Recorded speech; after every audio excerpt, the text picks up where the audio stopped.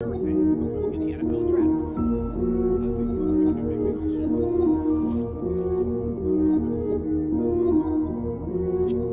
Yeah, I'm all in. Brody on the line, I'm tapping in. God out here pulling the strings for me. A girl on the line, she feeling me. Preoccupied by the motivation. Put in the time, pay the entry fee. Bro on the rise, yeah, he kinda nice. Inside of my mind, no one's real as me. Lately, life has been gorgeous. Wake up to clear out my eyes, hit record. Praise up to God, I ain't chasing no swinging the miss, got me hitting these licks. I get the orders, don't get it distorted. Disconnected, I've been cordless, I've been cordial, I've been exploring. I got a whole lot, but somehow I want more of it. Yeah, I want to tour and put on for the soil. Hey, bruh, remember they used to ignore us? Now they drop me the pin with the cord and they catch me running through they ordinance. Remember we couldn't afford the whip. Pushing the scraper that was so ageless, we blowing on grapes for the flavors. All of a sudden we major, still independent but no label. But now I'm going hard enough that the streams will lead to a house by the beach. All of this done with the speech. Filling my pockets for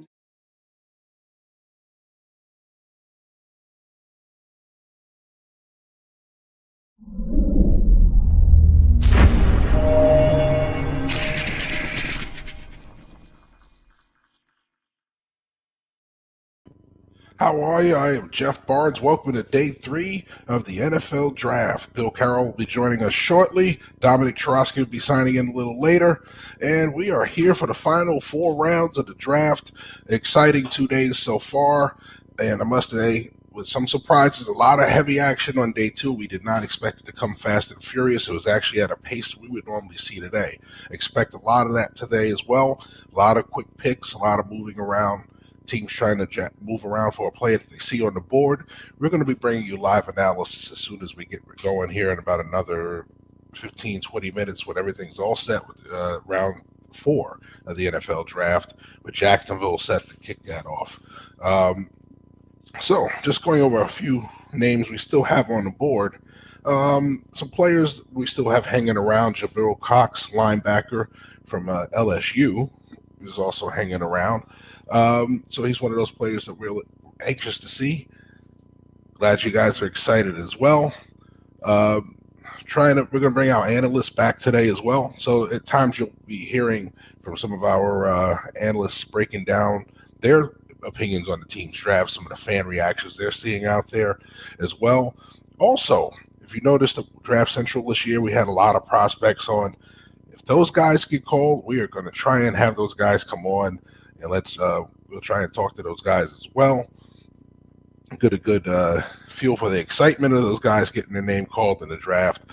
Very exciting day for a lot of people. For us draft guys, is where we earn our money, because plain and simple, these are a lot of people that a lot of casual fans do not know. So we have to come back, and if we don't know what we're talking about, you'll know. So as soon as we get everybody on, once again, so round 4 is about to start soon. They're still talking about day 1 and day 2. Opinions so far. All right, just filling time. You have to like what some of the teams are doing. The Carolina Panthers had a very solid draft so far. Some of the teams that came late to the game actually had some pretty decent picks. The teams that didn't have day 1 picks. So the main thing is that you're getting value for the picks. Everybody loves to beat up on Jerry Jones and the Dallas Cowboys. So some head-scratching moves, and we'll talk about those when we have Greg Cosell on, one of our Cowboys writers, and we'll talk about the Cowboys draft. A lot of mixed emotions. People loved the day 1 pick. Not so big on day 2. Even it was panned by many of the guys on the main media stream. So that being said, we have a lot going on today and just can't wait to get going. As we see, it's just me for right now until Bill Carroll comes in. So Carolina, Chicago, the Chargers, Miami, Jacksonville. Absolutely. All have done some great jobs so far. You have to like, especially Jacksonville coming in, grabbing the 2 teammates, coming back in day 2, getting some great picks. The Chargers, not only did they get talent, but they got talent that fits a need. So double check on that one. Who else did you mention? Miami. Miami's done great for 3 straight drafts, believe it or not. So, I mean, granted, everybody has a miss on 1 or 2 picks, but for the most part, all of their guys have been drafting turned out to be studs, even the ones they've traded away and Minkah Fitzpatrick. So, granted, he didn't work out for them. In the end, those picks have turned into other picks that have worked out in their favor. Chicago, that was a big, bold move. It's one of my moves that I said they made the right move, So when you talk about going up from 20 with the Giants, getting a quarterback that you didn't really think that you were going to have a chance at, was a big move. It was worth the risk. And listen, Justin Fields is going to be one of those players in Chicago. I think it's going to be there a very long time. I think when you get special at that point of the draft, you really, really are lucky into a good pick. So players we expected to go today that I think are going to make a major impact on some teams' roster, because I don't think they're getting as much of the attention that they deserve. Michael Carter, running back from North Carolina. We always talk about Javonte Williams, but if you watch the games, Michael Carter was just as dynamic. Wasn't as big the home run hitter, but he was definitely that doubles, triples hitter, right, that you needed. He was able to get you the first downs, grind them those touchdowns out in the red zone, break some big runs when he had a chance. Hard to tackle. Short in stature, gets lost behind blocks. So he's one of those running backs. He's going to fit a role for somebody at the next level. All right. Richard LeCounte, safety from Georgia. He's one of those players that we haven't seen come off the board yet. I know everybody is excited about Efiadu Melifonwu. Okay, I'm not as excited about him, but in this day, taking Melifonwu is not as big a risk for me. I think it's the perfect day to take him.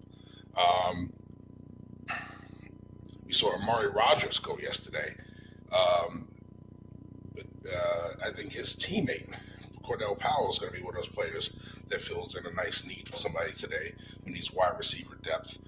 Excellent receiver is going to fit in. If you have those outside receivers, mixing Cornell Powell in is going to be an excellent addition to a very good receiving core. So we have Chris Rumpf, Duke. One of those edge rushers, natural athlete, long, not totally polished. So he's another player that's on the board. Going to look forward to seeing him go. Guard David Moore from Grambling. Okay, I'm not saying that because I'm a Grambling guy, but plain and simple. David Moore is one of those guards, that big body inside guard, interior player, who's been learning to play some center as well, but realistically he's a guard. He's one of those players that's going to come in, provide depth to the beginning, but contend for a starting job later. Indeed, the Giants did have a pretty good draft.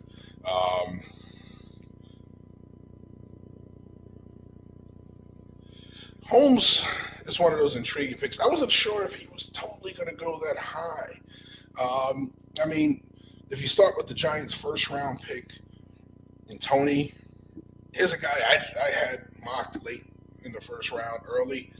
I didn't see him going at that point later on, but he actually got him at 20. So he's an explosive player. One of those places, he makes plays in space with the football. The question is, I mean, you have so many players in that offense that give you the downfield play. So I think he's going to fit into what the Giants want to do. I think he's going to create opportunities for the Giants in different areas, whether it's intermediate, whether it's some gadget plays. Jet sweeps are going to be big for Tony. Getting those now screens on the outside and the bubbles are going to be big. They're going to do a lot of different things with him. Sterling Shepard, Evan Ingram, okay, Slayton on the outside. So they're going to have plenty of guys to go vertical. They're going to have plenty of guys to help stretch the defense, make them defend sideline to sideline. And it's going to open up some areas for Tony to make plays for him. So Fontenot is another one I looked at. I like the player. I really do. I wasn't in love with how high he went, but then again, like I said, my board is always different from certain teams' boards. Me and Dave Gettleman have not always seen eye on draft value, but Listen, I like the player. I just, I don't think there's too many players that went day 2 that I didn't like. I may have thought they may not have fit the value where they were picked, but overall, this year is a hard evaluation, and I'm gonna tell you that, not only for guys like me, but for the NFL scouts. We talked about what the areas that COVID affected us. At least last year we had the combine. We just didn't have the pro days. This year's reverse. We didn't have a combine. We had the pro days. So scouts tend to trust the combine times because guess what? Scouts are running in the combine. They control the environment. They control they're the ones timing everything. They're the ones doing all the weigh-ins, and they do it at the pro days too. But it's not your environment. You're at that player's environment. They have the control. You're just there doing only what you would normally do. So you don't control the surface. We know at Indianapolis what the surface is. We understand how 40 times a run there. We understand how to do it. So it's very complex. When it comes to 40 times, it's not just stopping to watch and going, okay, what's the watch say? Because they take into account the surface, whether it makes you slower or faster, and things of that nature. So when it comes to, you always hear unofficial, that's the reason why, because they can't count it to the surface and all of those features, and sometimes it speeds up or slows down your 40 time. So that's what you hear fast track, slow track in scouting. That's what that means when it comes to 40s. So Bill Carroll is on. We're just waiting for him to come in so I can bring him into the studio so you can just stop hearing me talk all the time.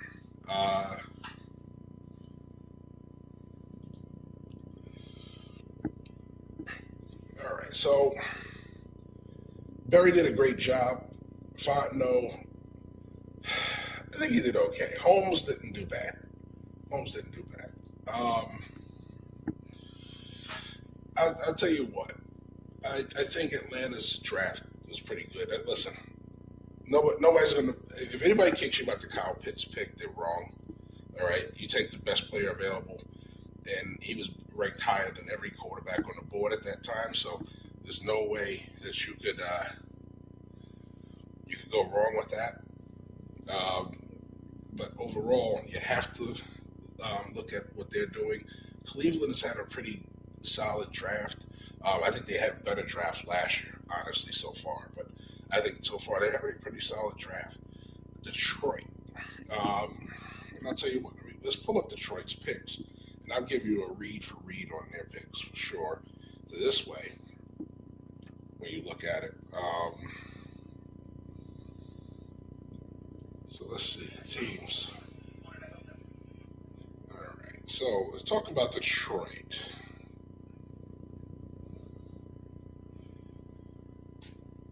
All right, so we know about Sewell, okay. Onwuzurike, great pick. Get them at that value. We talked about value for the pick. All right. Aleem McNeil. Okay, so he talked about D tackle coming in. Effiata Melifonwu. It's one of those guys that I talked about. I said, not really sold on him. Well, there you go. All right, so you got him in the 3rd round. It's a compensatory pick. Not upset with it. I think he did a solid job at Syracuse. We talked about his strengths. We talked about his weaknesses. So first couple of rounds, I think he did a good job. Like I said, I wouldn't beat him up about the Melifonwu pick late day 3. Listen, people like Melifonwu a lot more than I did. You're taking size and speed over change of direction and explosiveness out of the break. So length is in at cornerback. So you also want to know about Berry. So we'll pull up Cleveland's draft. All right. Bill Carroll's going to come on in. Bill. All right. So we're breaking down a couple of GMs so far. So I talked about Detroit with the picks there. And we got Sewell, Onwuzurike, McNeil, and Melifonwu on day 1 and 2 for Detroit. What do you feel about those?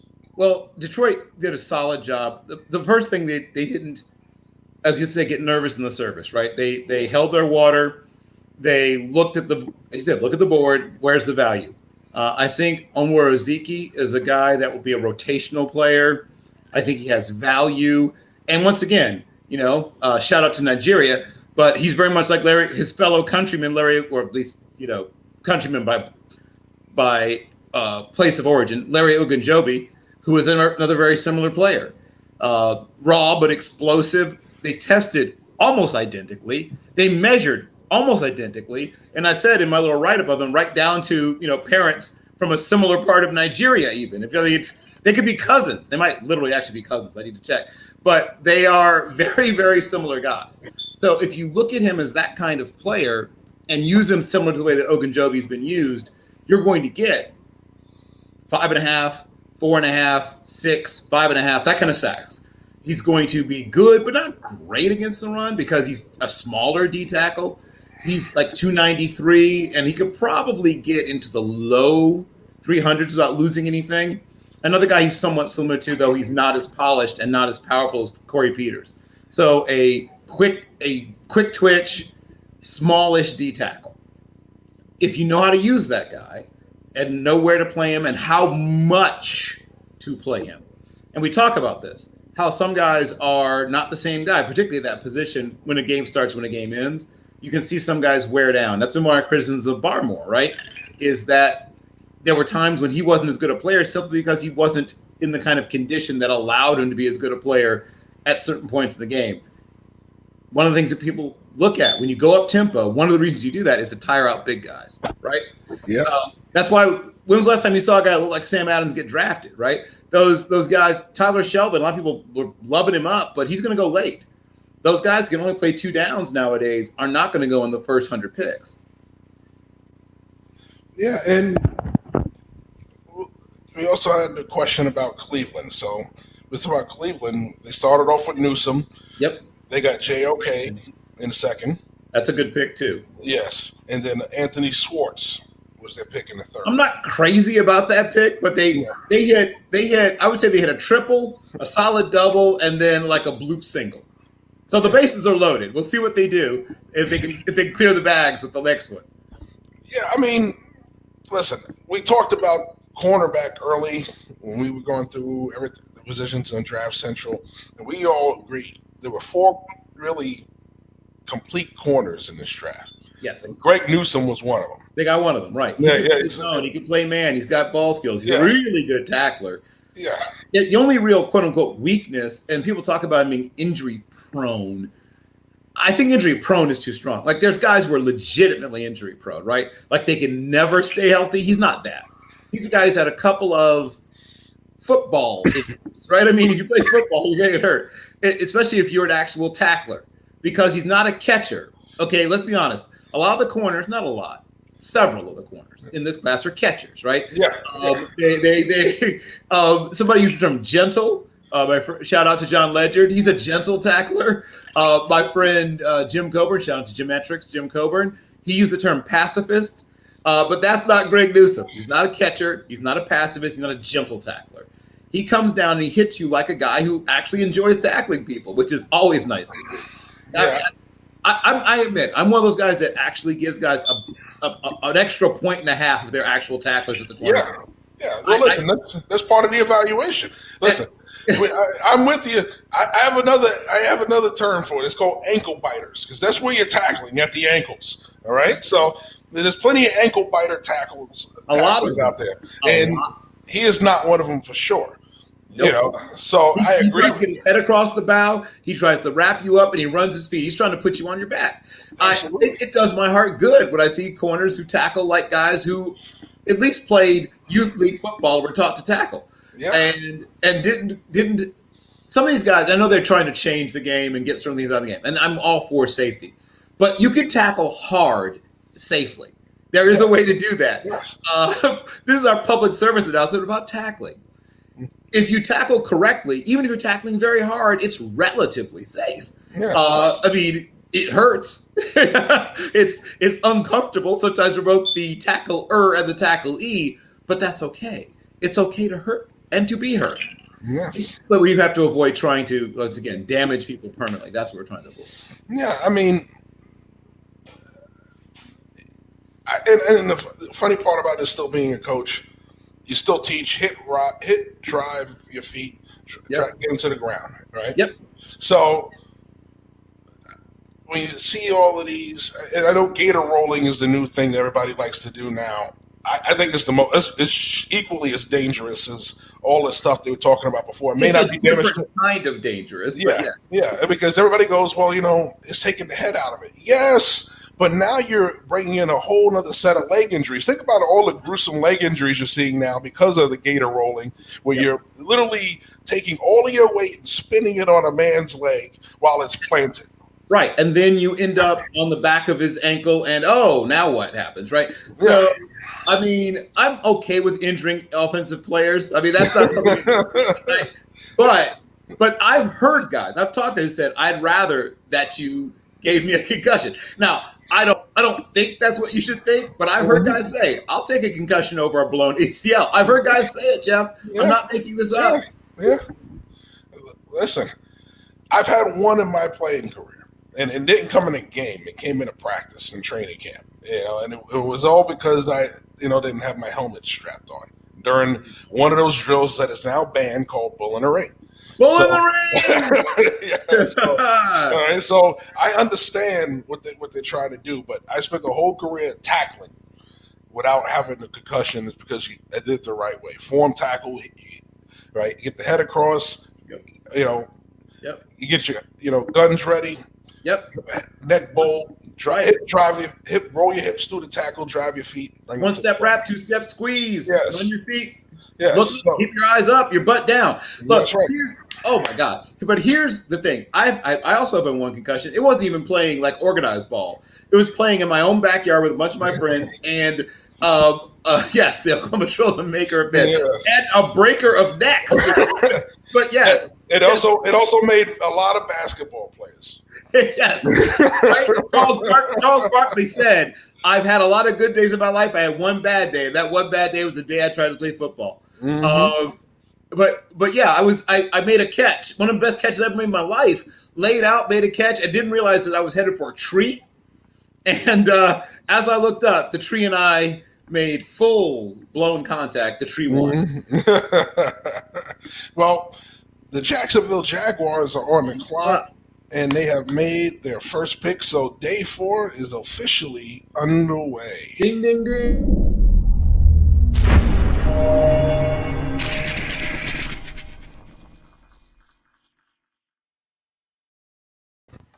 All right, so there won't be a ton of graphics. These picks are going to be coming fast and furious. So there'll be a lot more analysis. Like we said, we are going to have some of our analysts back on today to talk about some of their favorite teams' drafts. We're also going to try some of the guys that we had as guests on Draft Central. If they get called today, we're going to try and have those guys on.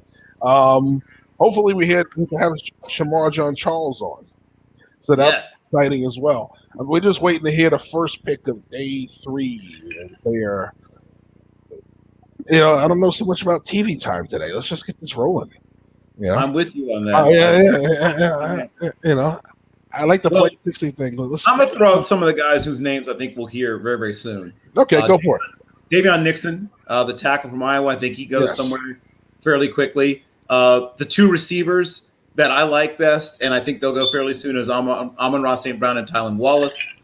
One of your guys, I guess one of our guys, we both like him, Quincy Roche, the other pass rusher from Miami. Chris Rumpf, they're kind of almost the same guy. If they were to switch uniforms, I don't know if people could tell them apart unless they knew them well. But Quincy Roche and Chris Rumpf are both those undersized tweener type 3-4 will linebacker maybe, or they might even play as a DPR, designated pass rusher. Asante Samuel Jr. should be gone quick. Is another corner should go before him? Yeah. I think Asante Samuel is. He's probably the first corner off the board. No, is he gone already?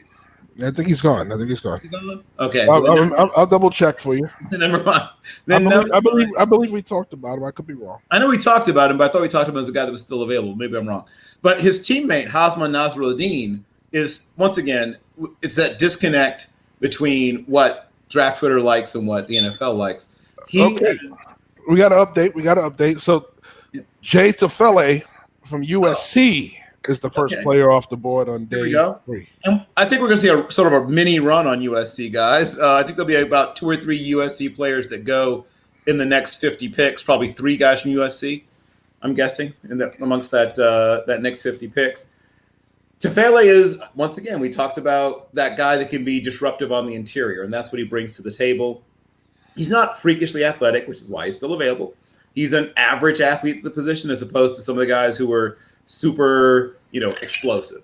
But good with his hands. You can probably play him at a couple of different spots, 4-eye maybe, 3. He can't really be a nose, not in a real – I mean, if you go into like a super pass rush package, I guess you could drop him on the nose. But he's really a guy that's better, further out and not quite enough length or explosion to really play the 5 in my mind. Mm-hmm. So he's really 4-eye or a 3 to me. What do you think of him? Yeah, listen, he's that he can be that 3. I think he's going to be more effective as a 3. I know when you looked at the 2 D tackles from USC, they kind of interchangeable. They made him a 1 technique in certain situations. They made him a 3, but he's a 3. I think he's going to get overpowered as a 1. I think you could move him to a 1 in a sub package where you're bringing in the speed packages, but I think overall, I think he's a 3. He's going to be highly disruptive as a 3. Don't make him a 2-gapping player. You got to make him an upfield, be disruptive player who's going to give you that kind of push inside. Otherwise, you kind of slow him down. You allow teams to get that movement on him. Right. But he's a good fit for what they like, and he's a good fit for – I think they have a good sense of how to use him. Indeed. So the Jets pick is in, and we're waiting. They're making a selection now. And Michael Carter is off the board. There we go. Yes. So this is my favorite North Carolina running back. I like both of them, but something about that consistent workhorse back always appealed to me. And Michael Carter is that. I mean, you talk about diminutive runners, that little 5'7", 5'8" guys has the ability to hide behind blocks, but brings power. You don't get lower than this guy unless you're going at his ankles. And that's something that short yardage, it works in his favor. Red zone, it works in his favor. He's very shifty. He's got wiggle in the hips. He's not the explosive runner that Williams is, but he's going to break some big runs. He's going to have some 15, 20-yard runs in there. So I think he's going to be a highly effective runner for the Jets. And Jeff, he's essentially the same player as Clyde Edwards-Helaire who went at the first. Yes. So I consider it very good value when he's going to give you almost exactly the same production. He tested very similarly, in fact, slightly better than Clyde Edwards-Helaire did, and can be used very similarly. Absolutely, and he has the ability to catch the ball. He didn't have to do it in North Carolina, but he has the ability to catch the ball out of the backfield. Yeah. And I think with the stuff that they want to do, implementing that style of West Coast offense there in New York now, I think he's going to be a nice fit, a nice addition to the Jets as they go forward with rebuilding that franchise. Yep. I'm in agreement. I think he's a very good value pick there. I have a feeling we're going to see one of the safeties off the board soon, maybe Nasruddin. I really like James Wiggins, but he's probably maybe another round in. Somebody's get a real steal when they get him. I really am a big fan of James Wiggins. I think we're going to see those developmental – we talk about those, like Tommy Doyle, those developmental tackle types, the guys that might need a year to – get stronger, hopefully get a better sense of how to hold up. And guys are probably right as opposed to left tackles as well. Will probably be going off the board here. The guys who have a shot to be left tackles are pretty much gone. Absolutely. Well, unless you see somebody who's just completely raw, we'll talk about some of the guys. Like a lot of people they like Stone Forsythe. We've given our opinion on him. But people say, well, he could be a future left tackle, but he's just very raw. And that's very debatable to me. It's debatable. You don't believe it either, but I get nervous. I mean, once again, people always say somebody's going to be better at the next level. It's said a lot, and it happens so rarely. It's a 3 times out of 100 times thing, Jeff. Yeah. So people say it and say it and say it. It happens 3 times out of 100. Is he going to be one of the 3? Maybe, but he hasn't given me. I haven't seen anything that made me think, oh, yeah, that guy's definitely going to be there's a lot to do with him. And if you say he could be a developmental right tackle or a swing guy, a guy that might even learn to play a little guard because he's reasonably violent, but he's not accurately violent, if you know what I mean. Like, I would like him to hit the target more cleanly and slide off less. I don't like guys who slide off of blocks, Jeff. That's just me. Yeah. Well, we had Darren Hall go off the board. Yes! Yes! All right. So we talked about that San Diego State secondary with a lot of underrated talent. Well, They are a DB factory. They are the DB lowercase u, right? We'll let Ohio State, LSU, and Alabama, and maybe Florida State a little bit argue about who's DB uppercase u, but DB lowercase u is SDSU. And let me tell you, they're not done.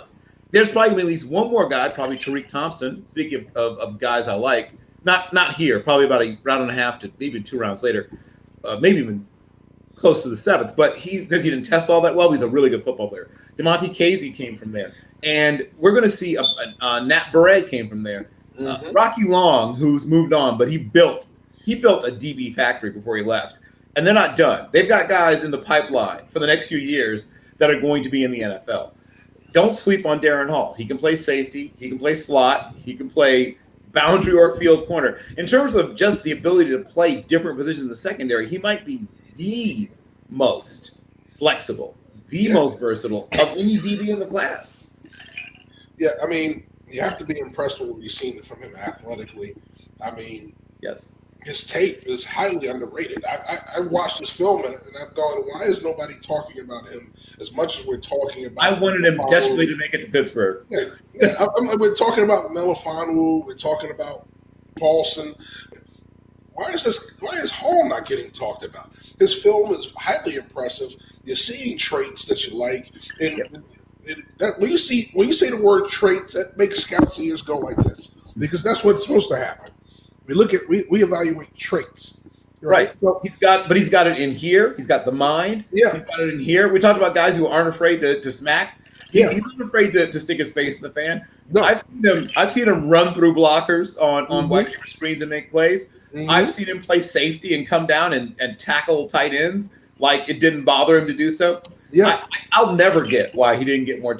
But this is where he belongs. Like, he's going to get, and I wouldn't mind him taking him even a half a round earlier, but this is where he belongs. If we'd gotten him in Pittsburgh at the late 3rd, I would have been like, okay, I'm okay with that. Obviously, I would have addressed tackle early, but whatever. I really feel like Darren Hall is going to be an NFL starter, if not immediately, then his 2nd, 3rd year in the league at the latest. yeah. I mean, I would have taken him. I'm going to go through cornerbacks with the 3rd round. Okay, and I would have taken him before. All right, I would have taken him before St. Just out of Minnesota. Yep, agreed. All right, I would have taken him before Paulson. That's a close one. I like both guys, but yeah. Hall's the more fluid athlete. So yes, that's I give him a slight edge. I like ties, but I'll break the tie. I'll give Hall the slight edge. I would have taken him before Wright, who Dallas took. Oh my gosh! Speaking of project, Right? I understand people love length, but that kid's going to take a while to be ready, man. Yeah, I would have taken him before Thomas out of Michigan. All right. That's another project. He's physically similar, but he's mentally way ahead of him. And I would have taken him before Stevens out of SMU. Oh, yeah, Brandon Stevens, once again, super talented, but so raw. Yeah. So, yes, he won't be ready to go day one, except special teams. He'll be ready to go on special teams day one. But as a defender, it's going to take him a little while. He might take a whole year. He might be on practice squad even. Because he's once again, 2 years ago, he's a running back. Yeah. All right. So Des Fitzpatrick comes off the board. There we go. This is really good value for him, too. Yep, to the Titans. I have Amon-Ra St. Brown slightly ahead of him, but it's not a huge difference. Yeah, I mean, once again, we talk about quarterback play, how it affects. And I think, you give this guy a better quarterback at Louisville, and I think his numbers are a lot more impressive. He's talked about, and honestly, right. And the fact he had to share with Tutu Atwell. Yeah. So I won't be shocked if he's playing in the league after Tutu Atwell is not playing in the league. Yeah. So we have Cleveland on the clock right now. Well, their pick is in, so technically it's Cincinnati's on the clock. So when those picks come in, we'll get more on those as well.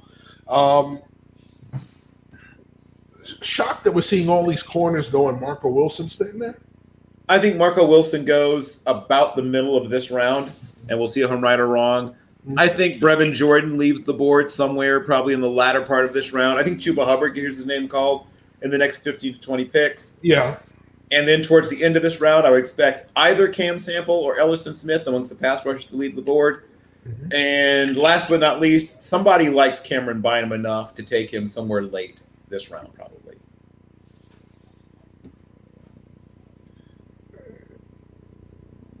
Shaka Tony still out there. Yeah, well, it's funny because Shaka Tony and Micah Parsons are both guys, and I don't know how much you want to get into this, but there was some off-the-field activity. And for some reason, it seems like it stuck harder to Shaka Tony than it did to Micah Parsons. I'm not sure exactly why. Well, this is what we would normally call the convict round. So this is usually where you have the guys with those issues getting drafted. So, you won't take them day one or day two if they're that good because of the background. So usually round 4 is when those guys tend to come off the board. If they were really talented, right? If they were really talented, right? Yeah, I mean, you have to have here's the thing. Every team, we talk about how teams put their boards together differently. There are teams where character flags, question marks, whatever, that's everything, right? There are teams that if you've had certain things in your background, they'll just take you off the board. Some teams, Yes, Cleveland just took James Hudson. Oh, there we go. That's another guy I was going to say. That's projects, right? Project. Yeah. Some people think he kicks inside the guard, and either way, it makes him a project, right? Yeah. If he's either a tackle where you're going to have to work with him to get him stronger, and the weight room might help him. He looks like a guy who's been getting by on sort of natural ability for a while, and maybe he and the weight room, need to really develop a stronger relationship. But I like his potential, but he didn't test well, and when he did lose a lot at the collegiate level, it's almost always getting overpowered. Yeah, but he's also, when you get to this level, you see a lot of these consistent flaws in some of these guys. One of those consistent flaws is they don't run their feet through the blocks, right? So the feet stop, so they get grabby. And he's one of those players. He engages, makes good contact, the feet stop, and then when he's going to maintain, it becomes the pull tug. And that's something you have to either teach, or some guys just never get out of it. Sometimes instinct never kicks in, and they just become, consistent holding penalties, and then they're out of the league. And you add on to that he's a small tackle. He's a guy. Not that big guys should get grabby either, but they tend to, whatever reason, get to hang around a little. If you're 6'7", they'll let you hang around a little longer out there and tackle, grabbing people. If you're a small tackle grabbing people, they say, well, you're not a tackle, you're a guard. Yeah. So we'll see what happens. Which makes it worse, because if you can't hold on to the big body in front of you, you're going to grab. So, yeah, it's just, oh, man. So Cincinnati's pick is in. We'll see what happens with that one. Their last pick was Osai, which was, I'm shocked that he fell so low. That one still shocks me to this day that he fell. Sure. I mean, he's I think that's one of the better value picks in the draft. Yeah. Somebody's going to get a real bargain with my guy, James Wiggins, I think, at some point today.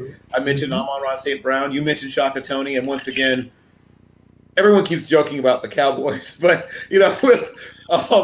once again, teams assess these things differently. There are teams that I've talked to people where they have like the 3, third rail kind of thing where violence against women. Some people don't mind certain drugs, but some drugs, like certain things, are a no-no to them, and they'll just take you all the way up the board for certain drugs. Like some drugs are, it's a sliding scale.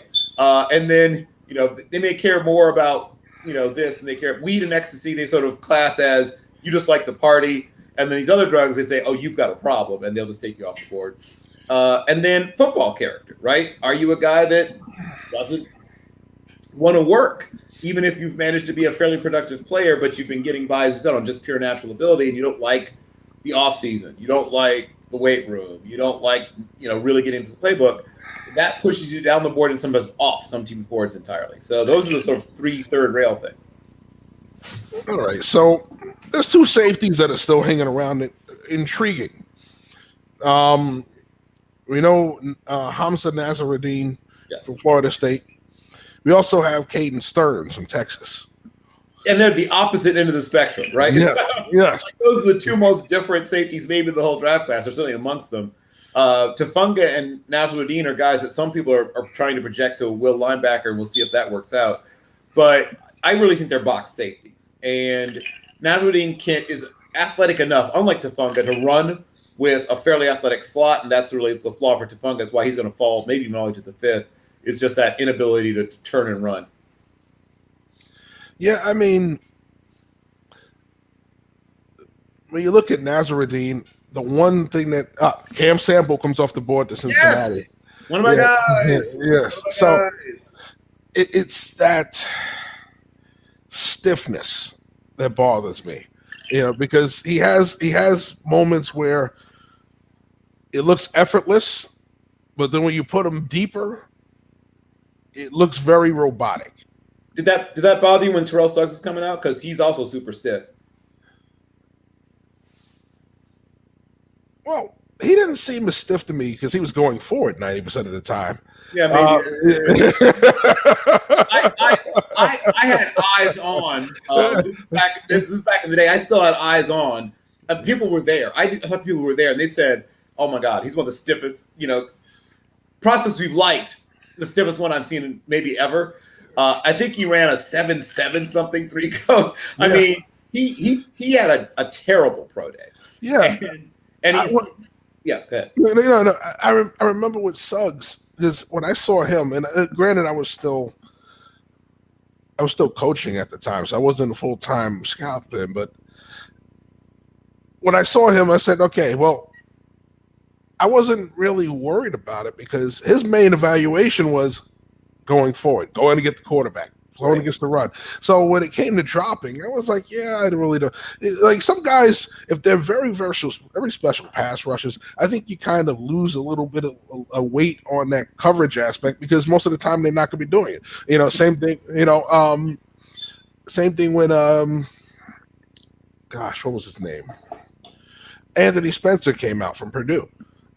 One of those guys you looked at he's not as stiff as the guys we've been talking about. Yeah, no. He was a fluid athlete. Yes, I'm saying he's really but when you looked at his coverage wise, I mean, he could move. That's not really. I mean, all those guys, Roosevelt Coben, Rob Ninkovich, all the pass rushers. You can throw them all in the bag. Yeah. And Ryan Kerrigan, right? All those guys. Yeah. You don't want them in coverage a lot. No. Their job is to go forward. So yeah, I didn't. When it came to Suggs, there was a reason why they said 24 sacks. Okay, right. They wanted him to go forward. So I really kind of didn't put as much weight on the coverage aspect because realistically, I didn't see when he got drafted to Baltimore. I said, well, he's not going to be dropping to do anything. That's going to be Ray Lewis's problem. And those guys, his thing is going to be go get the quarterback. Right. It's like so.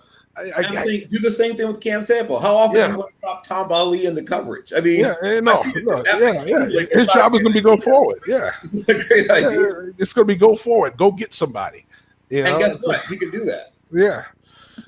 So I think they got him right where they want. And Amon-Ra St. Brown goes off the board. I knew somewhere around here he'd go off the board. Detroit, Rock City. That's actually a really good spot for him. Yeah. That's actually a really good spot for him. He's going to be right in that fight for the 3-4 spot right away. Yeah. Okay.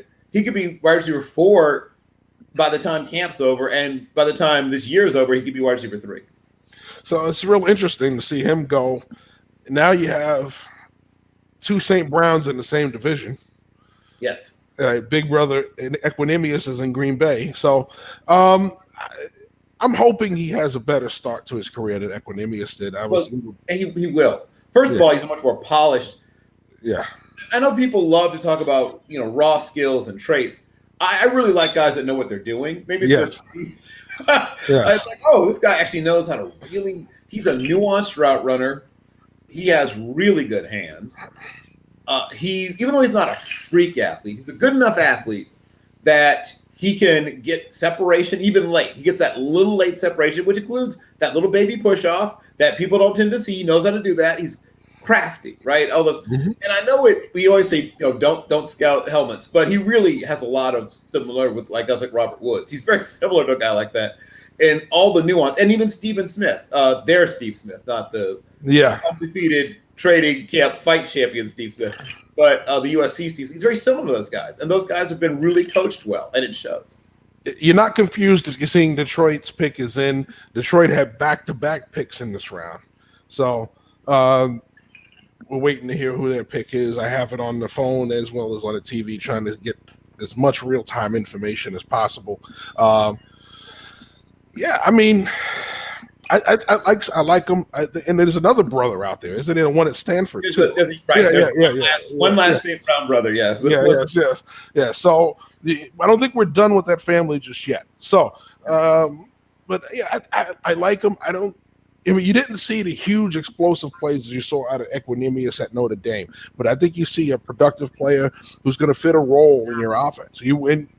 Right now, you're looking for guys that fit a role. You're not looking for – if you get a starter in this round, you're lucky. Right? But right now, you're looking for guys that fit a role. And I think he's going to fit well as a third receiver somewhere. And going to Detroit where they're retooling the roster all together, a new quarterback, new system, I think he has a fair chance to come in and make a big impact. Oh, I think a combination of the situation, the things, his skill set. Like I said, he really does have a really solid understanding of how to win, even when you aren't the better athlete. And I think when you talked about Equanimeous, he didn't have all of that nuance. He didn't have all that understanding of how I win, even when I'm not just a better athlete. Yep. So sometimes it's advantageous to not be used to just running past people. Yeah, Equanimeous, it was more about out-athleting the guy in front of us. And when he forgot to the next level, he realized it wasn't that easy anymore. So he's had to learn a lot. And he still hasn't figured it all out because he hasn't made the huge impact that some of the other receivers there have made there in Green Bay. So it's going to be interesting there. So they traded back up with Cleveland to get this pick. So they're back-to-back picks because they traded up with Cleveland. So they really like somebody that they picked one and decided to come right back and take another pick. So kudos. We were talking about the new GM Detroit earlier. So Holmes is making moves. Well, so they could decide to upgrade, well, a lot of places, quite frankly. We've talked about the safety, right? We talked about guys like Hamza Al-Radin. We've talked about, Cam Sample, one of my favorite defensive, in/pass rusher types around here. Ellerson Smith is still on the board. He's another guy that has a lot of potential, a lot of upside. Yeah. We talked about Quincy Roche, right? Another guy that could either be a designated pass rusher or a full-fledged, full-time, outside linebacker. Could they double up at a position? Okay. Or Davion Nixon should go somewhere in here soon. The answer? Derek Barnes from Purdue. No relation. Another one of my guys. No relation. No relation. I remember trying to sell you on your cousin, Derek earlier. Because you had him much lower than I had him on the linebacker ranking. Yes, I did. I think he's one of the best interior type linebackers in the whole class. Oh, yeah. He's not the freak athlete that Parsons is, but he's a really good athlete. He's a very effective and savvy blitzer. He can cover. Once again, I wouldn't have him doing it all the time, but he can. I've seen him cover backs. I've seen him cover slot receivers. I've seen him cover tight ends. He can toss people around and get them to the ground in the run game. He's one of the better tacklers in the whole class. I'm a huge Derek Barnes fan. He's one of the linebackers on my all underappreciated team. And I frankly had a late second round grade on him. I like him a lot. Yeah, I had a late third on him. The main reason is he's a keep clean linebacker. He's a Mike, but he's a keep clean Mike. He does. Aren't they all? Who's the guy that's great at shutting blocks? We have very few of them, which is why very few of those guys get a Mike linebacker gets a first round grade. But most of those guys are keep clean, but when you don't have that ultra special athleticism to go along with the keep clean label, it impacts your draft grade. So that's why he fell to a late third with me. But he's a very smart player. You see it on film. He diagnoses rather well and reacts quickly. I just, when he gets caught up in the trash, runs go big. And that's part of the biggest issues. He's solid in coverage. I don't think he's ultra fluid when I see him in his drops.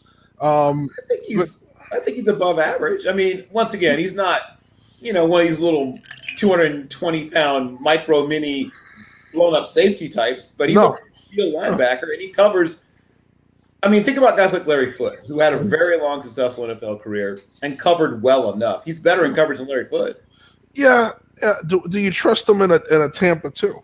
You know, I trust him in that. I trust him as a 3-4 inside linebacker. I think he can do I something. trust him as a 3-4 inside backer easily, but I'm not sure about Tampa too. I don't know if he's gonna cover ground against some of these guys running up the seams, especially some of these tight ends they got.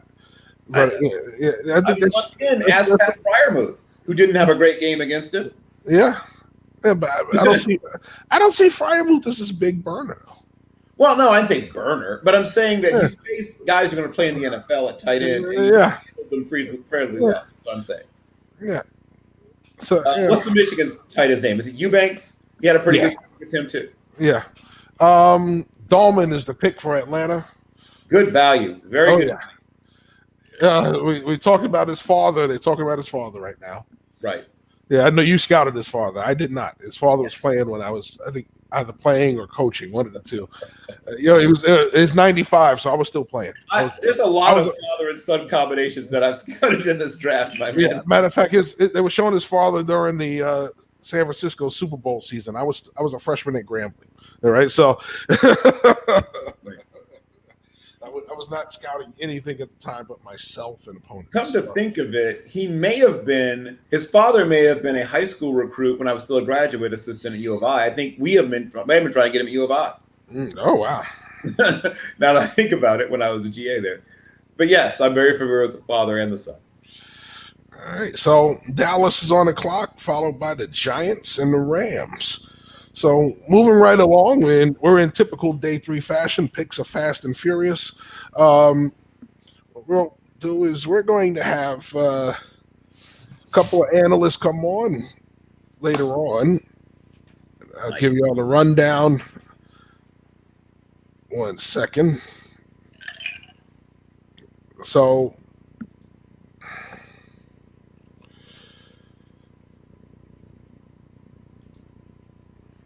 yes, so at 2:00 we're going to have Monty Perez, host of the Monty Perez show, the full Monty show.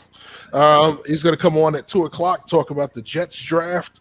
3:00 is actually open, so we'll be trying to squeeze players in hopefully around 3:00. 4:00, Dan Goodwin's going to come back on and talk about the Bears draft. Keith Richards is going to join us at 5 p.m. to talk about the Broncos. Actually, Greg Cosell is 3:00. He's going to come on and we're going to talk Cowboys. I know I missed a line in there somewhere. So, all right. In between that, we'll be trying to see. Greg Cosell? Greg Cosell. Yes. Yes. Yes. Yes. Yes. So we're gonna talk about the Cowboys draft. He is not that disappointed in their second and third round picks. So we're gonna get to talk to him about all that. So yeah, we're gonna plenty going on. As Dallas is we're waiting to hear them make the announcement. Pretty sure they have somebody walking to their draft party to with a card to make their pick. We're not gonna see it, just flashed in front of us.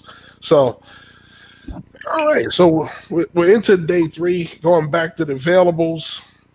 Some of the guys that we had in this range went earlier. So Yes. like a Lee McNeil we had in this range, gone. Eric Stokes went very early. Ben Cleveland, gone. Yep. Right? So we still players like Cam Bynum out there. Yep. So here's guys I expect to hear names called soon. You mentioned one of them, Cameron Bynum. We should discuss him just a little bit.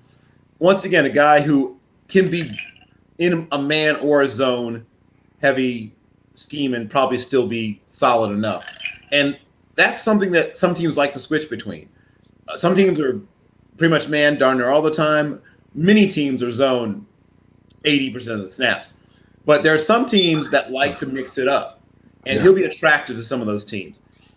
I think Brevin Jordan is a guy that, and I'm hearing there's some minor character stuff, not major, but minor character stuff that might have pushed him down the board a little bit. We may mention him, Hamza Nasruddin, obviously a minute ago. And I'll be interested to also know where Ellerson Smith goes. Yeah, I'm curious. I'm really curious with some of these guys. We know about Adrian Early from Oklahoma. Ely, excuse me. I don't know why I'm putting the R in there. Yeah, Adrian Ely should go in the next probably 15 or 20 picks also. Oh, Jerry and his grandson are going to make this pick. Oh, okay. All right. So, wow, it's rare. You get the owner out of the war room to make the pick. But shockingly enough, I hear that Jerry Jones is one of the owners that doesn't mind attention. Did you hear that, Jeff? Well, yeah, I know that. I know that for a fact.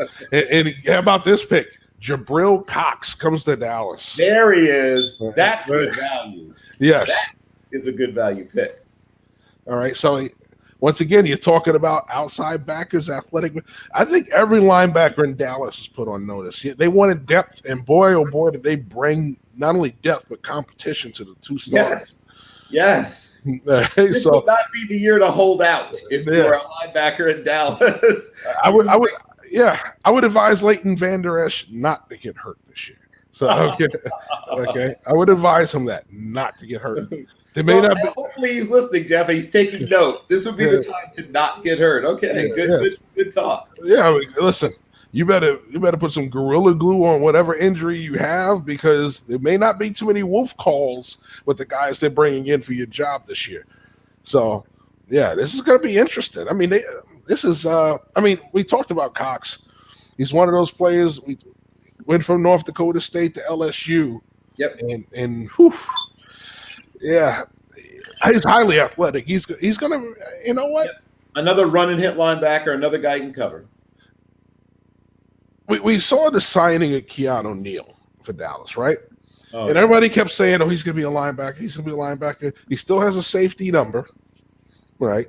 They still list him as a safety, all right? Although they say he's going to play he's going to be that box safety that plays like a linebacker. But what you bring in here with Cox is the same kind of player, realistically. He's a linebacker, but he's going to play like a box safety. And he's not going to cover slot receivers. He will be able to cover tight ends. He will be able to drop in the zone. And he's going to come up and thump in the running game. Sure. So, well, think about when you jump into your 4-2-5 set, right? Yeah. It could be Neal comes down from safety to walks down to linebacker, and Jabril, Cox stays on the field. Your other linebackers come off the field. Yeah. And now you've essentially got really 7 coverage players. Yeah. A 47. Yeah. Right. Yeah. All right. So Ellerson Smith. Yes, I knew he was coming soon. To the Giants. I called that one a little bit. Yeah. All right. So I'm gonna let you talk about Ellerson Smith. So he is a long, strong young man. Despite long arms, he knocked out 26 bench reps. He tested very, very well. He's 6'6" and a quarter. He's 252 pounds, and he'll be 270 like that. He gets more food and more time in the weight room. He'll be 265, 270. He's going to become a Robert Quinn type. I think that's what the ceiling at least is for him. He could get up to that Robert Quinn. That Quentin Copel's Robert Quinn area is where I think he eventually develops to. I don't think he gets all the way up to, say, Dunlop sized. He's got a big frame, but I think he tops out probably in the low 270s, somewhere probably between about 265 and 272. But don't be fooled by the 252. I don't think he's going to be that weight that much longer. I wouldn't be shocked if he puts on 12 pounds by the time the preseason begins. But he's flexible, right? We talk about guys who have some bend. He's got decent change of direction. Could you drop him? I guess I wouldn't. I mean, I hear people talk about, can they drop it? Yeah, I guess. I wouldn't. I would have him play with his hand in the dirt. And if he can't hold up all the time, I have him there as a situational player while he gets stronger. But I think he eventually becomes a starting defensive end.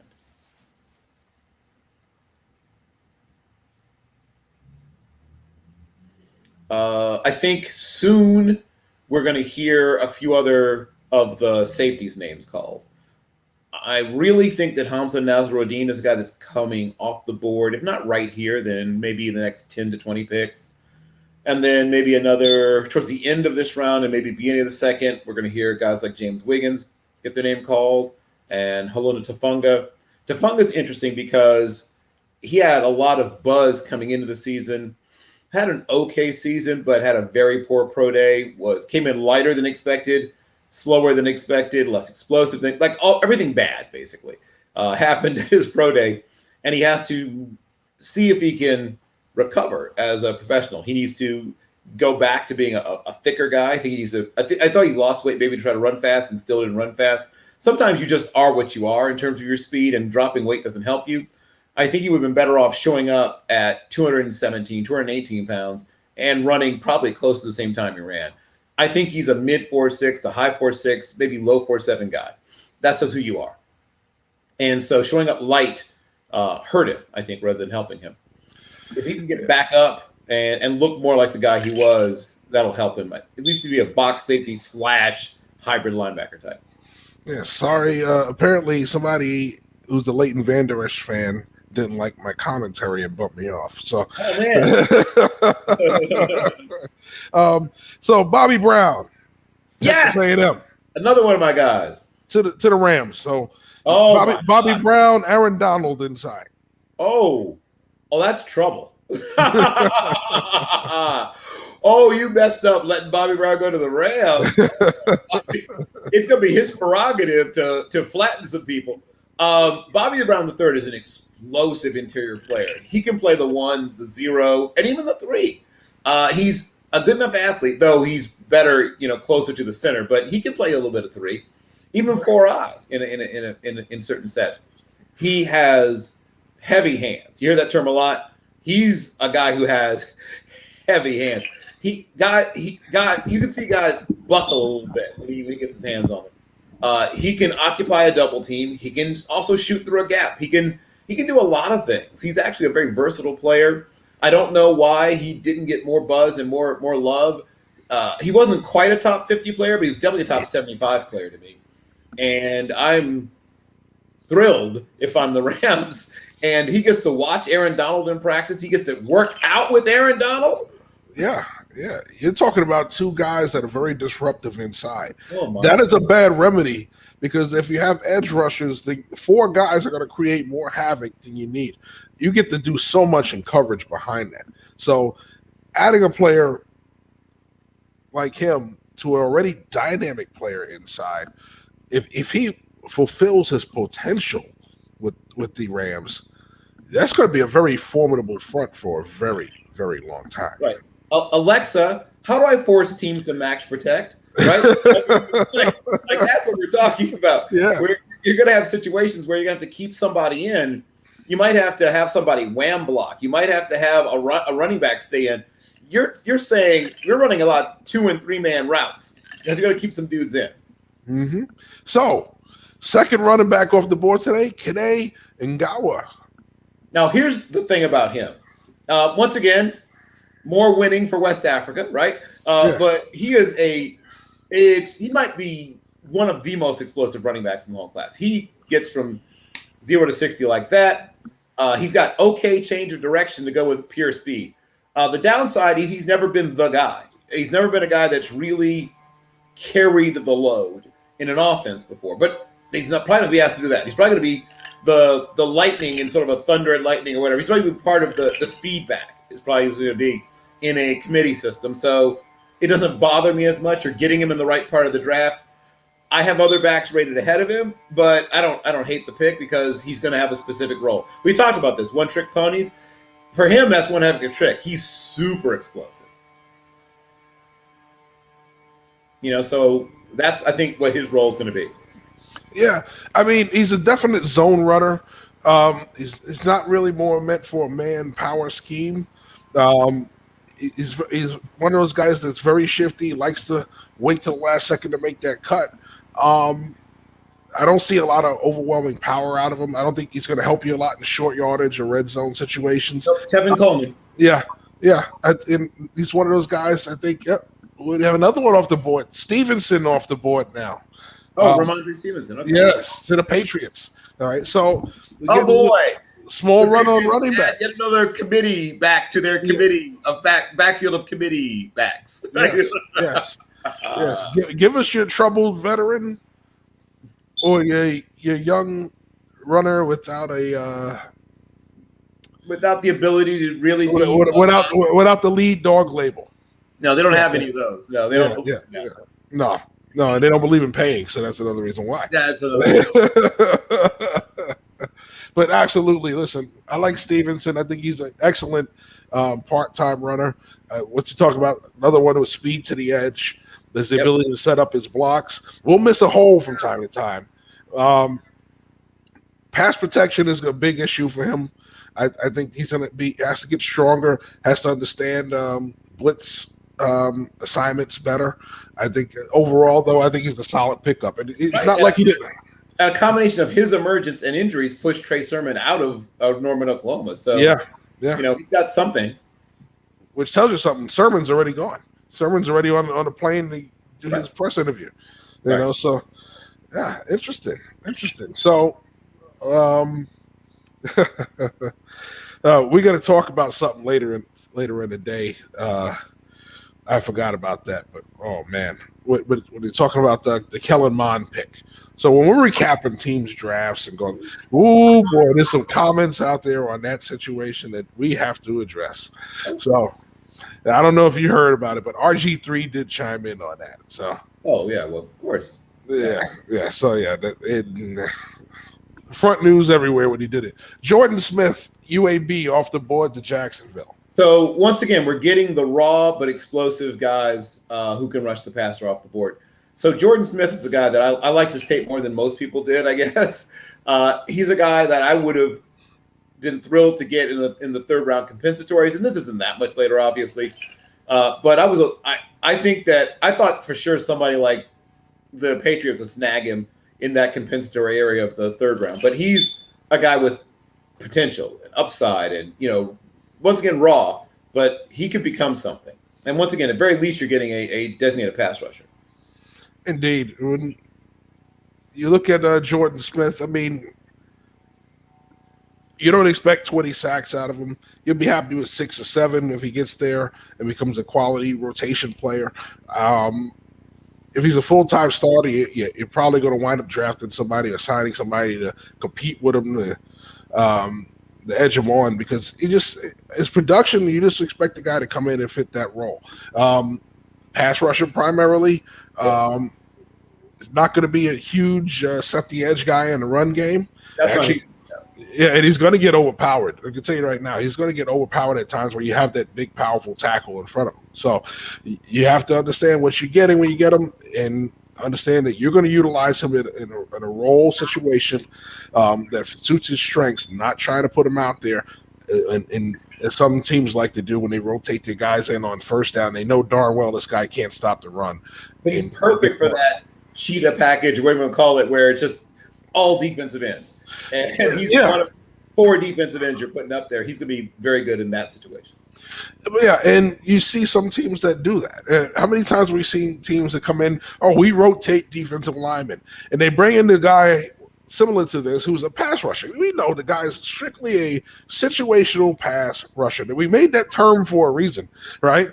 And you put him out there on first down because you want to spell your starting defensive line, and he's getting smoked in the running game the first couple of downs. A team that was running for 2 yards against your starters starts running for 6 yards a carry when these guys come in, because plain and simple, they're not built for that. You put them out there in the wrong situation. So you're going to draft a guy that's an edge rusher. You bring him in as a situational pass rusher. He has to be situational for a reason, So I think that's one of the things when you look at him, use him right. He's going to bring you dividends. If not, you're going to make the player look like he's not living up to his potential, when realistically that's not his potential. All right, so the Eagles have a pick in.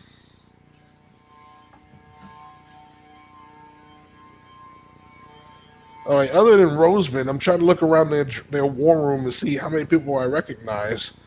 Maybe 1 or 2. Most of the scouts that I've seen before on the road aren't in the room right now, so which is usually not the case. Most of the time, the draft room is full of everybody. Yep. I think a lot of teams, depending on whether or not they have everyone fully vaccinated, but even some of them use that as an excuse, Jeff, to clear their draft room. Some teams like to do that anyway, even without the excuse of COVID-19. Yeah. Everybody go home. Unless we need you here. All right, so Zach McPherson. Oh, No, hey, what we about got that? yes, we got to get Zach on. You got to send him the link. We got to get Zach on. Oh, okay, hold on. We got to get Zach on. Zach McPherson. So we're talking about slot corners. This is that guy.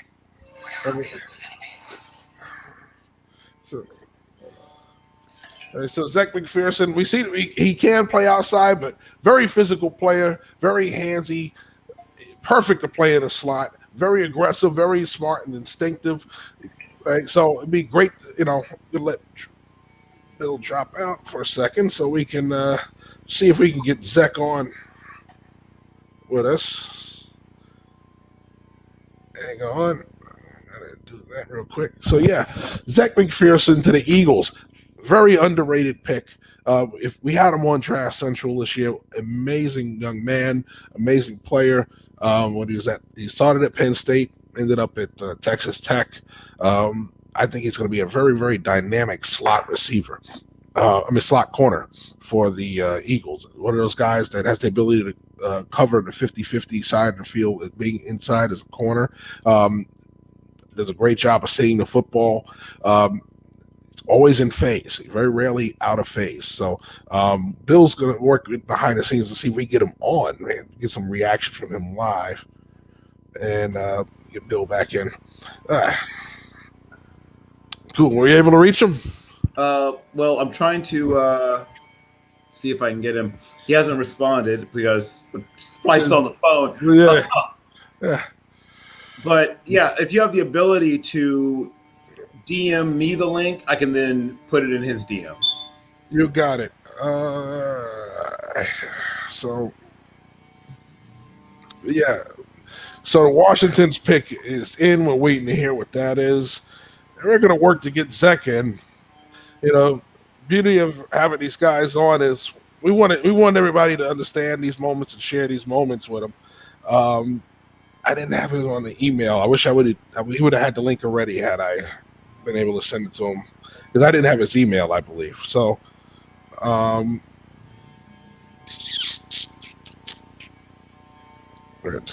second. Yes. So we're waiting on Washington's pick, and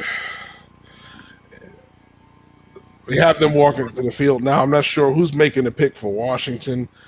And it is going to be definitely a fan. It's not a celebrity. That's for sure. All right, so it's in your DM. Got it. Joshua Strachan, as we would say, Strahan. Well, it probably is from the kid from Georgia Southern. No. The person making the pick has this last name. Oh, that's the pick. Oh, okay. Sorry. I was about to break him down too, Jeff. I'm glad you. Oh, now this is my guy. John Bates comes off the board to Washington. That is your guy. That's yes. Take it away, Jeff. Listen. He's not my pet cat, as Bill Parcells would say, but he's one of my favorite tight ends in this class. Highly underrated. A lot of people I kept seeing all these rankings. He's 200 something, 200. Said, are we looking at the same guy? No, he didn't have this overwhelming production, but when you see the catches he makes consistently down the field. We talk about tight ends stretching the football. Here's a guy who, yes, he will catch you underneath, make a man miss, but he will also stretch the field up the seam to the corners in the red zone. He is a player who, when he gets the hands on the football, he finds a way to get open and has the speed to go vertical. He opens up your passing game. These guys are more in vogue than a traditional tight end. So listen, I don't know why people had him so low on him. And they relate him to Sprinkle. I can see that. I think if he comes to fruition, I would like him over like a Jordan Reed type. So I think overall, you're talking about a player who was highly underrated by most scouts. Washington obviously didn't underrate him. I'm with these guys. I think Chad Lewis is probably a better comparison than Jordan Reed. Jordan Reed was smaller and a freakish athlete. This guy's a very good athlete, surprisingly nimble, but a bigger more build-up speed kind of guy as opposed to, like I said, a freak athlete like Jordan Reed, who was a converted quarterback. Indeed. And he was also a basketball player, so that made Reed even more athletic. Those tight ends with basketball feet are always usually pretty nimble. Cam Bynum off the board to Minnesota. I knew he was going soon. Yep. Yeah, and that is a Mike Zimmer pick. Those big corners that fit into his zone scheme. Overall, you look at him, he's 6 INTs. He sounds like a poor man's Terrence Newman to me. Not a guy who can get you a lot of INTs, but stays in phase a lot. Overall, I think he's going to fit what they do. He's that. Once again, we talk about that zone mostly corner. Right. He's playing man too. He's super high. Once again, I have an in with the defensive backs room at Cal. I know a former teammate of his extremely well. Yeah. He's going to be a solid pro for 8 years. He can do a little bit of everything. He's going to be good in special teams right away. He'll push whoever's ahead of him at corner, and he'll see the field, whether it be a nickel or dime. And he's, like I said, he can play. Obviously, he's probably maximized in zone, but he can play man. Don't worry about that. He can hold up in man. Oh no, he can. I don't see him as a lockdown man. I don't see him as the guy who's. I think his biggest issues are going to come with the really quick accelerators that can create separation and keep it, because I don't doubt the long speed, but as far as chasing that down may be an issue. But so when it comes to those long crossing routes, those guys that are really quick getting off the press and pulling away are going to give us some issues. The bigger receivers, I think he's going to be just fine. He just got to fight through the body. It's just those smaller, explosive guys, if we want to call it that, are going to be more the guys that he's going to struggle when he has to carry those guys across the field. But I don't see him having the issues that Paulson has with the stop-start and things like that nature. I think he's way more rounded than that. He's flexible. He can break down and stop. Yeah, so you see it. He's got the pass breakups. He's in phase for the most part. He's just not going to get you a lot of interceptions. He's not going to be that guy. And honestly, there's very few of those guys. So it's not like there's a huge knock on anybody. There's not too many guys that get you a lot of interceptions. Usually a lot of them do. A lot of those guys in college are either ridiculously good man guys or they're zone. A lot of them are zone guys. Right? Because they see the ball. They see the ball. Okay, there it is. Right. So it's overall. We're waiting on Carolina's pick. Chuba Hubbard comes off the board. I was going to say, I was about to try to predict the pick. Mm-hmm. So he was going to be one of the guys going to name, and other guys I think are going to go soon. Once again, Damian Nixon, Amon St. Brown, Tylan Wallace, Quincy Roche, and Hamza Nalaradine, and then Brevin Jordan maybe a little later. But yes, I like Chuba Hubbard more than most.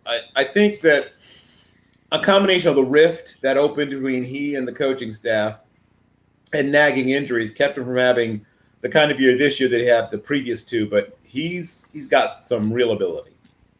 He does. And like we said, I know we were talking last year, had he come out, he potentially could have been one of your top runners on the board. I liked him. I had him top 5 last year. I didn't have him top 5 this year. I think overall, like Emory came on and said he kind of ran the way he should be this year. I think he should be a little higher. I think he should have gone yesterday, honestly. I think he really should have. But listen, somebody got a great value out of this pick. It's funny. My top 2 running backs last year were actually in this year's draft again. Yeah. I had Etienne and Hubbard 1 and 2 last year, and they both came back. Yeah, which almost never happens with running backs. So Etienne was number 2 for me last year. So, because number 1 for me was Dobbs. And I think he played up to that level last year. So, yeah, I like Dobbins okay. I didn't have him that high. I had both Etienne and Chuba ahead of him. Yeah. I had Dobbins 1, and then had Etienne come out, he was 2, and Chuba was 3. And then when those 2 came back, it moved all the other guys up. But, yeah, Dobbins was my guy last year. I was sold on him, and honestly, he didn't disappoint because he chased off Mark Ingram midseason. So, and first of all, shout out to Mark Ingram, a guy who was just sort of average at everything, managing to have a long, successful NFL career. Yeah. He's an okay pass receiver. He's got okay speed. He's got okay change direction, okay power. But he was a tough guy, a smart guy, and he carved out a nice little career for himself. Oh yeah. So, hopefully we can still have everything from Zach, right? Oh, I don't think so, but let me confirm that. Yeah. Would love to get him on, get his reaction. Yeah, I haven't heard back from him. I don't know if you've also tried getting hold of him. I don't have his info, so. Oh, okay. Well, then you have not. So waiting on the Colts pick to come in. We talked Bynum. We talked Hubbard. All right, so let's see what you got, Colts.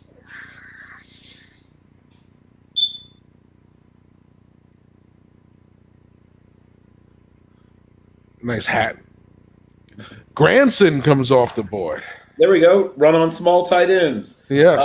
So Brevin Jordan's the other one that would probably leave the board before too much longer, but Granson is the more developed route runner.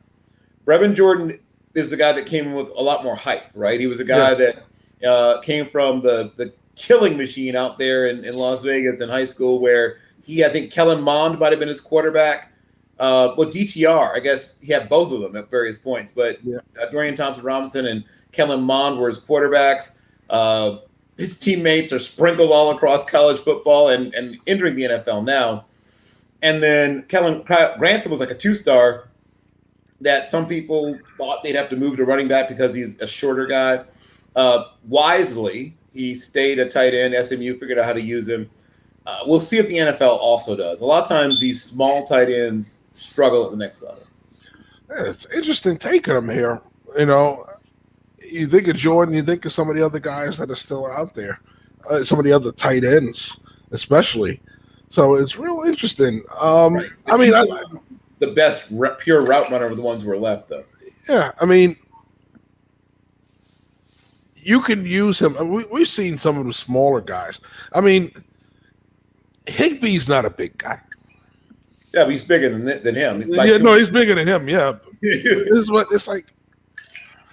You know, we found out how to use him. Like I said, we talked about Jonnu Smith, who's also bigger than him. I think it's hard finding a tight end that's not bigger than him in the league right now. He's in that right at the. I mean, he's almost in that like Bijan. He's a little taller than Bijan Robinson, but he's right at that edge. Delaney Walker is probably an even better comparison. Yeah. He's right at that edge of where we get to where teams start to worry, are you too short? But I think that if he's on the move, which is what I would be doing with him, he'd be a guy who's on the move. I wouldn't. Yeah. He's not going to be in line. He's going to be flexed. He's going to be on the move. As a move, though, is he going to be a good enough blocker? That's one of the questions I have about it is he going to be good enough? Because most moves tend up either being the kick-out block on those scissor zones, or it's going to be a lead blocker in some of those situations. I don't know if he's a good enough blocker. Dan Moore goes to the Steelers from Texas A&M, tackle. Yep. And he's another guy that I thought might go a little bit earlier. He's one of those developmental tackles. But the last thing on Granson, he is 6'1" and 1/4. So that's right at the very edge of being too short to a tight end. But he's a good athlete. We talked about. He's one of the most athletic. I mean, obviously Pitts being the best, but he's probably, maybe the second most tight end in the whole third, I should say. Probably the third most athletic tight end in the whole class, but he's very small. In Moore, you have a guy who's probably a right tackle, though some people think he can hold up and be a left. It just comes down to cleaning up some things and, how athletic you need that guy to be. Some teams don't mind if a guy is not an elite level athlete, but most teams prefer an elite tackle athlete, athlete at the position if they're going to play him on that side. Jalen Darden goes to Tampa Bay. Yes. North Texas. Deep threats. Yes. A tremendous deep threat. A lot of the things that people said about Dyami Brown are also true of him when he's a little smaller, but he's that pure speed Z that hopefully opens things up for your X receiver by keeping that fear in the safety's heart. Yeah, so listen, you're adding more speed to that wide receiver room. Yep. We know they did not re-sign Antonio Brown yet, so he's still out there in the street. This makes it easier not to have to re-sign him. They had some great picks earlier in the draft, so I mean, Tampa Bay. I think Antonio Brown actually did sign for he did. Last time I heard, he was still. But once again, it's a 1-year deal. The whole team come apart basically in the next year or two, so they need to start bringing in some younger talent, because the cap situation they're about to have is going to mean that they're going to have to turn over the entire roster between now and, say, 2024. There'll be hardly anybody you recognize off of the roster they have now.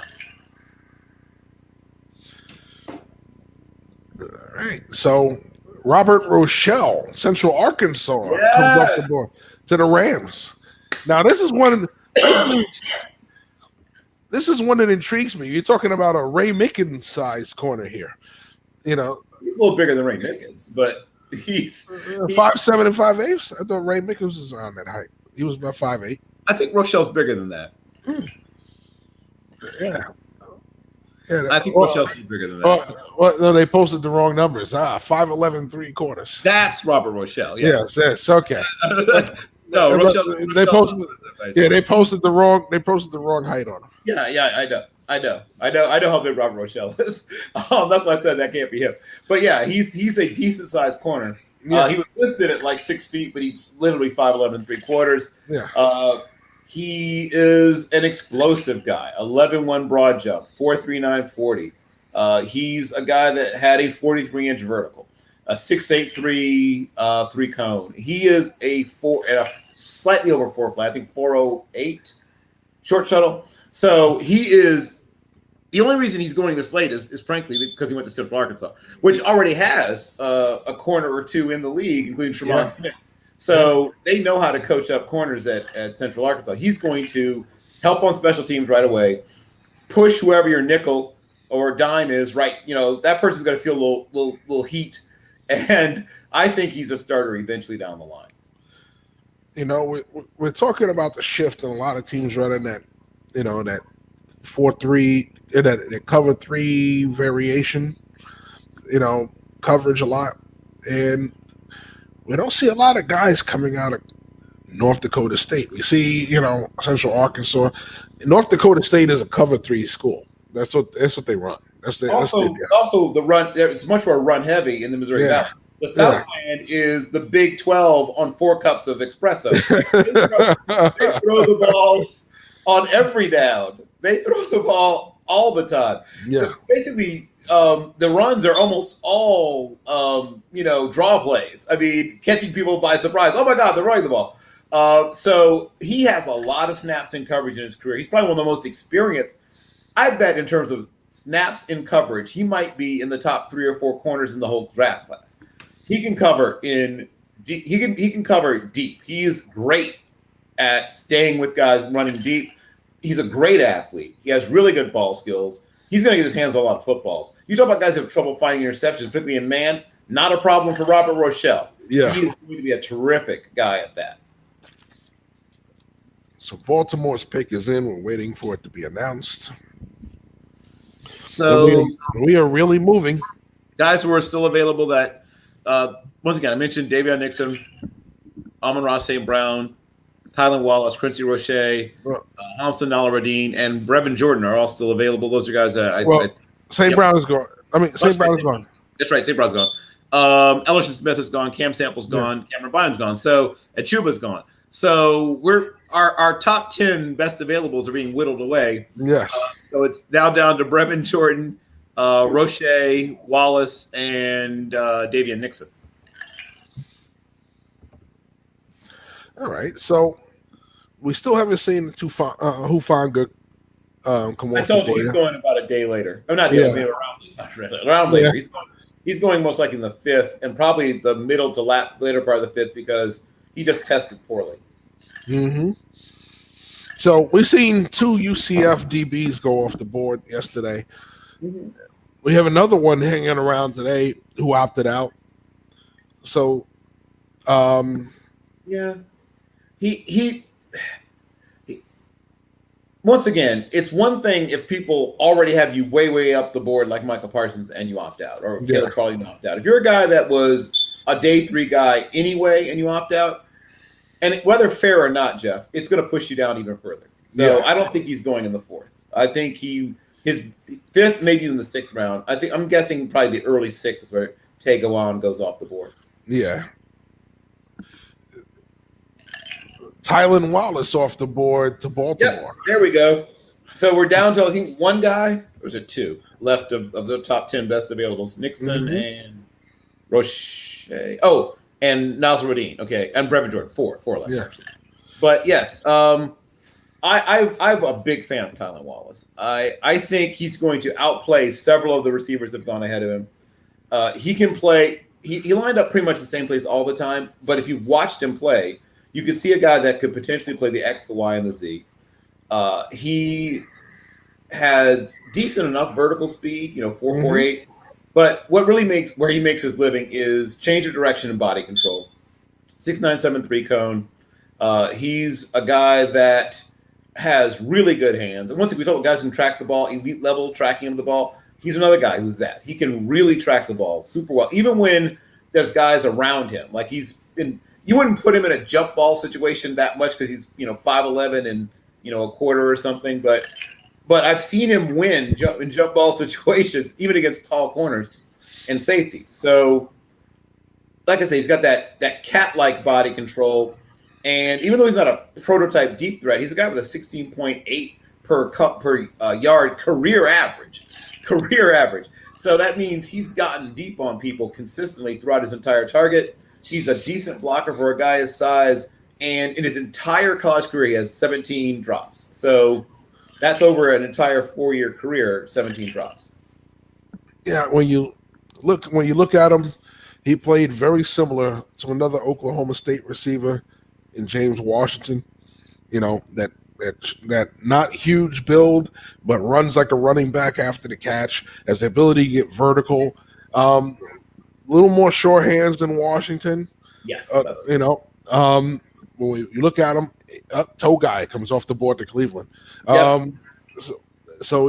I think what he brings to the table at this point of the game is what you talk about. The guy that's going to, they line him up as a Z. I think he has the ability to play that.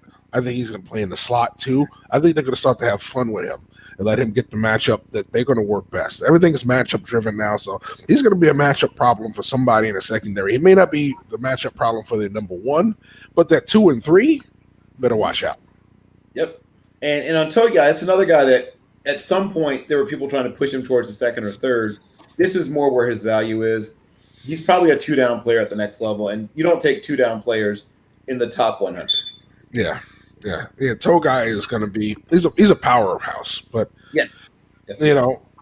Unfortunately, powerhouses are no longer in vogue. The thing is, if you compare him to a guy like we had Bobby Brown III go a little bit earlier, who's a very similar player but bigger, stronger, faster. So if that guy is available, when this day begins, and he's a slightly better version of you, you're not going to go that much. You shouldn't go that much earlier. Yeah, the trash can full of dirt nose tackle is not valued anymore. It's not going to go early. It just doesn't happen anymore. So Gilbert Brown would be drafted. He'd be drafted mid to late day 3, which is where he's got. So the Saints are about to make their pick. They're about 40 seconds away from getting run past. So. Very interesting, to say the least. What we're gonna do is we're gonna take a quick commercial break, and we're gonna come right back with more day 3 draft coverage here in the 4th round. Stay tuned, everybody. This commercial is brought to you by TrueBrain. Say hello to TrueBrain. We're not magicians. We're not going to turn you into a rocket scientist, unless you're already a rocket scientist. We're not big pharma, and our products are custom made to boost mental output. We empower people to do their best thinking. And we are back. So, like I said, Bill Carroll and Jeff Barnes here, and Dominic Charosky is going to join us at about 2:30, 2:45. About another half hour, we're going to have Monty Perez of the Full Monty Show come on and talk some Jets draft. 3 o'clock will be Greg Cosell talking about the Cowboys draft. Dan Goodwin will join us at 4. And at 5, Keith Richards, the most famous name on Nuts and Bolts Sports, will join us at 5. So the Saints pick is in. And while we wait for the announcement, they're still in commercial break. We've already come out of it. Now, if they got Davion Nixon here, that would be great value. Yes. Listen, they need the interior push. I think the Saints, what they also need to do is they also start looking at what's the future behind Cam Jordan, because how many more contracts are you going to get out of him? Well, this is probably the last one. I mean, Yeah. I love Cam Jordan, but he's had a almost Hall of Fame level career. He's had a Hall of Very Good level career. Yeah. And he's going to have a great post football career. That guy is going to be. I mean, there's going to be a bidding war for him. He's a terrific personality. He's fun. He's quirky. He's smart. He's one of those guys that he's going to be beloved in the New Orleans area forever, basically. He could run for mayor, and he put a scare in whoever is running against him. But I think they need a succession plan. But the guys who are left here are specialists. You're not going to get Cam Jordan at this point. No. Speaking of Jordan, I don't remember if his father's in the hall. I don't think so, right? Steve? No, Steve is definitely in the hall. No. There's only a handful of tight ends in the hall, and Steve Jordan was a nice steady tight end for about 10 years. But no, he's not even in the Ring of Honor in Pittsburgh. I mean, in Minnesota, yeah. No, he's not in the hall. Yeah, because I remember. I think Stu Voigt is actually the tight end that's in the Ring of Honor. For those who are a million years old like I am, you might remember Stu Voigt. But yes, the thing about Cam is he was a guy that at first everyone called a power rusher, right, when he first came out. Yeah. And then he showed he had a little more dip and a little more quickness than people might have initially anticipated when he's coming out. All right, so the Saints selection is Ian Book from Notre Dame. Wow. So, they two tried to quarterbacks. find another Drew Brees. So they have drafted 2 quarterbacks. Sorry, Minnesota. I'm thinking. I'm sorry. So they go Ian Book to bring into the room with Jameis Winston and Taysom Hill. So a very interesting pick. And I'm a Notre Dame follower, very close follower. I've been a fan of their program for many years. Had I had better grades and a little more speed, I probably would have gone there if I could have. But anyway, so Ian Book is one of those players, when he took over the job at Notre Dame, I was like, okay, this kid has to show me something to believe that he has the ability. And he would get better and better, but he never could beat elite competition. And it wouldn't even be close most of the time. And this year, he finally made a step the first time they beat Clemson. And then when they came back against Clemson the second time, it was the same old Ian Book. So I like the athleticism. I like the ability to throw on the move. I have problems We're with talking about guys who've played shortstop a lot. He's a baseball player. He's played shortstop. You can see that in his footwork. Yeah, but you talk about throwing from the pocket. He's a late deliverer of the football. Okay, he has issues with vision down the field. You can tell because he doesn't know when guys are open half the time, when they are open. All right. And number 3, plain and simple, he is slow to process, very slow to process. And people were beating up Fields. Fields is Operation Warp Speed compared to Ian Book. So I'm actually shocked that Ian Book went here. He's a guy that I thought might go in the 7th. But here's Here's what we have to remember. Now, I don't know if you ever saw Sean Payton. You ever see Sean Payton when he's a player? You're watching play football? No, I did not see him as a player. Sean Payton likes quarterbacks to remind him of himself. Yeah. I'm just going to tell you straight up. That's why he liked, was part of why he had basically a bromance, obviously, with Drew Brees. It's why he sort of likes other guys who sort of fall into that mold. He was obviously a small quarterback with quick feet and an okay arm.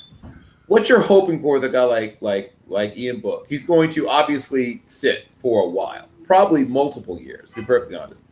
And when the smoke settles, right, in 2024, right, and you have to make a decision on him at that point, he's developed physically and mentally to the point where he's either a guy that you're letting go of or he's pushed himself enough where he's your number two, and you feel good enough about him that you keep him around, he gets a second contract, and maybe even becomes – we talk about developmental quarterbacks, and as I said, only a handful of teams even know how to do that. Let's be honest.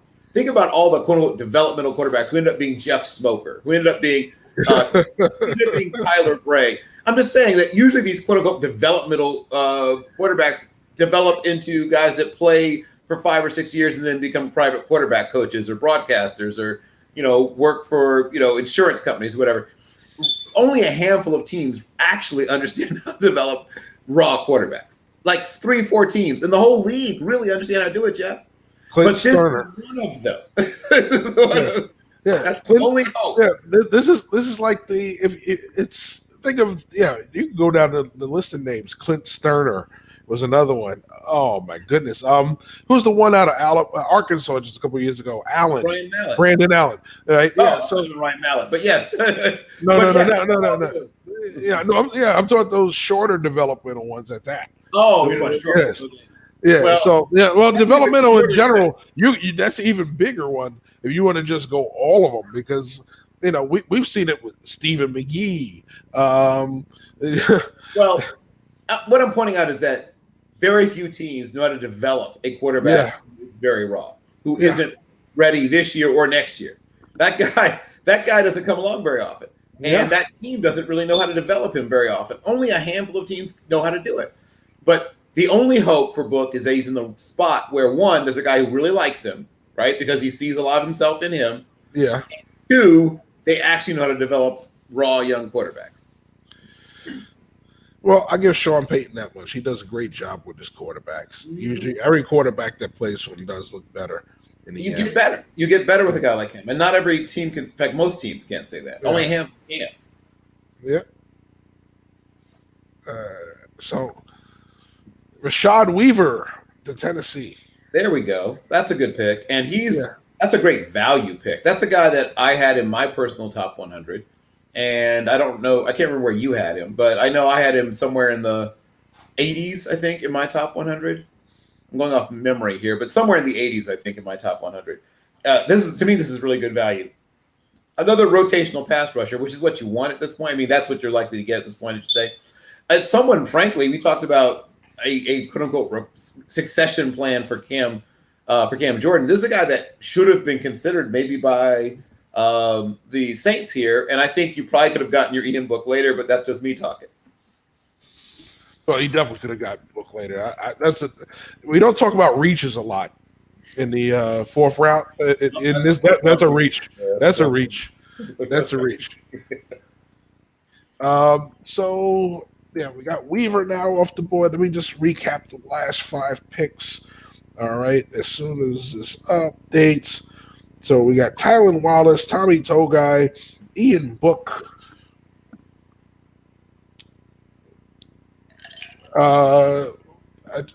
It hasn't updated on the app just yet, but it did update on the TV. Rochelle went to the. Oh yeah, he was earlier. No, the Minnesota and Titans pick. We just talked about the Titans pick, but yeah, they're a little slow on the app right now.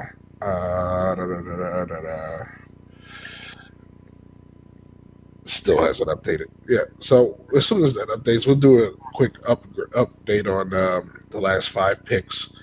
and just making sure we have.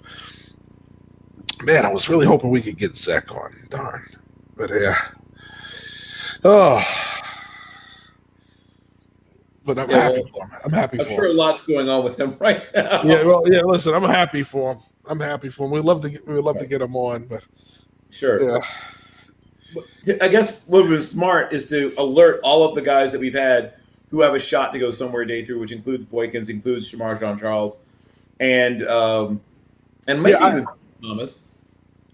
Yeah, I did send out an email to a lot of those guys with the link. Oh. I actually just realized that the link wasn't on the email originally, so I had to resend it.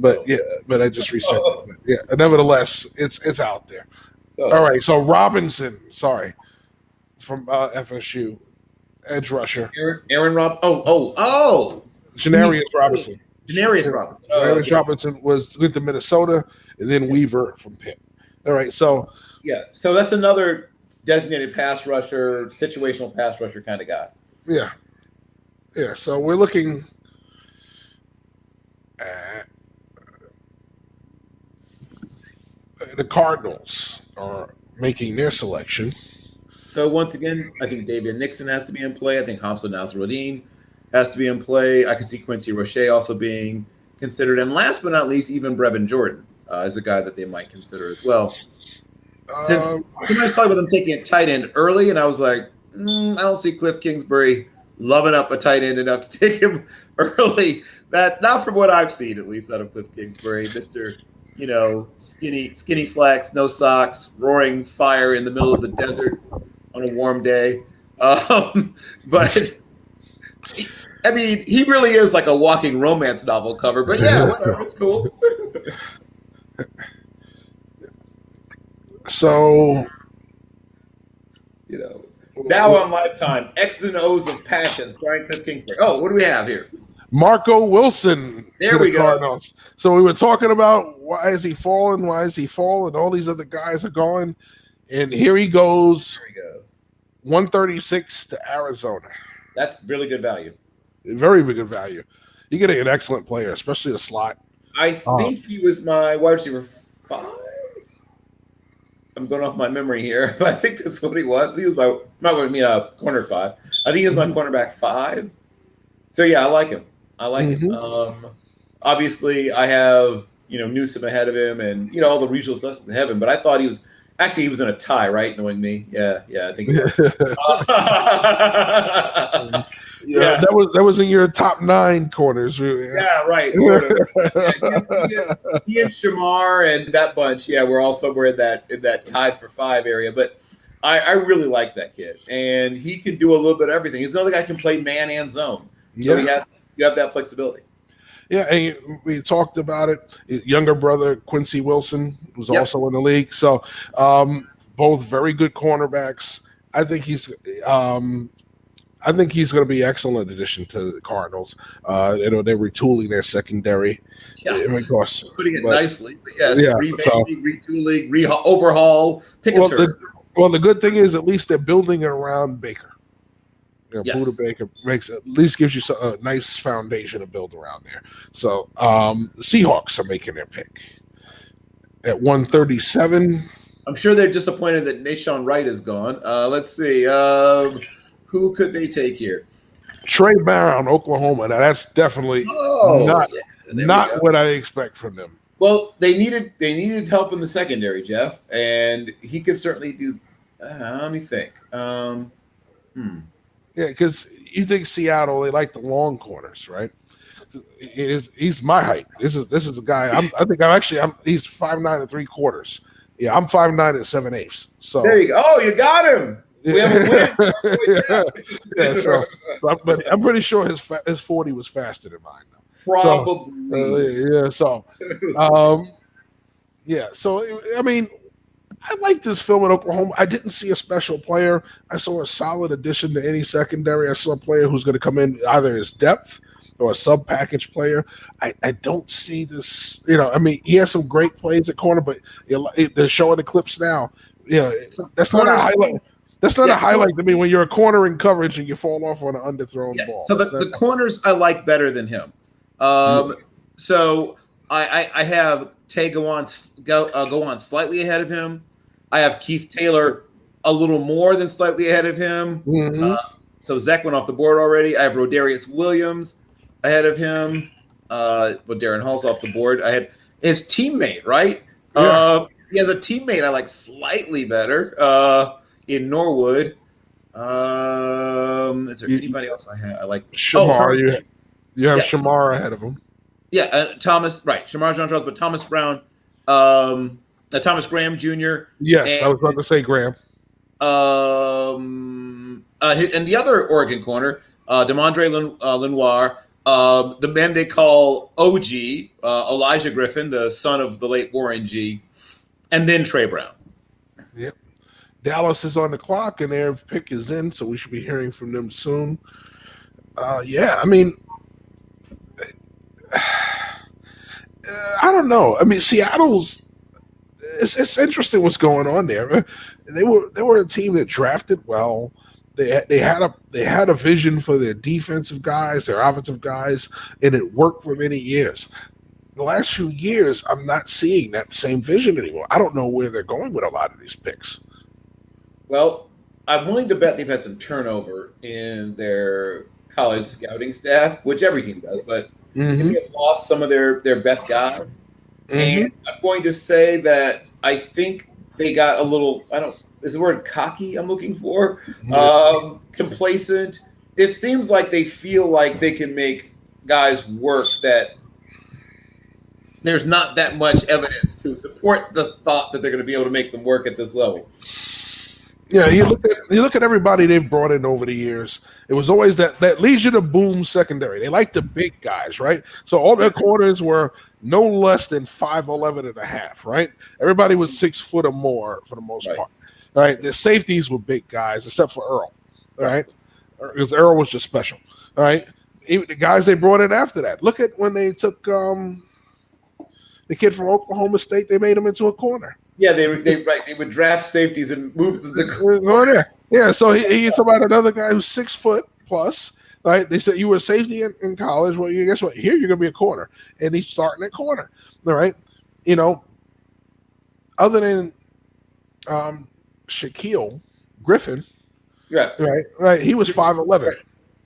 So I think he was over 6 feet too. I think he was over 6 feet actually. I think both of them are over 6 feet. He was 6 foot. They were 6 feet. They're both over 6 feet. The thing that I would say about what they do and how they've done it is they've had some stagnation, it seems to me. Yeah. Some of the things they do. And I think they've lost some of their better talent evaluators to other teams that snap them up. And so they're in a transition period. They have an older coach who very energetic, right? He feels young, but he's not a young person. He likes doing a certain thing a certain way. He and the front office are essentially melded together. So it's not like there's a second voice to say, I don't think it's a good idea. We always talk about being in lockstep as being a great thing. And it can be, but sometimes having a dissenting voice keeps you from making certain mistakes. All right. So Dallas, with their pick, takes Josh Ball from Marshall. Developmental, possible left tackle, right? We talk about development. He's a guy that might develop into, he might play right early in his career, but might develop into a left tackle.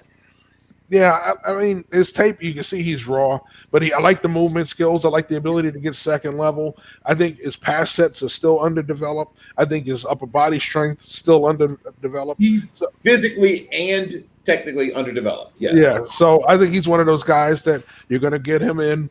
He's going to come in, work through training camp as a backup, fight maybe if they don't have a veteran that wins that swing tackle position. Be that swing tackle. I know they signed Ty Nsekhe to be their swing tackle.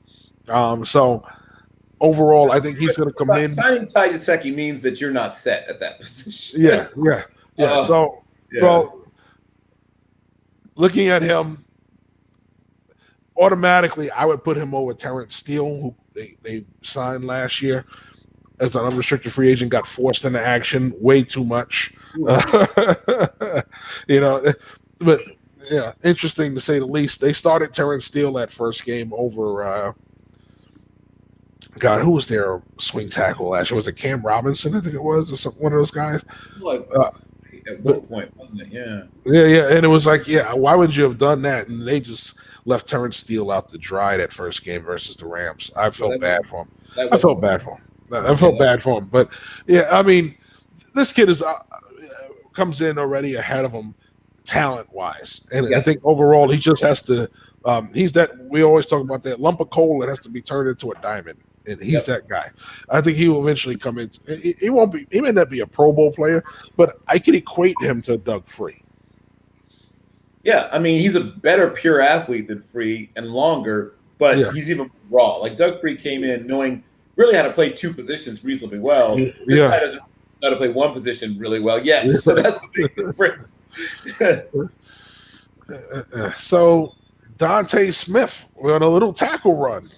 Yes, Deontay Smith from East Carolina was a guy I thought would go somewhere around here. In fact, I thought he might go ahead of Ball. Ball's the better athlete, but Smith is the better player. Mm-hmm. And so you're taking a slightly more finished product with a little less athletic ability because he can play a little sooner. Yeah. Ball is going to need to be kept in the incubator a little longer.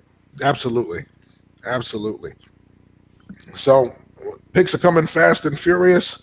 We are almost at the 2-hour mark of day 3. This is the long haul, so we're going to be here all day. Like I said, in less than an hour, we'll be joined by our other host, Don Chorosky, will be joining us. In about 15 minutes, though, we're going to have Monty Perez, the Full Monty Show, come on to talk some Jets, see how he likes the Jets draft, see fan reaction that he's seeing out there. And we're going to try and get some more of the guys on. We had one of our guys get drafted. We feel good about that. Unfortunately, we can't get him on to tell us how excited he is. He's hard to find right now. So we're hoping. I'm assuming he's got a lot of people in his ear right this very moment. Oh, yeah. Well, listen, I'm guaranteeing you every local station is trying to get him on. The team website guys get first dibs. We can't jump in front of them. So, but by all means, I would love to get his reaction. He was very excited about his opportunity. So, Buddy Johnson, linebacker from A&M, yep, to the Steelers. And I feel good about that pick. He's going to be a backup at first. He could eventually become a starter down the road. He's a good athlete. Once again, we talk about run and hit, run and chase, run and this, run and that. He's one of those run and whatever linebackers. He definitely needs to improve in where we talk about eye discipline a lot for quarterbacks. Guess what? It's also important for linebackers. Yep. Linebackers that let their eyes get them into trouble. He's a good athlete that gets into and then out of trouble. But at the NFL, that getting out of part isn't as easy. And though you can't just run your way back out of your mistakes. That's what Micah Parsons does a lot as well. He's not quite that level of athlete because, almost no one is. But, I mean, that's a Boss Bailey level athlete that Parsons is. Remember Boss? Champ's brother? Yes. Who was injuries ruined him, but my God, what a freak athlete he was. Jeez. Yeah. Well, speaking of athletes. Yeah. Jacob Harris off the board. So, talk about raw. You don't really know what you have, right? The ceiling for him, if you can put 20 pounds on him, is Robert Tonyan, right? Yeah. But that's a big ask, right? He's but maybe he'll do it. Maybe he'll really get into the weight room and turn himself into a tight end. If he's a wide receiver, then you're talking about basically a, really fast Joe Jurevicius type. He's not a great route runner. He doesn't seem to have a great sense of where to speed up or throttle down. He's just a big, raw athlete. Yeah. And somebody's going to have to turn him into something. But they've taken on the challenge. Challenge accepted. Yeah, well, he ended up with McVay, who seems to be very good at getting these guys to work out. So, I mean, he obviously has a plan for him. And listen, I've seen him down here. There's a lot to be excited about with Harris. He is highly underdeveloped. So, I mean, once again, we're coming from a lot of these spread systems that have a lot of the short, quick routes at the line of scrimmage where you throw the ball is off of RPOs. It's all quick throws. So your route tree is all going to be very simple because when you get to the deeper routes, it's something totally different. What he's going to have to learn at the next level, they have to plan for him. They don't have a plan for him. I think Yeah, he'll right get now, his whole ability to run. I mean, he can run curls, he can run slants, he can run goes, yeah, and digs, and that's all I've seen him run so far. yeah, And he's not much of a blocker for those who are projecting the tight end. He's going to have to be. That's a ground up build. I mean, yeah. you're going to get basically everything about blocking, and he can stalk block. I've seen him do that, but I mean, blocking in line. The first No. time he threw a block in line, it was the first one in his life, Jeff. No, he's gonna get blown up. He's gonna get blown up. It's gonna be one of those things. What do they have in plan for him for year one? Because he's coming in at 213, so he's at basically receiver weight with tight end height. Yep. So are you gonna Claypool him? You just gonna keep him at receiver? If that's the case, you got a lot of work. Claypool was bigger and stronger, though. I mean, Claypool looks more like a tight end than Harris does. Yeah. Better blocker. He's a better Yeah. blocker.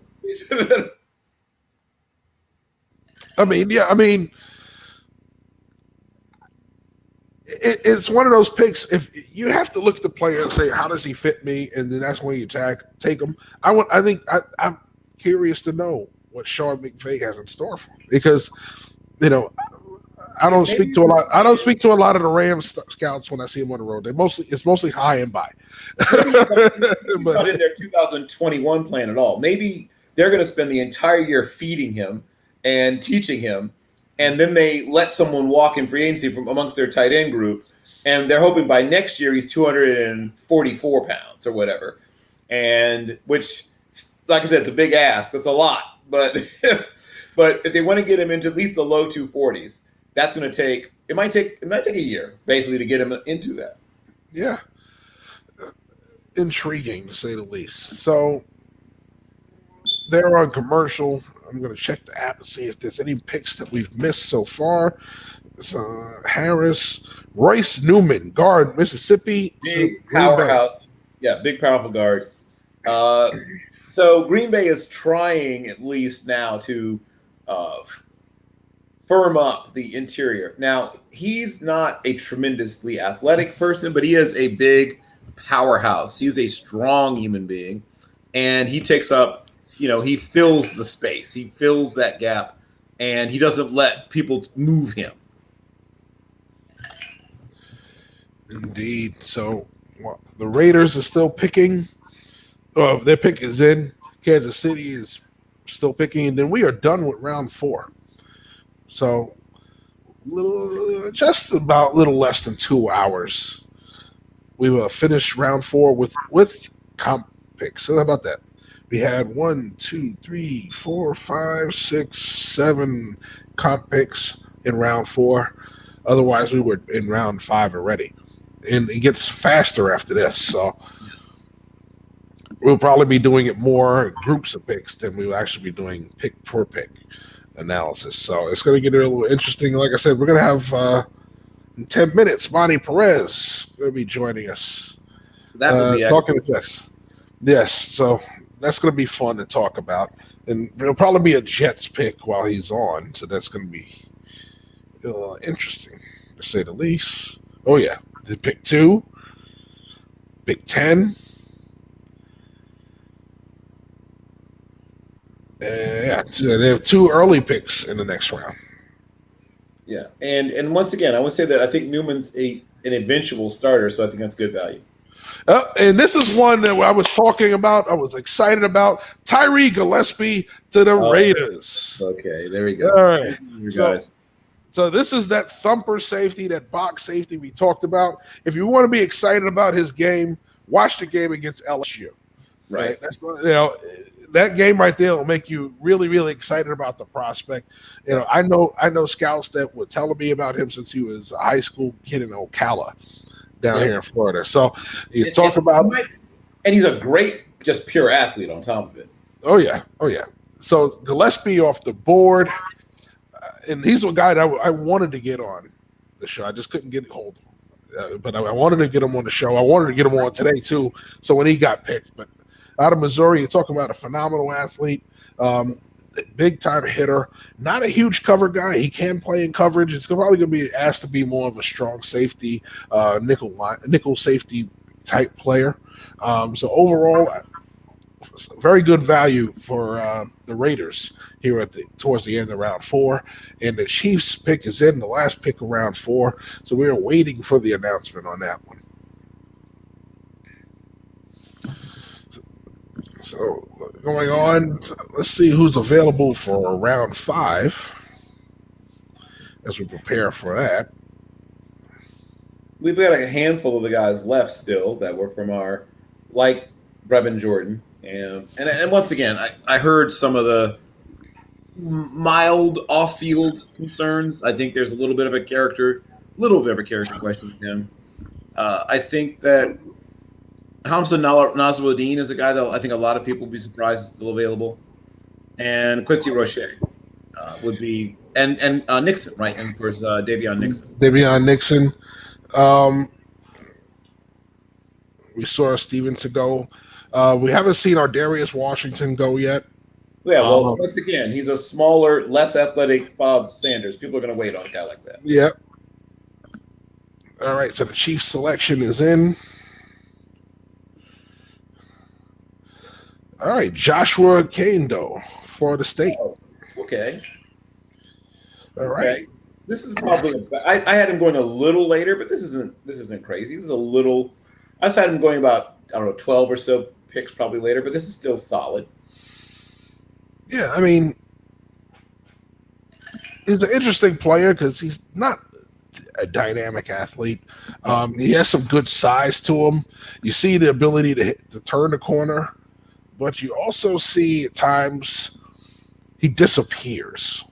Yes. Against not even great tackles, but against quality tackles. So if I told you at the beginning of the year that Marvin Wilson would go later than Kendo, you would have thought I was insane. Yeah. Interesting how this works, isn't it? Yeah. Interesting how this works. You spend all that time going through film, doing all this stuff, thinking that you got a handle on what teams are going to do. Well, I mean, Marvin Wilson was most people's consensus DT1 coming into the year. Yeah. And now he's going to go in at the earliest, the 5th round. Indeed. It's really interesting. So Jacksonville's already got their pick in. So they're going to come fast and furious. Now I wonder if they got Marvin Wilson. We're just waiting for this to update. I'm going to switch over to the 5th round and see what they say. And they're showing somebody else. They're showing past 5th round picks.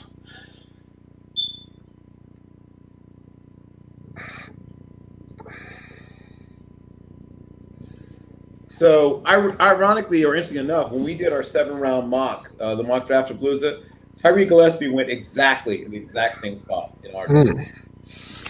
Luke Farrell, Ohio State. Oh. Okay, we're definitely getting developmental, raw, not exactly complete players going at this point now. Okay. Interesting. We should. What's your take on him, Jeff? Luke Farrell. I mean, I like the size, and I like the ability to block. As a pass catcher, though, I'm not sure what he brings to the table. I don't see actually nothing. Yes. I don't see a route runner that's going to create a lot of separation and give you a lot. I don't see a great athlete that's going to win a lot of matchups. So I think he's one of those guys that's going to get a lot of his catches off of schemed open throws, boots, unders, shallows where he's the check down. He's not going to give you a lot. So, I mean, when you think about it, Brevin Jordan gives you more. We've already seen Bates go. Zach Davidson gives you more. Yeah. Tony Poljan would give you more. Noah Gray would give you more. Yeah. Matt Wilson would give you more. Yeah. There's Nick Eubanks would give you more. And Pro Wells. Those are the guys I have ranked ahead of him on my tight end board. Yeah. Interesting to say the least. So, yeah, I'm seeing him go off, and it's like. I mean, I think it'll be a solid third tight end in the NFL. Yeah. I mean, building around the league for a while. The Seahawks will some point sign him when he becomes available. They love that kind of thing. They love those big, sort of not great at anything tight ends. So he'll find his way there, I'm sure, at some point. He'll get passed around the league for a while, but he'll have, probably 5 or 6 years in the league. But yeah, there are some guys who are a little more dynamic, especially on the pass catching end of it, that are still available. Maybe they don't want that. Maybe they want a blocker. Indeed, I have to reach out to my scouting buddy to let him know his guy went in the fourth to the Raiders. But yeah, that's all right. So Sherwood from Auburn. Oh, Damian Sherwood. Yes. Where are you on him? What's your assessment?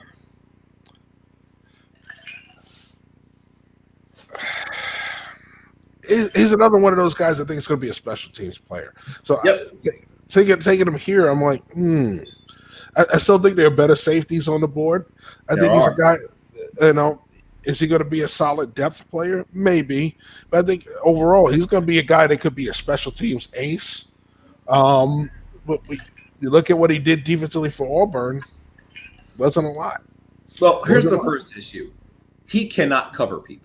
I mean, I think let's start with that. Now, I know not every team asks their strong safety to really be a coverage guy. Yeah. But Gillespie, who just went, is a much better player.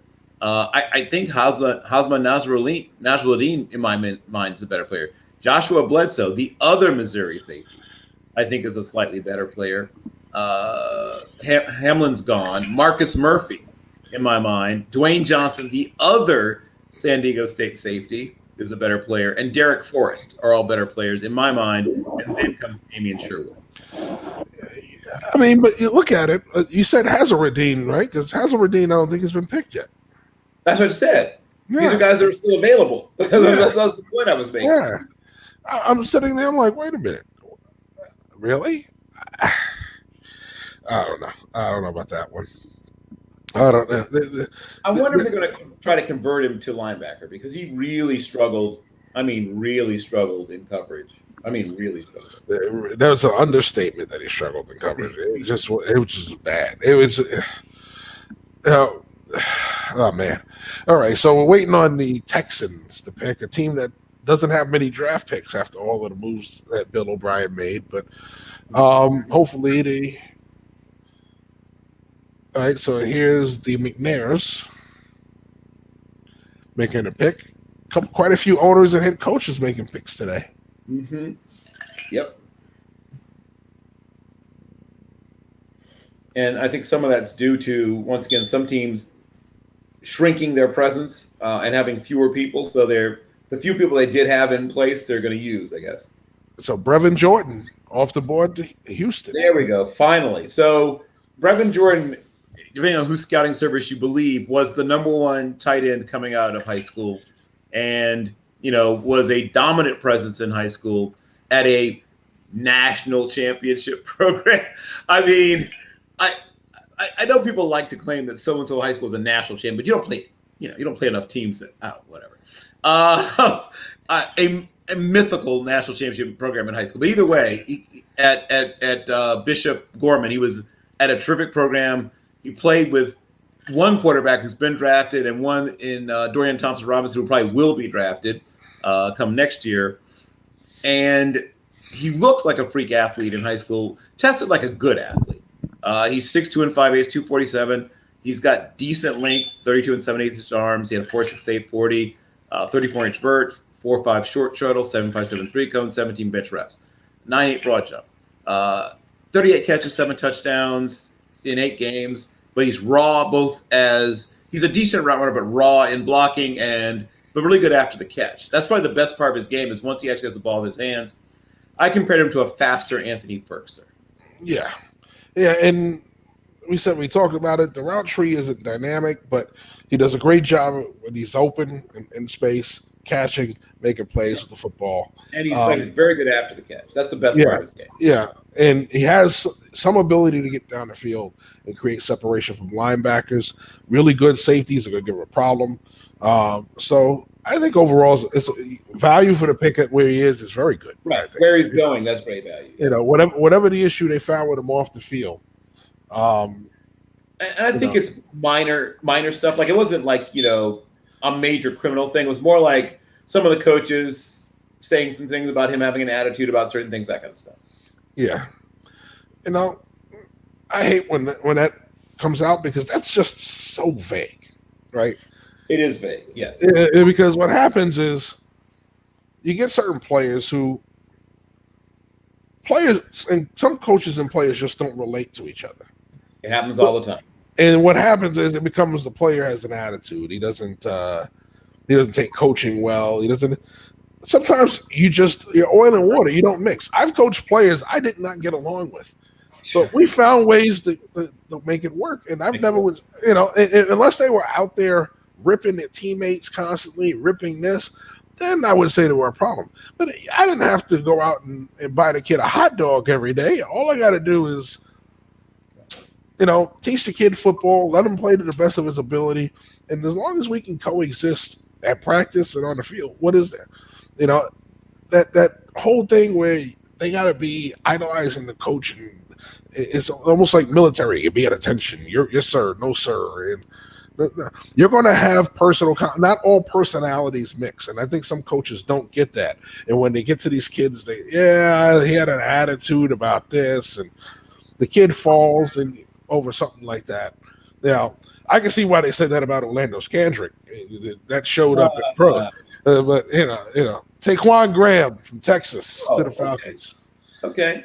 Well, once again, we talked about how we're going to see guys who are, one trick and 1.5 trick ponies start to go off the board, and, guys that have one particular quality, this one trait or this one thing that teams like enough that they're willing to, take a chance. They're willing to see if this guy can be something. And you're getting, some people think he'd be a 5 tech. Some people think he's a 3 tech. You're getting a tweener, right? A reasonably athletic tweener, a guy with 32.5 inch vert, and physically one of the most powerful of his tweener type. I think he might have been the strongest of them with 32 bench reps. No, wait, I take it back. Milton Williams knocked out 34. Second most powerful. But he's a guy with, better than good testing, I would say. Above average testing in almost every aspect. And a guy that some people thought would be a priority undrafted free agent. So it shows that teams like, you said traits, some people like traits. Okay, he's quick, he's explosive, he's strong. Does he know what he's doing? Not really. Some teams say, it's okay, I can coach him. Yeah, and another McPherson goes off the board to Cincinnati. Evan McPherson, the kicker from Florida. Our first specialist is off the board. Yeah. So interesting that they went to specialist here in the 5th, early in the 5th at that.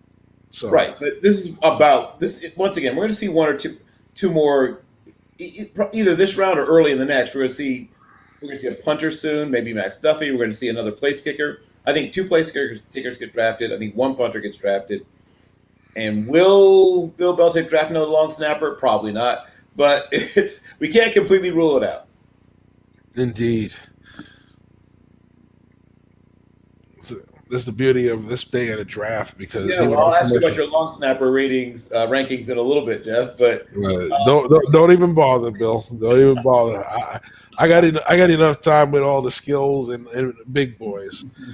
I leave the long snappers and the kickers and punters alone because I will say this much: this is actually my number 2 ranked place kicker. But once again, certain teams look at different things. Some guys just want a guy with the huge power leg, and other teams want a guy that is, has cleaner mechanics. And I've talked enough to guys who place kicked. I don't claim to know anything about them, but to get an idea of what clean mechanics mean in place kicking, I know just enough to be dangerous. I'm far from an expert, I promise you. Listen, there's one position I never ever mastered getting the mechanics of it. It's the kicking game. kickers and punters. You know, when I've coached, when I've been a head coach, and I had to look at a kicker. If I have somebody that's really good at special teams, breaking it down, I relied on their judgment because it was like, yeah, because I think the kid needs some form work and he's booting them through, and then the other kid I think has the perfect form is missing them, and I'm thinking, okay, well, you know, I think I got it figured out, and I would be totally wrong. I'll be honest with you. The kicking game never really translated to me when it came to evaluating it, so I don't even bother anymore. I leave it to the guys that are really, really good at breaking down the games. I really don't. Me and Bill Chackus used to talk about long snapping, and it was just like, yeah, I guess because I could never do it, I just never really. Well, there's lots of things I could never do. Yeah. Stop me. Yeah. Yeah. So that's probably what it was. It just was like, yeah, I tried to learn it and understand it. And I understand. I tried to learn place kicking. I was like, I guess, an emergency punter at one point. Maybe that'd be a desperate emergency though. Like 5 guys would have to get mononucleosis or something. But at one point, I was an super emergency punter. I punted a little, and when I really got a hold of one, because I always had a strong leg, it would look good, but I would shank like 4 out of 10. So that's not what you want. You don't want 4 shanks out of 10. That's not really what you're after. Yeah, I used to hold, but that's about as much special teams other than covering kicks and stuff that I did. So yeah. I was L3 on kickoff coverage. That was really my biggest in college. That was pretty much all I did. I was somewhere on the safety depth chart, probably around 5th or 4th or something. But yeah, I did come down on kick coverage. All right, so Gainwell to the Eagles. There you go. Way to go, Eagles. Talk about value. That was a guy that, as you know, I had in my top 5 running backs. I think he's going to have a really good career as a change of pace back. Really good hands. Can really accelerate. He can turn the corner. A little more power than people give him for. Not a power back, but a little more power than people give him credit for. You know, when people talk about guys like Matt Breida, he's maybe a little bit slower because Matt Breida is ludicrously fast, but he's fast. He's a like low 4.4s guy. I like him a lot. Yeah, I like Gainwell. He's that explosive runner, and you talk about the slashers. He's that kind of guy, that zone runner that when he hits a crease, hits it and has the ability to break on you. And we all know he's a solid pass catcher, so we're going to see that out of him. I think running, as far as pass protection, you can only expect so much. He's not a big guy, so I don't expect him to be holding up against some of the bigger linebackers that are becoming on blitzes, but I expect him to at least give a good effort. So I think when you're getting a good player late in the draft, and I think overall he's going to be one of them. Yeah, it's terrific value. He's a top 100 player to me. I think I had him at 87, but don't quote me on that. Yeah, but he's a top 100 player to me. Gainwell on my board of running backs wasn't 100. He was just outside of it. Yeah, that's fair. But he's a good player. He's a really good player. All right. So Monty is tied up, so we're not going to have Monty on just yet. Hopefully we get him on. Well, hopefully he can break free from the shackles. Yeah. So the Bears pick is in. We're waiting on that. The highest rated player, Davion Nixon, and then Nasruddin, and then Quincy Roche are the ones that I have highest rated still available. So we'll see if one or all of them go soon. Gotcha. So we're waiting on this Bears pick. And those are all guys that have late third grade zone. Yeah, go ahead. Why don't you run down our next 15 players? Okay. So I just mentioned the first few of those guys. And then other guys that I think leave the board fairly soon would include guys like other USC defensive tackle. Marlon Tuipulotu is a guy that I think goes fairly soon. I think another guy that leaves the board in the next few picks is probably another D tackle, actually. I mean, Marvin Wilson, believe it or not, ladies and gentlemen, is still available. That said, it was like the consensus number one tackle, defensive tackle coming into this year. I think Tyler Shelvin, I predicted he was going to slide, is still available. He's just a run stuffer, and that loses you a little bit of value in today's NFL. I think that at some point, Jalen Twyman probably leaves the board, but who's another sort of big run stuffer type. And keeping it to defense, and I'll jump over to offense in a second, another guy that I think hears his name called fairly soon. Once again, I think maybe in the next round or so, my friend, our friend of the show, Shamar Jean-Charles, I think hopefully gets his name called. Jumping over to offense, I think the last of the – no, wait, he went already. Forget it. I think Larry Borum of Missouri goes somewhere around here soon. I think Jack Anderson, the Texas Tech tackle/guard, goes somewhere around here soon. I can't remember if Deontay Brown's still available. I have to double check on that one. But Coyote Awasika is another guard/tackle conversion type that I think goes off the board soon. And then sticking with offensive line, but guys that are definitely already interior guys. David Moore was mentioned. Trey Hill, I believe, is still available. Drake Jackson is probably somewhere in here or maybe into the sixth, but I think somewhere in the fifth. And a few other guys that I really think have a shot to go. Another of the deep developmental tackle types, like Drew Himmelman, could go somewhere here. Cole Van Lanen could go somewhere around here. Alaric Jackson could go somewhere around here. I think those are guys that have a shot. And let's see who else has a chance. I think one of the developmental tight ends could go. Noah Gray, Tony Poljan, Zach Davidson. I think all have a shot to hear their names called somewhere around here. And there's so many wide receivers. So many wide receivers. So many. I think we'll hear some of their names. I think some of the guys who might hear their name called will include people like Frank Darby. That could go somewhere around here. I wouldn't be surprised if somebody pulled the trigger on Josh Imardebebe, Austin Watkins. I think Seth Williams, the other Auburn wide receiver, here's his name called somewhere in the next round or so.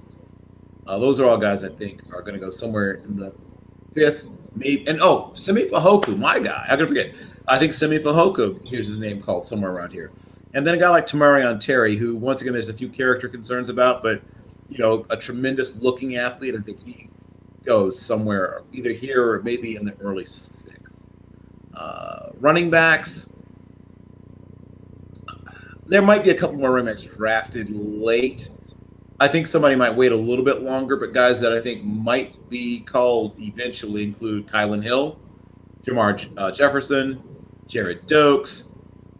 Let's see, did Puka get called already? I think Puka might have gotten picked already. I had to go back and check. But I think CJ Marable might also get picked somewhere here. Elijah Mitchell, Chris Evans, Jarrett Patterson, Javian Hawkins are guys that go in the fifth or sixth, I think. We could hear one more quarterback called somewhere in this round. And I think that it would probably be Jamie Newman, I'm guessing. And then, there might be one more somewhere in the sixth, like Michelle or maybe our guest, Zach Thomas or Sam Ellinger. Those are the guys that I think are the next guys off the board. So we will obviously get a chance very soon to know which of them goes first. And then, like I said, there's a lot of guys who are going to slide either due to really poor testing, like Halona Tufunga, who we already sort of addressed. Guys who maybe it wasn't so much physical testing, but just they didn't get exactly glowing reports coming back from their coaching staffs. And that's something that, once again, the fans, the people who just sort of watch don't know what the coaching staff, where they were, has to say about that player. And that carries a lot of weight with some coaching staff. I'll mention another guy I think goes fairly soon. There's a couple of Iowa receivers. I think Imar Smith-Marset probably is the one that goes earlier of the two, but Brandon Smith probably goes in the late sixth, I think. Seventh maybe, but I think he might go somewhere in the sixth. I'll name a couple other. There's so many receivers this year. Somebody's going to take a shot on Tariq Black probably late, probably in the 6th or 7th. I think somebody's going to roll the dice on one of the guys I love, Michael Strahan from Charleston, a guy who's 6'5" and 3/8, 227 pounds, runs in the around 4.48 to 4.54, depending on who you ask. But a guy who's, low 4.5s to high 4.4s with a big frame and a really powerful guy. And maybe someone that might see the opportunity to maybe bulk him up into a tight end. I think he's a receiver, but he's a 20 bench reps guy, which means that he's been in the weight room, fairly explosive, a big guy with a 35-inch vert, 10.7 broad, 6.96 in the 3-cone. Just an all-around good athlete, but not stiff to be that big. By comparison, a guy who's about the same height but lighter is Warren Jackson from Colorado State, who ran much slower, ran in the high 4.6s, around 4.66 to 4.68. Only had a 33.5-inch vert, a 10.3, so 4 inches less in the broad, and a 7.81 in the 3-cone, which is, he's gonna be off some teams' boards just because of that. That is a extremely slow 3-cone, and it usually is indicative. If you're not coming off an injury, it's indicative of being a really stiff athlete. So that hurts him a lot. But there's a lot of receivers that are going to go late, just because of the depth of the class. Will a fullback get drafted? My guess is no, but there'll be some guys who'll be priority on draft free agents amongst fullbacks. And we've seen in Kenny Nwangogo proves once again speed kills, the fastest of all the running backs, even though his actual tape is hit and miss, just that speed. We talk about traits that got him drafted. Just being the by far the fastest running back in the class, he went off the board, in my mind, probably almost 2 rounds earlier than I would have probably had him off the board. Another small school kid that has at least a shot amongst the running backs, I like, a guy that I think has an outside shot. I see an outside shot at being drafted. I think we just got rejoined. But Jaquan Hardy is a guy that has a shot to go somewhere in the 7th from out of Tiffin. And Nate McCrary is probably an undrafted free agent from Saginaw Valley State, even though he's a terrific athlete. But we're going to see. We're going to see how teams evaluate. This is really where, like I say, you get to see the heart and soul of what teams value is so much more evident.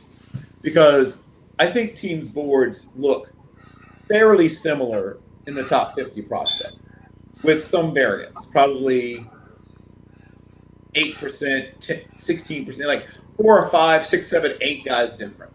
Then you get the next 50, like 51 to 100, probably 20 guys different. 100 on is where you really see the difference. But yeah, it was sort of breaking down the rest of the guys that I think have a shot, and some of the guys will probably continue to slide because of things that either we don't know about or I've heard about but can't substantiate. Yeah. I think overall, when it comes to talent value, I think the top of exactly what you said, the top of the boards, maybe even top 100, you can go that far. Sometimes not, but you're going to see a lot of those same names in the same places. Maybe you see 10% of those not or variation there. And then after that, I think it starts to become, especially when you're getting this deep in, Tony Fields off the board from West Virginia to Cleveland. Yeah, so you start to see the variation, how teams evaluate. Do they evaluate? Do they value speed? Do they value power? Do you evaluate? Do they value ability to learn? Ability to learn. The size, height, weight variables in there. The athleticism variable overall is one of the things that's the highest grade. But then the character. I mean, a lot of these guys, some of these guys that are here for a reason. Character is one of them. Sure. We see plenty of guys that fall 5, 6 to 5th, 6th, 7th round because they may have had a 2nd or 3rd round grade, but because of their character concerns, they wouldn't take them before those rounds, unfortunately. So I think, the bottom of the boards get a little jumbled. Some teams' boards are bigger than others. Some guys only have 150 people on their board. And then after that, it's okay, well, who's around? What's the report on these guys? Okay, great. All right. So it's going to be one of those things where, you know, flavor of the day is what it is. The teams, whatever they value, whatever they want, is what's there. So, you know, I've been plenty of times I'm watching guys in these rounds go, and I'm going, why? There are better players still around. Well, that team may not value that player, and usually it's the small school guys. You know, and we don't know about the small school variable when it comes to the NFL. So, you know, I think this is the perfect time to start having some of those guys come in. And I talked about David Moore earlier, and he's a better than some of the guards that went ahead of him, but there's that discount that you end up giving to NFL teams for playing at a lower level of competition, whether it's fair or not. It's another discussion we can have. But yes.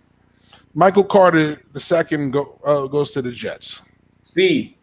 Another guy who's blazing fast, another sub 4.4 guy. So he's a guy whose tape is decent, but it's mostly about speed. He's a guy that his speed pushed him probably a round to 2 rounds, not 2 whole rounds, maybe a round and change up from where his tape would have had it. Yeah, I think he is some solid film. I just think that you're looking at a player and you evaluate him, you come up with your grade, and sometimes you just trust it. You say he's going to be a depth player that plays special teams. Concerns about the size holding up, especially but you like the ability that he has position flexibility, played corner and safety there. So that may come into play when it comes to sub packages. You know, we talked about how Xavier Woods was one of those guys, played corner and safety, came into the league. What did he do for Dallas that first year? Played corner and safety. So he played in the slot, played over the top. You know, so the Niners pick is in, so they'll be making that pick soon. So, I mean, there's only so much you can say about him. Here's what you can say. He's been reasonably well coached. He gives you some versatility, and he is a top 10% athlete at his position. And once again, there are teams that weight that on their board. You mentioned that. There's teams that say is a guy in the top 5% as an athlete at his position. Well, then we move him up. Is a guy top 10%. We move him up, but not as much. Is a guy bottom 10 percentile athlete at his position. We move him down no matter what. And people get mad at that sometimes. But it's a league where the better athlete sometimes wins, even when he doesn't do everything right. I mean, we had a presenter named Jacoby Jones. Remember Jacoby, right? Yes. So Jacoby was not a guy that mastered all the finest details of playing wide receiver, you might well remember. Yeah.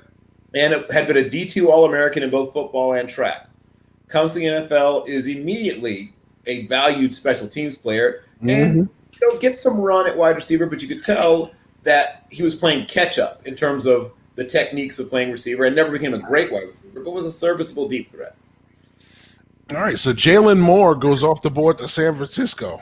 Tackle, from Western Michigan. Yep. And another good athlete. So I think a lot of the teams are saying, this guy, the tape says we can probably wait, but we like his athletic traits. We like his ability to move. We like his, these things that he has enough that will take him maybe a little tiny bit early. And this is not really that early for Jalen Moore. Once again, anybody who looks like they might possibly develop into an offensive tackle is a guy that's going to go a little a starting left tackle, I should say. He's going to go a little bit earlier than maybe other things might demand. Yeah, when I first turned on the tape and I saw him, I'm like, oh, we might have a Taylor Moton clone. And then I watched the tape and said, oh yeah, no, that would have been a bad assessment if I tried to compare him to Moton. I mean, is that thick body? He's not the tall tackle that you usually see. So immediately you look at his frame and you go, possibly kicking inside. He has some strength there. He can get stronger. I think he's gonna have to redistribute his weight. To me, I think he's gonna have to lose a little and put more muscle. Yeah, I think he's gonna have to be a little more solid that way. he can right. Some people see him as a right tackle. Some people see him as a guard. He's a very good run blocker, and he got a lot of praise for tossing people around in one-on-ones at the Senior Bowl. But once again, the Senior Bowl is practice mostly. It's like people overrate that a little bit. Yeah, he's a good foot speed athlete, but he's not a great balance athlete. Mm-hmm. Those are two different things. So someone says somebody's a good athlete. Well, I have to quantify. If you're talking about the ability to run, he's one of the top guys in the class. If you're talking about balance and lower body pop, now I worry, right? He needs to improve in those areas. I would agree 100% that that's his areas of growth. But you are getting, you talk about a piece of clay, whatever. He's 6'4" and a quarter, and that's a little on the shorter side. And like I said, he tested well enough to say maybe right tackle. But I think a lot of people are going to kick him inside the guard. Well, you mentioned his lack of length, his tendency to want to sort of lean into guys might be sort of diminished a little by kicking inside. Yeah, and that's usually how it goes. Those guys are more effective inside. They don't have to. They have to fight. If they don't get there with that kick, they miss on the edge. So it makes sense. Question is, as a right tackle, I think he makes a little sense. If he's missing, at least it's coming from the front where you see it. Overall, I think foot speed, I think he has the athleticism to be an average tackle. If you go by footwork, I think strength-wise, if he does the redistribution and gets stronger, I think he could be a solid tackle. But he might be able to make the move inside. I become a lot more hesitant to immediately say move the guy inside, because I've seen some of the struggles so many guys have had, even though everybody says it. Like, prime example, Connor Williams is that guy. Well, the arms are too short. He's going to be a guard. He's going to be a guard. He's going to be a guard. We kicked him inside. They got him stronger and stronger and stronger. He's still getting overpowered. It's just not the natural position. It's not naturally it doesn't naturally fit his athleticism. He's really a right tackle, and it just so happened that he got kicked in the guard. He's been playing guard ever since he got there, and he's good. Don't get me wrong. He's not horrible, but that position on that offensive line needs more. And you see a lot of guys they go inside and they just never ever, even though when you get weight room stronger, it never turns into functional strength on the field, and they get abused by the bigger bodies. Sure, and once again, a lot of times when people say someone's strong, they're talking about bench press. Yeah, they don't squat for some reason. And so a great example is remember Matt Khalil? Yeah. Mm-hmm. So Matt Khalil did okay on bench, but he had really bad vertical. I think he had like a 24.5-inch vert or something, and a really bad broad jump. And what that tells you, because they don't test for squat, is they had a really weak lower body, and it ended up basically hitting him from a guy that might have been a really good tackle in the NFL to a guy that had a very short and not very impressive career because he just was too weak in the lower body. All right, so just trying to do a little research to see what's going on with our next guest. Like I said, unfortunately, I think Monty Perez got tied up, so we won't see Monty. And Dom should be joining us pretty soon. So we have Greg Cosell coming up at 3 o'clock. 4 o'clock will be Dan Goodwin, and 5 o'clock will be Keith Richards. So, and hopefully we'll get some prospects sprinkled in there who should be celebrating in the background from getting their name called. Waiting for this to update so we can get the last rundown on the last couple of picks. And okay, so Isaiah Loudermilk goes to another guy who tested well. Pittsburgh, right? Yeah. Another guy whose tape is okay, but that wasn't going to blow you away. He tested well, though. He really had a good day at his pro day, and I think that really helped him, and that's why we're seeing him called here. Davion Nixon. Yes. Right, to Carolina. All right. So, quick on Loudermilk. He's a small tackle. Some people think he ends up because he's or long. I don't know. He's a tweener. He's 6'6" and 3/8 at 274. So some people think he can become a 5 tech. He had a 5.08 21 bench reps, 28.5-inch vert, and 9.4 broad, 4.55 short shuttle, 7.523 cone. And so he's a decent tester. He's a double H Isaiah, which I can't remember if I've ever seen before. And he's a project. He's a big-bodied project. If it works out, you get yourself a 5-tech type. If it doesn't, I guess you didn't hurt you too bad because where you drafted him. And then Davian Nixon is a guy I really like.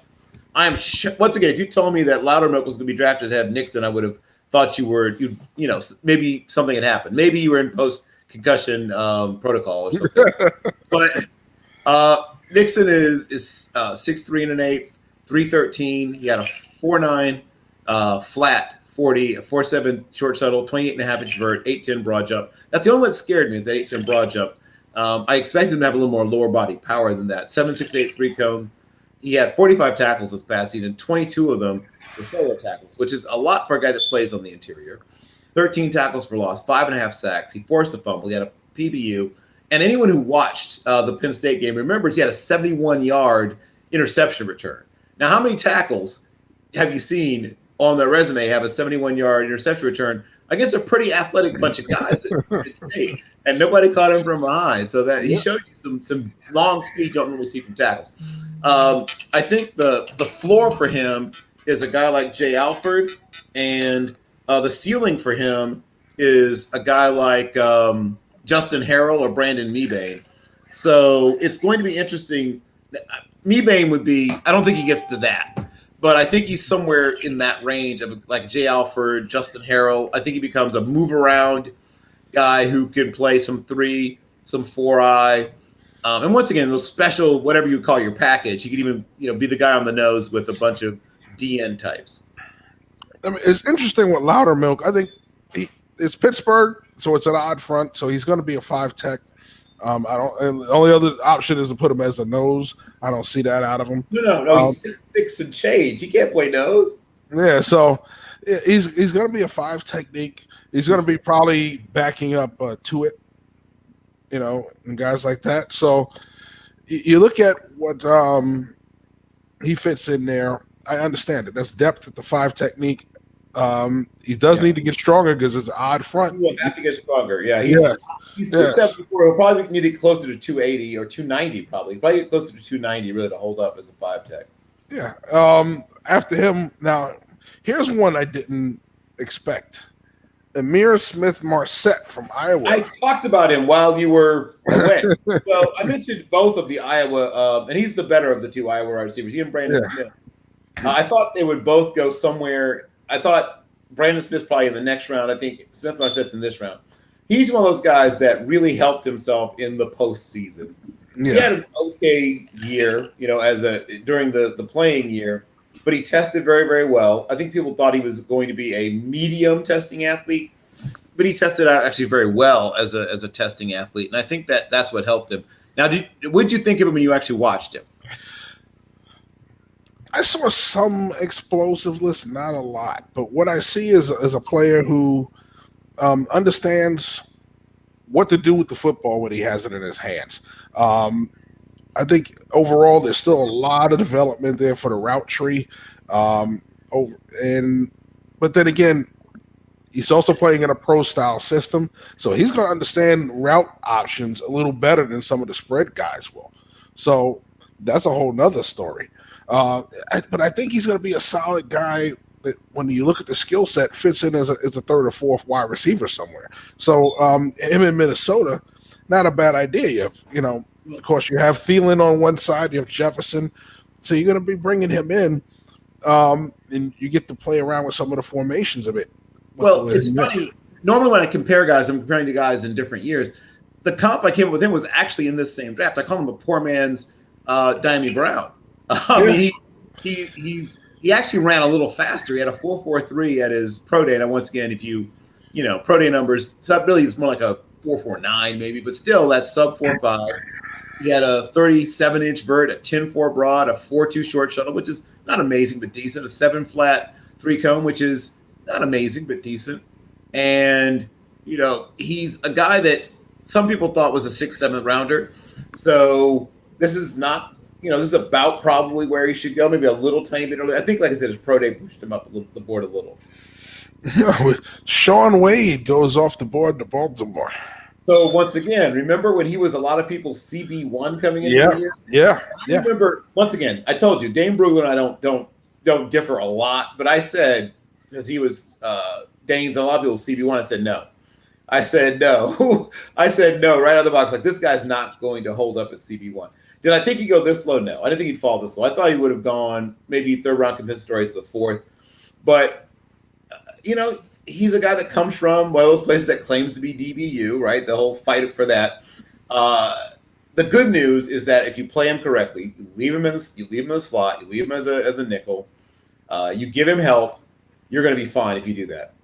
If you leave him alone with elite level receivers, it's going to be ugly. The main thing with him is he is best in the slot, like you said. The reason being, he gets to be a little more physical in the slot. He gets to blitz from there. He gets to add mystery to his game. When he's on the outside, it's about coverage. And he has so many weaknesses in his coverage that it showed when he was strictly an outside corner. So ball skills are a question. As far as tracking the football, winning the going up, climbing the ladder battles, we've seen him get out jumped several times. So it's one of those things where you look at him, body control is not totally there. So that's one of the reasons why he struggles in those situations. I think overall, you're talking about a corner who we liked him a lot because we saw how good that defense was. And it hit a lot of those weaknesses when they had all that pass rush. But what are we not talking about this year in the first 3 rounds? Ohio State pass rush. So with that pass rush diminished, you got to see the warts. And we saw them this year. And I think that's what happened. We got so overwhelmed with how good that defense was when it wasn't as good this year, when they didn't put the pressure on, when the quarterbacks were allowed to sit there and read stuff. He got exposed quite a bit. And not even by the best quarterbacks. Right. And I mean, Indiana doesn't exactly have the world's best quarterbacking situation. And he had a really rough go of it. And I'm sure he still wakes up all sweaty thinking about Tyrese Fryfogle. So here's what I will say. Usage is everything. And he's a guy that a lot of people thought should have gone back. He could have gone back to playing slot next year. They would have had another corner to take over playing outside, and he could have built himself back up maybe into a day 2 kind of guy. I don't think people could fully unsee 2020 to the point that he could have been a first rounder again, but he has a chance, and hopefully he'll take advantage of it. So I find it interesting. We're seeing the different receivers going off the board. We've seen the big kid from UCF go off the board. I'm doing my due diligence here before I say this. I don't want to say this and be totally wrong. But is it me, or did the kid from Stanford not come off the board yet? No, Simi Fehoko, unless it was while you were gone and I missed it. But to my knowledge, Simi Fehoko was still available, yes. Yeah, so what is going on with that? Because he was one of the big receivers, especially after the pro day when his numbers came out and he put out the numbers and they went, you heard a collective gasp on the air when his numbers came out on that, especially on the 40-yard dash. I said, a big 6'4", 6'5" receiver that runs that fast. And he can high point the ball. He's going to end up being what people hope that J.J. Arcega-Whiteside was. Yeah. He is that successful jump ball receiver. I don't think he'll be, your number 1, but he can be – I think he can work his way into being a 3, a wide receiver 3. Yeah. Over time. He's a decent downfield blocker because they value that in their receivers at Stanford. He has a good sense of how to play the game. And yes, he tested extremely well for a big receiver. He has long arms, big hands, all the stuff you look for in a jump ball guy. Yeah. Yeah. And he's just not an amazing route runner, but you don't expect it. You would want that because he's a bigger receiver. You'd want him to have a better route tree. And coming out of a pro style offense to boot. It's Sure. not like he's coming out of the. Well, it's just the ability to just sort of drop and change direction, things like that, is not at an elite level for most guys his size. No. All right, so the Bills are making their pick now. Tommy Doyle comes off the board. Another developmental tackle. Yep. Yes. A big, very big guy, a huge guy, even you must say, Yeah. one of the largest tackle prospects in the class, and like guys who look like that, guys who are that tall. He has had struggles at times, but he's 6'7" and change, 6'7" and a quarter, I believe, and 326 pounds. He tested slightly above average for a guy his size, but he's going to struggle at times. You're getting a developmental right tackle type, in my opinion. That's what you're getting. Yeah. I mean, the one thing I like everything about him except for the fact the bend. Well, and granted, like we said, we know the 6'7", 6'8" guys have an issue because they're so big. Guys can consistently get under their pads, but it starts at the snap. If you watch the film, he doesn't bend much at all to get into his 2-point. He doesn't get down in a 3. All right, so he's a 2-point tackle who doesn't even really bend when he's in the 2-point. Right, the 6'7", 6'8" guys who can really bend are in the Hall of Fame. They're Orlando Pace, Jonathan Allen. When you're that tall, you can really bend. You become a Hall of Fame guy. That's how that. So I think that's going to be one of the struggles he has. He's always going to have an issue with power because, plain and simple, the bend isn't there, and he's a big body. The big bodies always have some issues when guys getting under the. It's just natural. Most of the guys you're blocking are 6'2", 6'3". You're 6'7". That's 5 inches of leverage you're automatically giving up. So that part is just the science part of it. That's not even a film. Yeah, what you have to hope, one, is that he finds a home on the right, and two, that you give him help against, especially those elite level guys. Yeah. He'll be the funny thing is he'll probably have a pretty good game against when he sees like King Dunlop or those guys. Give me another 6'6" guy and I'll be okay. But yeah. But yes, those guys with great change of direction, he should be so glad that he's never going to have to face like Dwight Freeney or something like that. Thank goodness. All right, so the Chiefs pick is in. We're waiting to hear who that is. All right, so we finally got a Shaun Wade off the board. We're getting all these developmental tackles off. Yep. It's a matter of time before we hear Alaric Jackson's name. Will Jackson before too long. Some of the running backs will go late, especially the ones that have speed. Don't be surprised if the ones that tested well go over the ones that you liked on tape.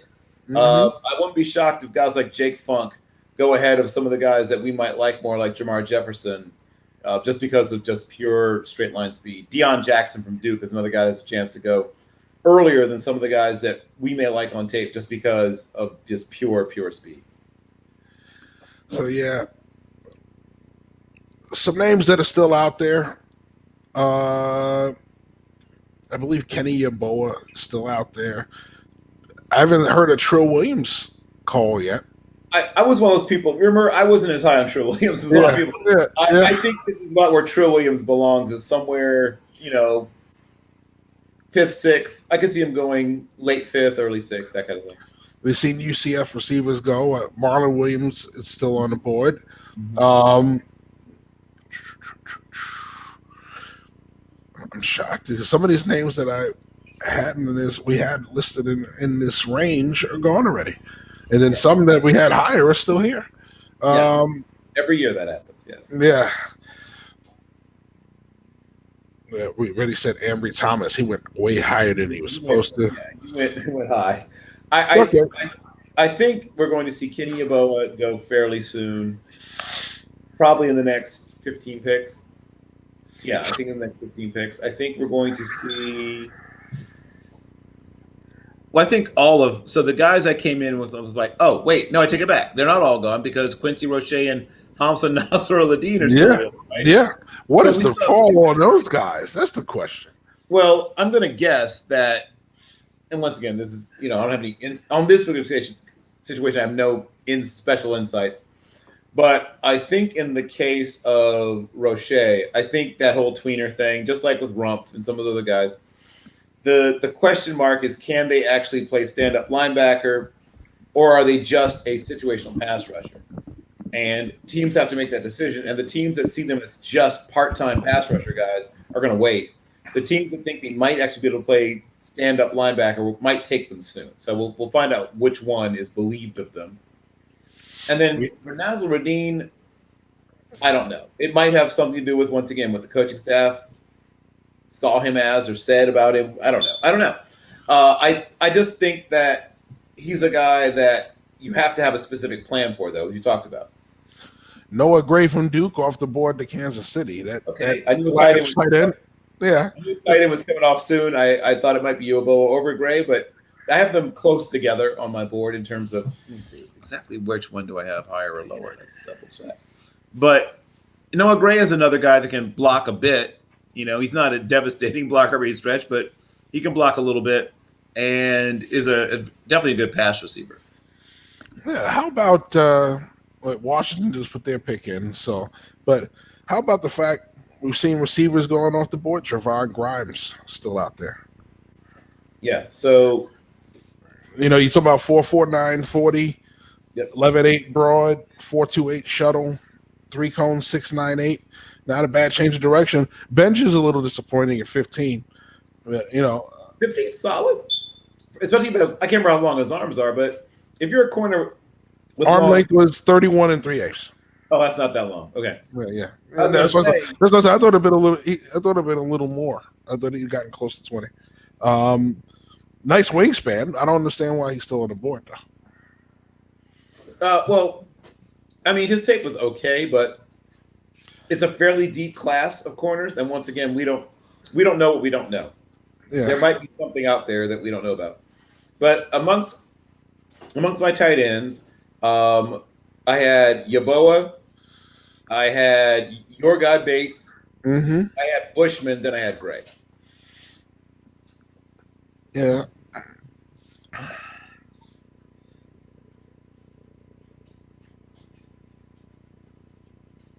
Other guys I think could leave the board soon.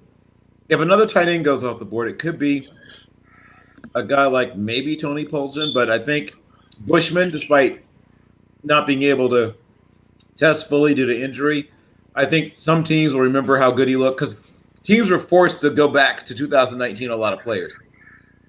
That may actually could have helped Matt Bushman because teams do a lot of work on 2019 players, and since he didn't really play in 2020.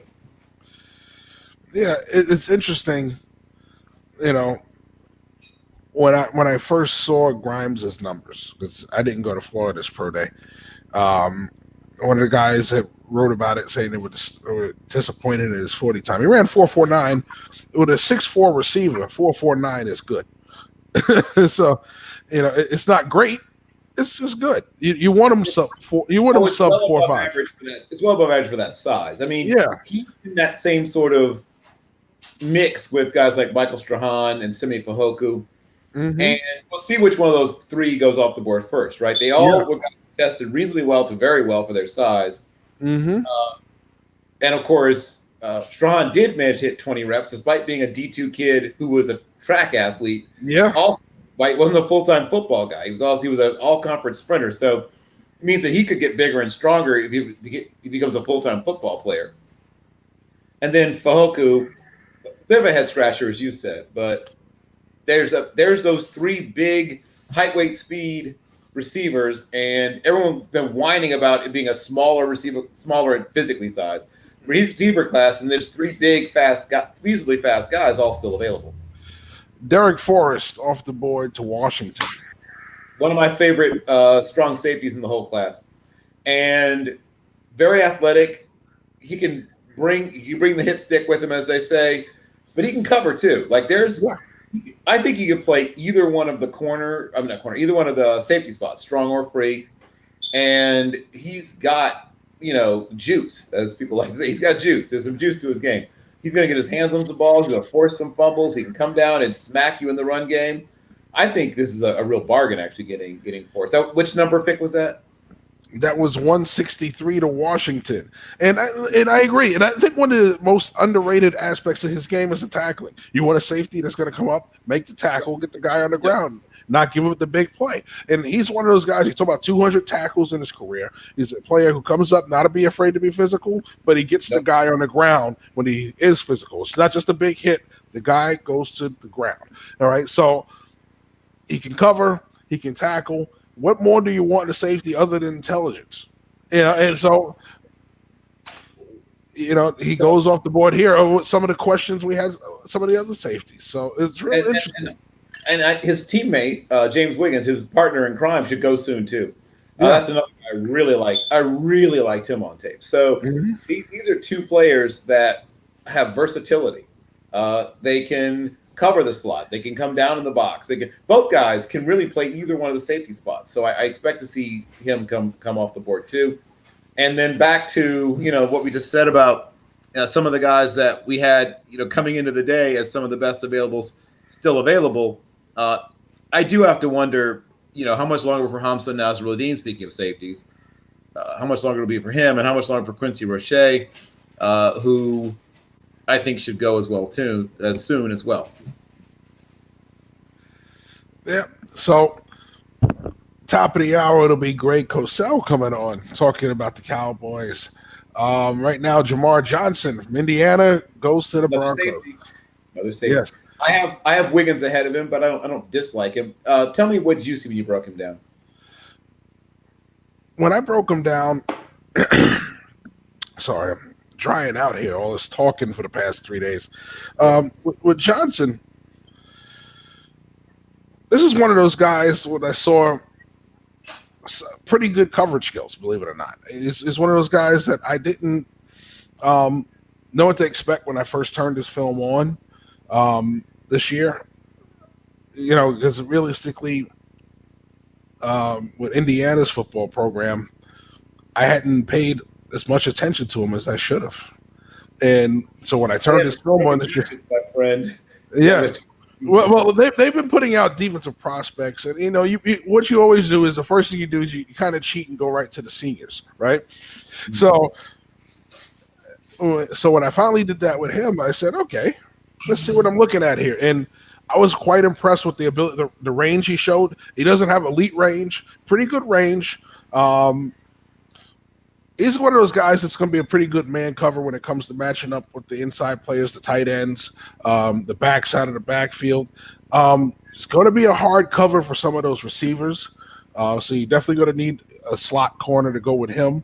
But once again, not afraid to tackle. Right, pretty smart. Understands route structure and understands threats to his area. Right, so he's one of those players. If he's not going to be an elite over the top safety. He's be a pretty good strong safety. But he's going to take a couple of years. One, he has to get used to the speed of the NFL game because I don't think he's going to be ready for that part of it.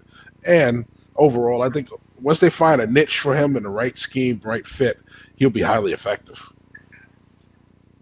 Yes. Well, here's what I will say. And the safety position is evolving, right? Yeah. We talked about this recently. The safety position is evolving. And we talked about some of the guys that would be dinosaurs, right? Fulcher, Roy Williams, right?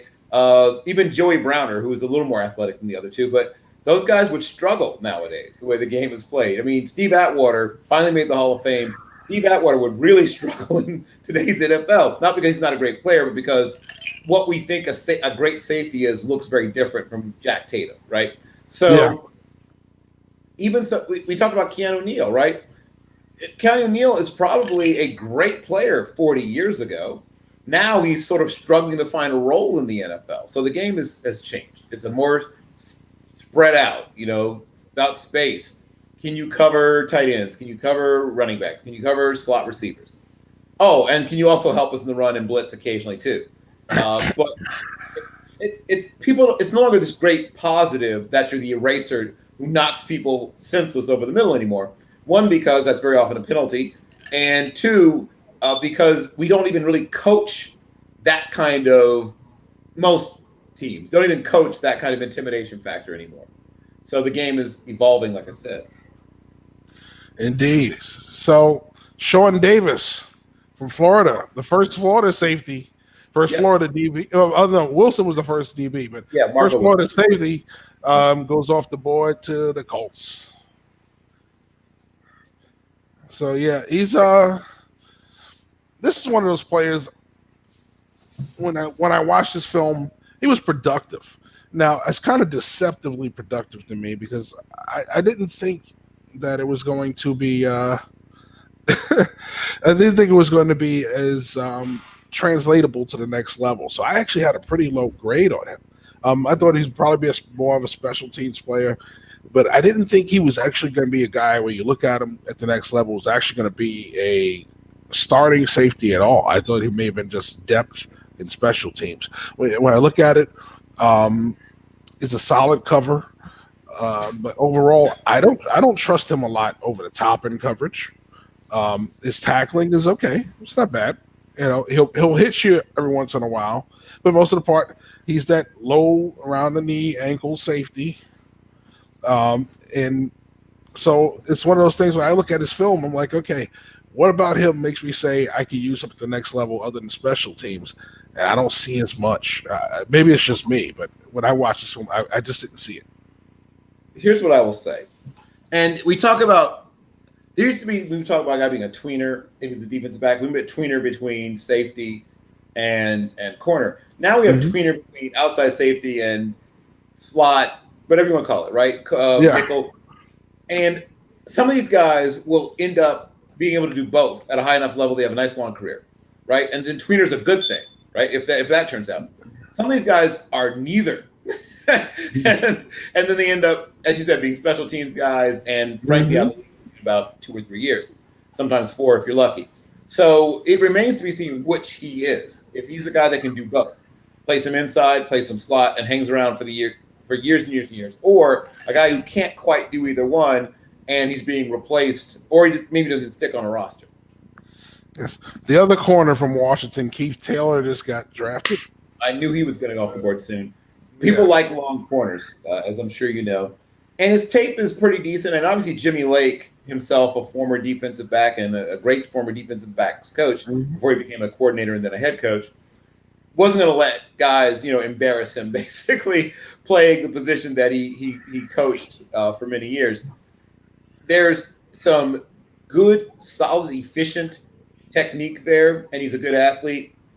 I don't think he has a great sense of getting to the ball, right? We talked about that earlier. Like some guys just have a really great innate sense to find the ball and get their hands on it. Some guys can do one, some guys can do both, and some guys can do neither. But some guys find the ball and then they can't get their hands on it. Some guys can get their hands on the ball if they can find it. And then there's the guys that can't do either one. He can get his hands on it if he can find it, but he doesn't always find it. Now, what did you think when you watched Keith Taylor from Washington? Every once in a while, you see the other guy and think something of him. I think he's a solid corner. I think overall, when you look at him, I mean, is he ever going to really, really break into somebody's lineup? Maybe, maybe not. He's probably going to fit a role for you. We talk about the jack of all trades or master of none. Well, he does some things well, but really does none great. So I think one of those things when you look at him, he's a little stickier in coverage than I thought he would be. Yep. So I think he's gonna be, man. I think he's one of those guys that's gonna fit in those sub packages. It's gonna be, of course, this round you're a special teams guy if you want to play first, but I think he's one of those guys who can get on the field in sub packages. But that's a bit the max I see for him. I don't see him ever getting close to that third corner consistently. And so if you have to play him for long stretches at a time, there's gonna be exposure because he's gonna match up against better athletes and better football players. And I'm sorry, he's just not going to be that guy. But if you expect all you're expecting out of him is a guy that's going to play special teams, a guy that's going to fit into your sub packages, then you got your guy.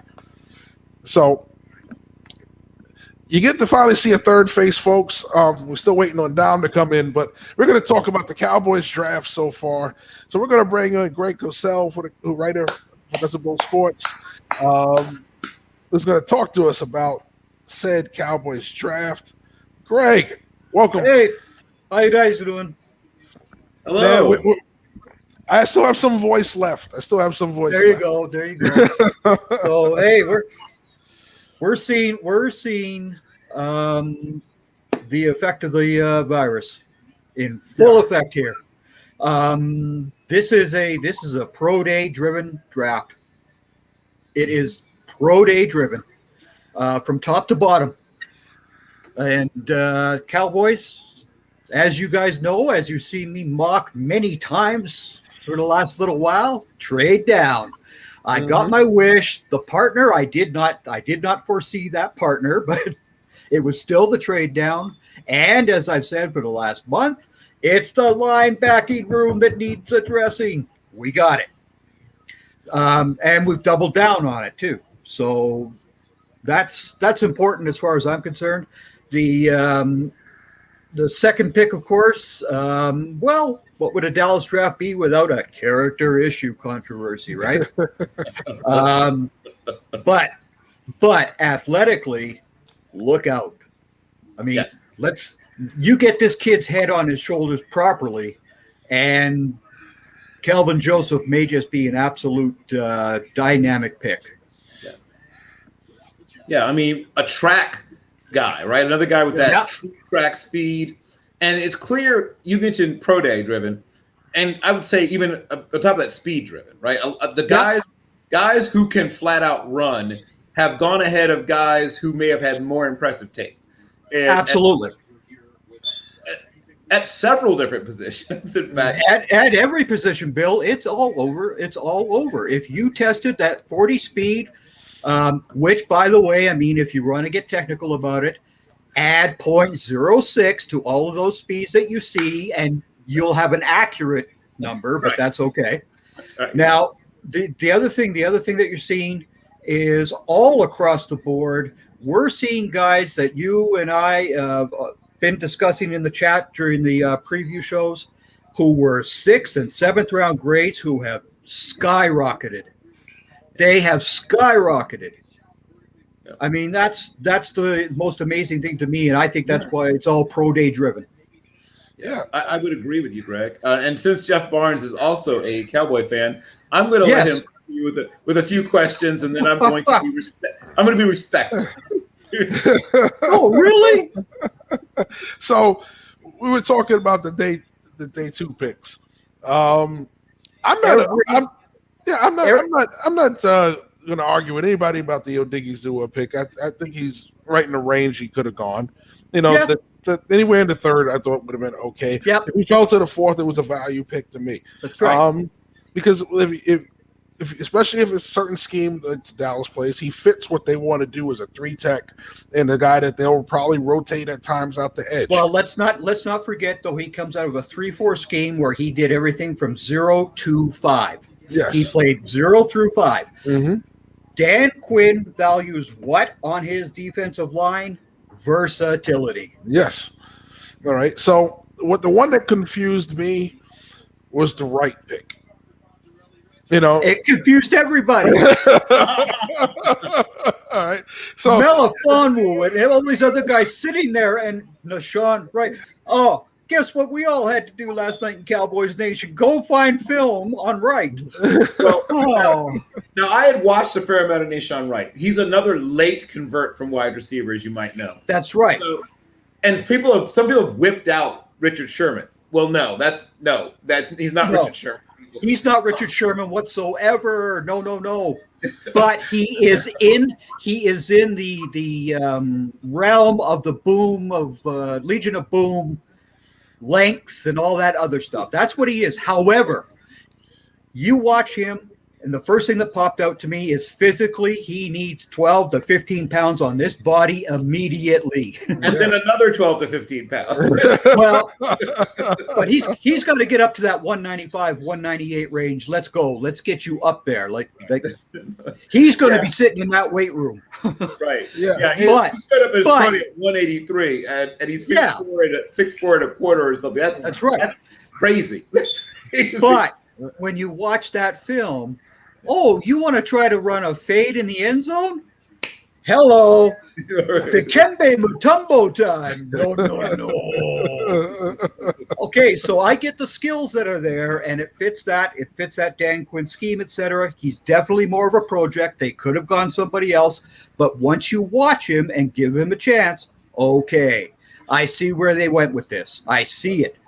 Yep. So it now the other. Also, of course, he could have dropped to 84, Jeff. Yeah, Nobody was going to take him. No. So at 75, they could have done something that I really, really would have been happy with, and that would have been Divine Diablo, and I would have been, yes, thank you. But it is what it is. Yeah. You take them when they're there, if they fit what you want, etc. And we are now seeing that scheme is driving the Cowboys draft. Yeah. Yep. So we have those questions in the third, and they come back with some great picks after that. So we turn around, Jabril Cox, Josh Ball, next two picks. And again, unlike last year when the only guy I managed to get right in my first ever effort at mocking was Bradley and I, this year I'm hitting guys. As you know, I hit on Golston, and I've had Josh Ball going late to the Cowboys for a long time. He's obviously a backup to begin with. There's no doubt about it. He's got heavy feet, right? So that lateral movement against the outside edge rush is something that needs to be worked on. But when you go through all those other things that you want to see in a tackle, he hits them. He's very flexible, knee bend, all those things that you're looking at. He hits those marks. So, yeah, it could have been a bit early. Again, but you've got a guy now that if something happens with Lael Collins or Tyron Smith, which we both know is often the case, he's played both right and left tackle. Right. Indeed. So, looking at these picks, I mean, every pick so far, besides the fact they're all defensive, are challenging positions where they have weakness. Veterans, but also veterans in place. Veteran pieces who are complacent. Yeah. Oh, Tristan Hill, goodbye. Anthony Brown, Jordan Lewis, get your butts out of here. Doris Armstrong, goodbye. I mean, these guys who just take up space, good riddance. Good riddance. And that's what Cowboys Nation does not understand at this point. They're not getting it. They are angry. They of course, they haven't taken the time to look at guys on film, et cetera, or know what to look for anymore and all that other stuff. They're just reacting. But if you use your noodle, these guys fit what Dan Quinn wants. Right. The Deshaun Wright pick, that is a complete Dan Quinn pick. But outside of that pick, every other pick, the scouts have won. You don't win by having just the biggest names out there, blah, blah, blah. You win by having football players. And the guy that I'm the happiest about is Golston. He's and Jabril Cox. Those two I am really, really happy with. Yeah. Indeed. Cox is a great value pick. Yes. It is. You got Parsons. Who is the explosive guy that everybody hoped Jalen Smith would be, even despite the injury and all that jazz. Right. Parsons is that explosive guy. He can go and get you quarterback sacks, et cetera, et cetera. Jabril Cox is what Van Der Esch was in his rookie season. So you got one guy who's very good in pass coverage. You got another guy who is very good on run defense and quickly covering ground, hitting people, etc. The prototypical stuff. Everybody going into this was so hung up on Surtain and Horn, and especially the Horn guys who were all, well, he's such a dog, he's got attitude. Well, guess what? I'll take the dog that we just got in Parsons. I'll take the dog that we got in Joseph. I'll take the dog that you got in Osa. I'll take all three of those dogs over what you would have gotten out of Horn. Right. Because they fit positions of need for this team, and they come with an attitude. Right. If you put one word after all of these guys, DAWG, dogs. And Horn's not really a zone corner anyway. He's No. pure press. No. He's pressed man, right? And this is what I kept wondering why saying. the Cowboys guys like pushing for him. It's like, do you guys know what defense you run on your team? It was They all don't. about his it was all about his attitude, and he was such a chip on his shoulder guy and all this other stuff. Excuse me, I've been watching the Cowboys for 50 plus years. NFL referees, they will throw flags on a Dallas Cowboys player who is 5 yards away from a guy just for the heck of it. I don't want somebody who has searching for the flag on every play that he's doing, et cetera, et cetera. I mean, that would have been a nightmare. Right. A nightmare. I'm with You you. know, so when it came to Micah Parsons, everybody that pick at 10, up until the draft, everybody was convinced it was a corner. Not me. And when they fell back and took Parsons, the word came out that no matter what, whether it was 10 or 12, it was always going to be Parsons.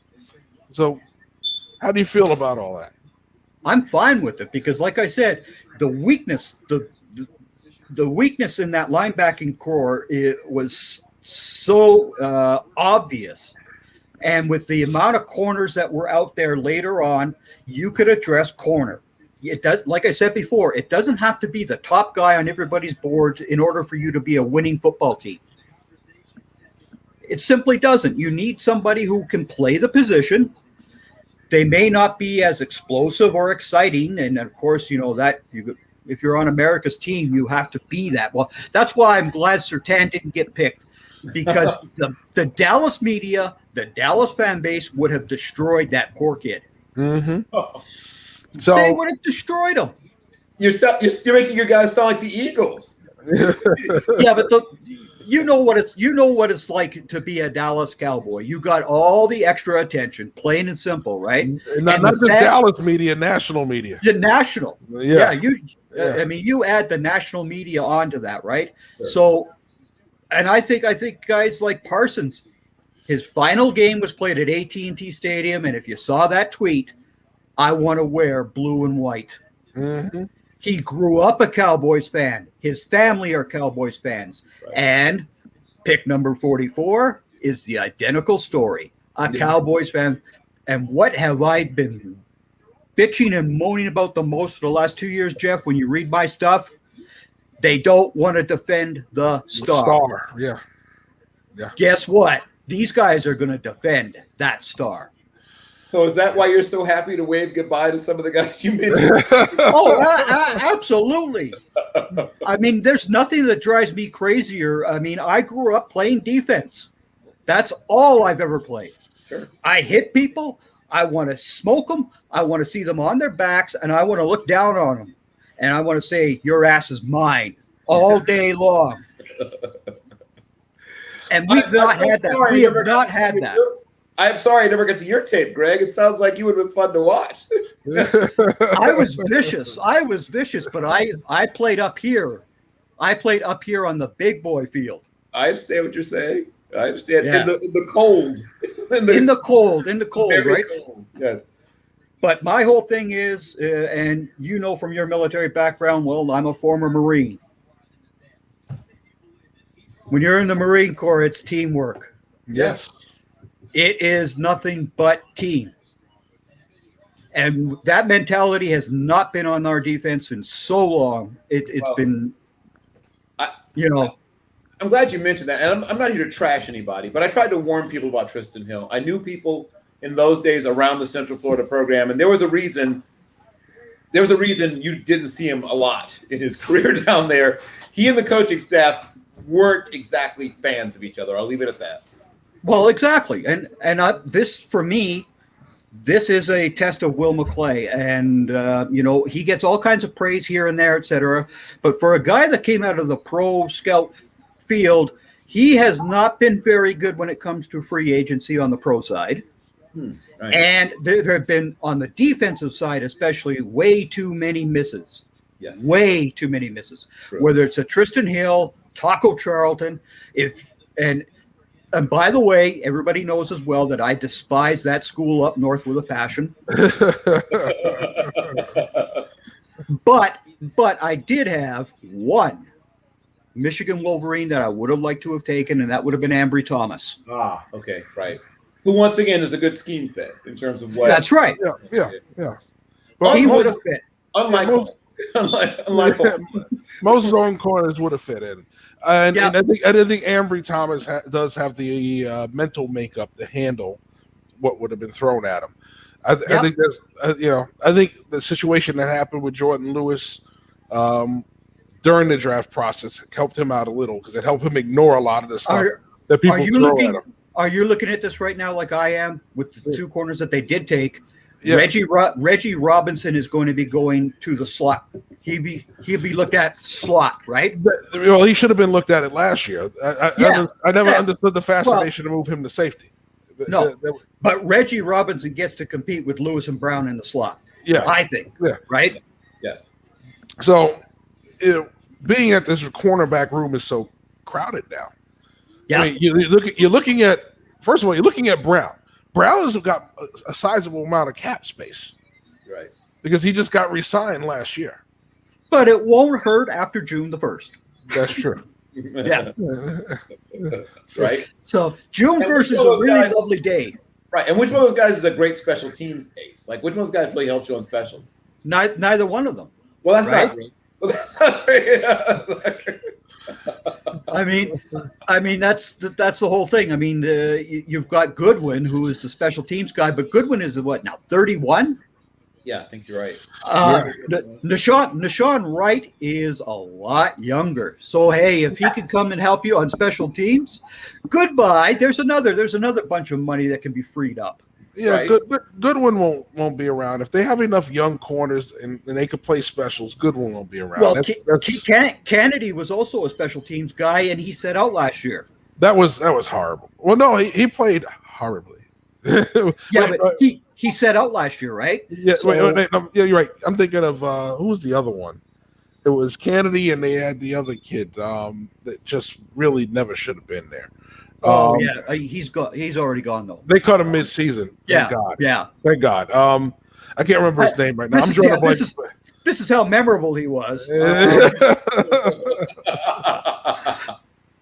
You know, It's been rough in the secondary the Yeah. last couple of years. And Last couple, I'm still waiting for the organization to understand there's a position called free safety. It just,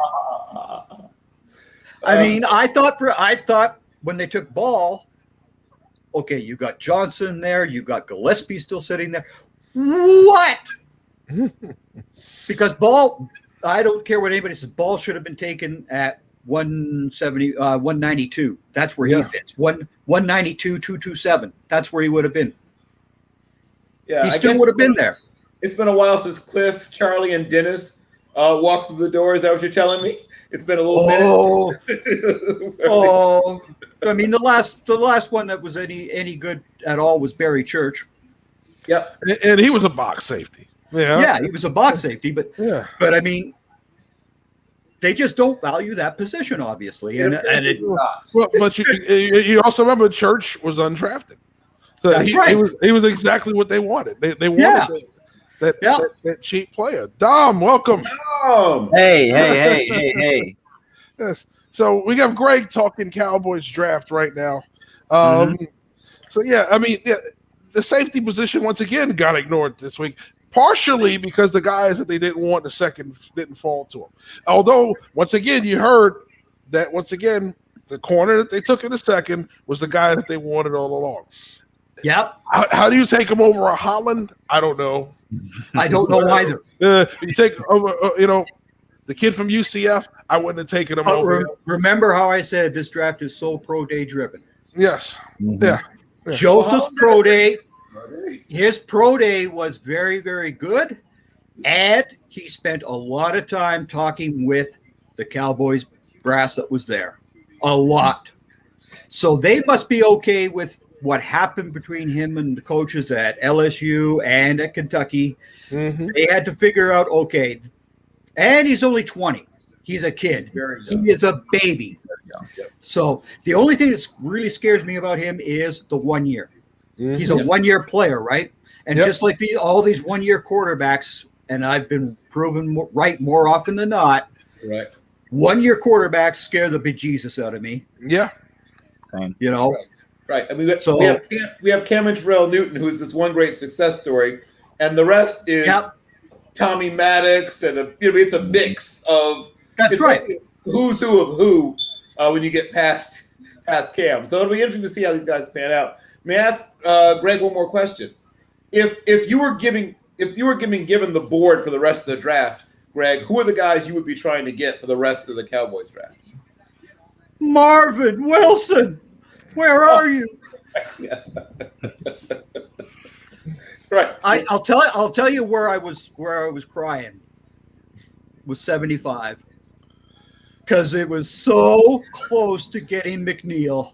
And I went, oh, Oh yeah, right. I mean, a Lim McNeil on that line would have been heaven. I'm okay with Osa. I'm okay with it. But boy, I would have loved to have gone after a Lim. Well, don't go anywhere, Greg. We want you to stay on. The Cowboys picking a couple of picks, so we want you to react to the next pick. So, yeah. So, Would you like to recap the last few picks, Jeff, while we're waiting? yeah. We could start. I'm looking at those now. So, Zach Davidson to Minnesota.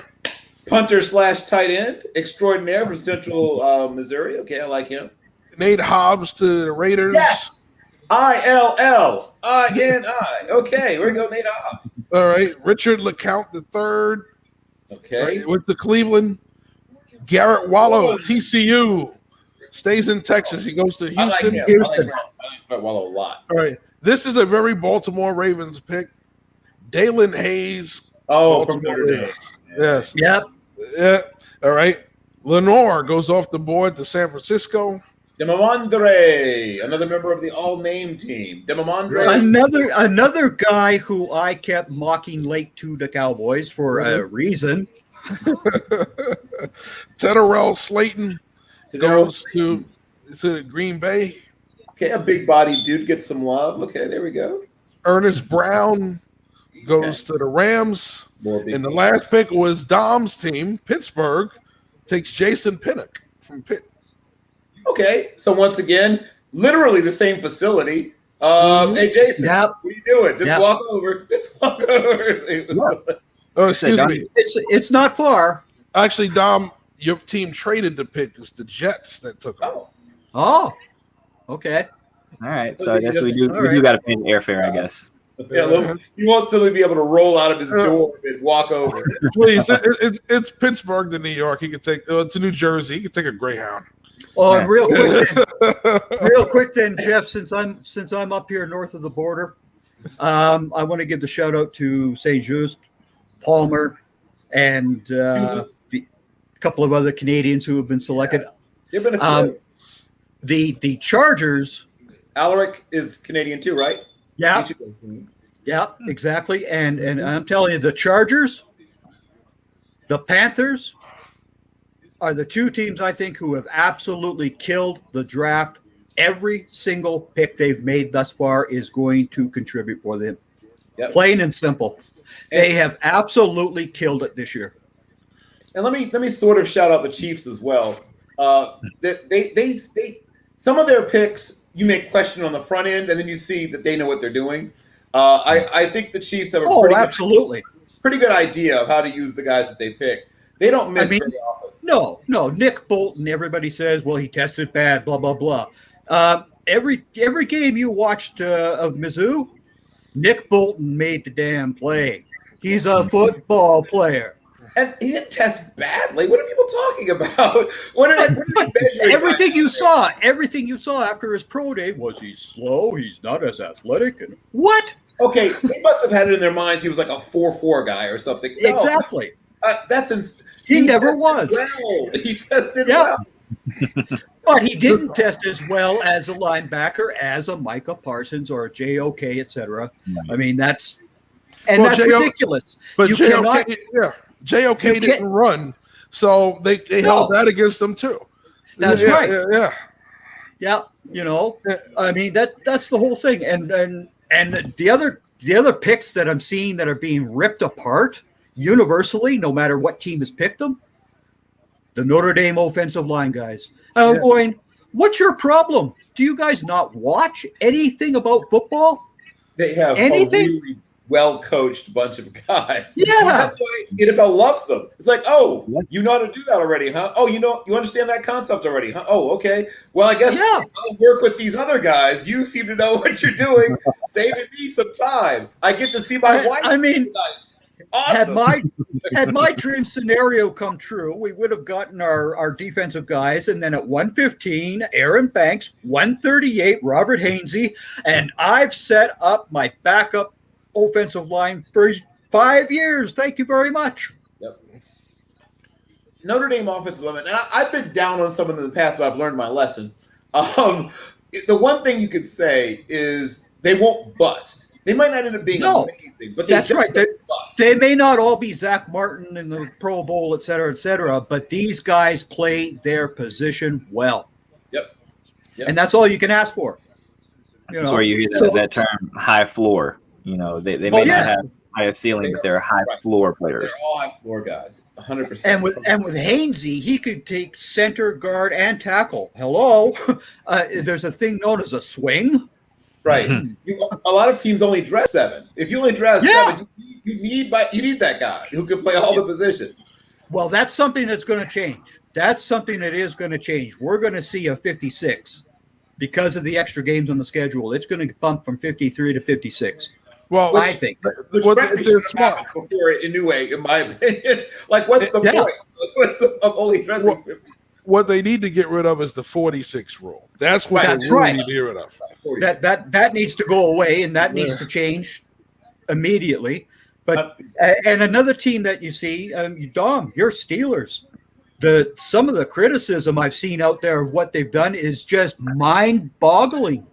So it's funny. I was looking at just, when I had the chance earlier today to just kind of look and see what we did, and I remember I think it was one of my friends texted me, and he was just like, the Steelers are picking the way that their picks are going says that everyone else is worried about their offensive line way more than the Steelers are, and I kind of believe that. I think that we might feel like there's a couple guys that we already have on the roster that. Because, obviously we had guys like Zach Banner and stuff go down who didn't play but last didn't play.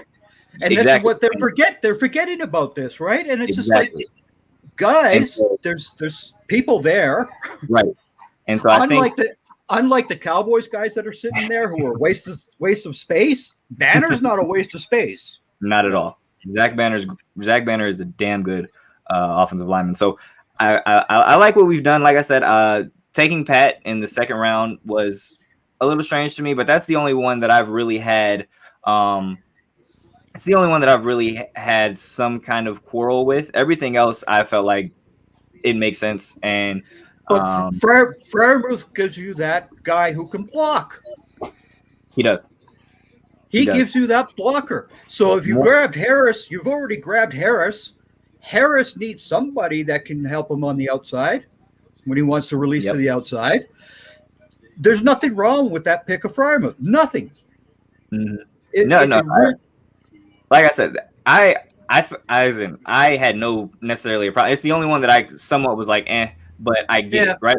Because the Steelers, realistically, we've been looking for our replacement for Heath Miller ever since he retired.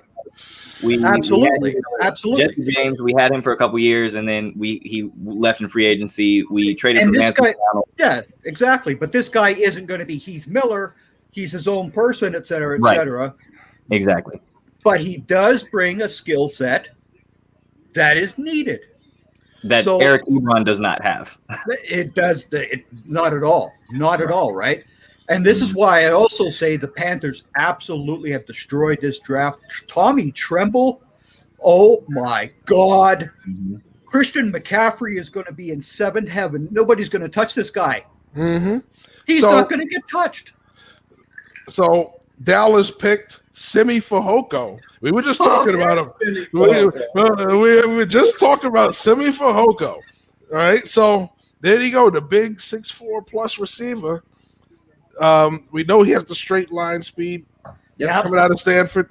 So how do you feel about that one? I'm still amazed that there was no safety, but okay. No, Ahoku, I don't mind this pick. I do not mind this pick because he has some pretty good hands. And he has got a catch radius. Yes. So there's nothing wrong with that. And that straight line speed, like you said, okay, well, are they really going to consider Gallup pass this year? Well, I don't think they could afford Gallup pass this year. I think They can't keep all of them. Somebody has to go. I think Somebody has to go. that was Although, the one good thing about the although Lamb pick. yeah, but the one thing I am hearing is the number 221 as next cap. That's a big leap. Yeah. And if we get to 221 next year, Michael Gallup is affordable at that point. Yeah. So it makes sense. It makes sense. Yeah, it makes sense. Because It's not gonna be.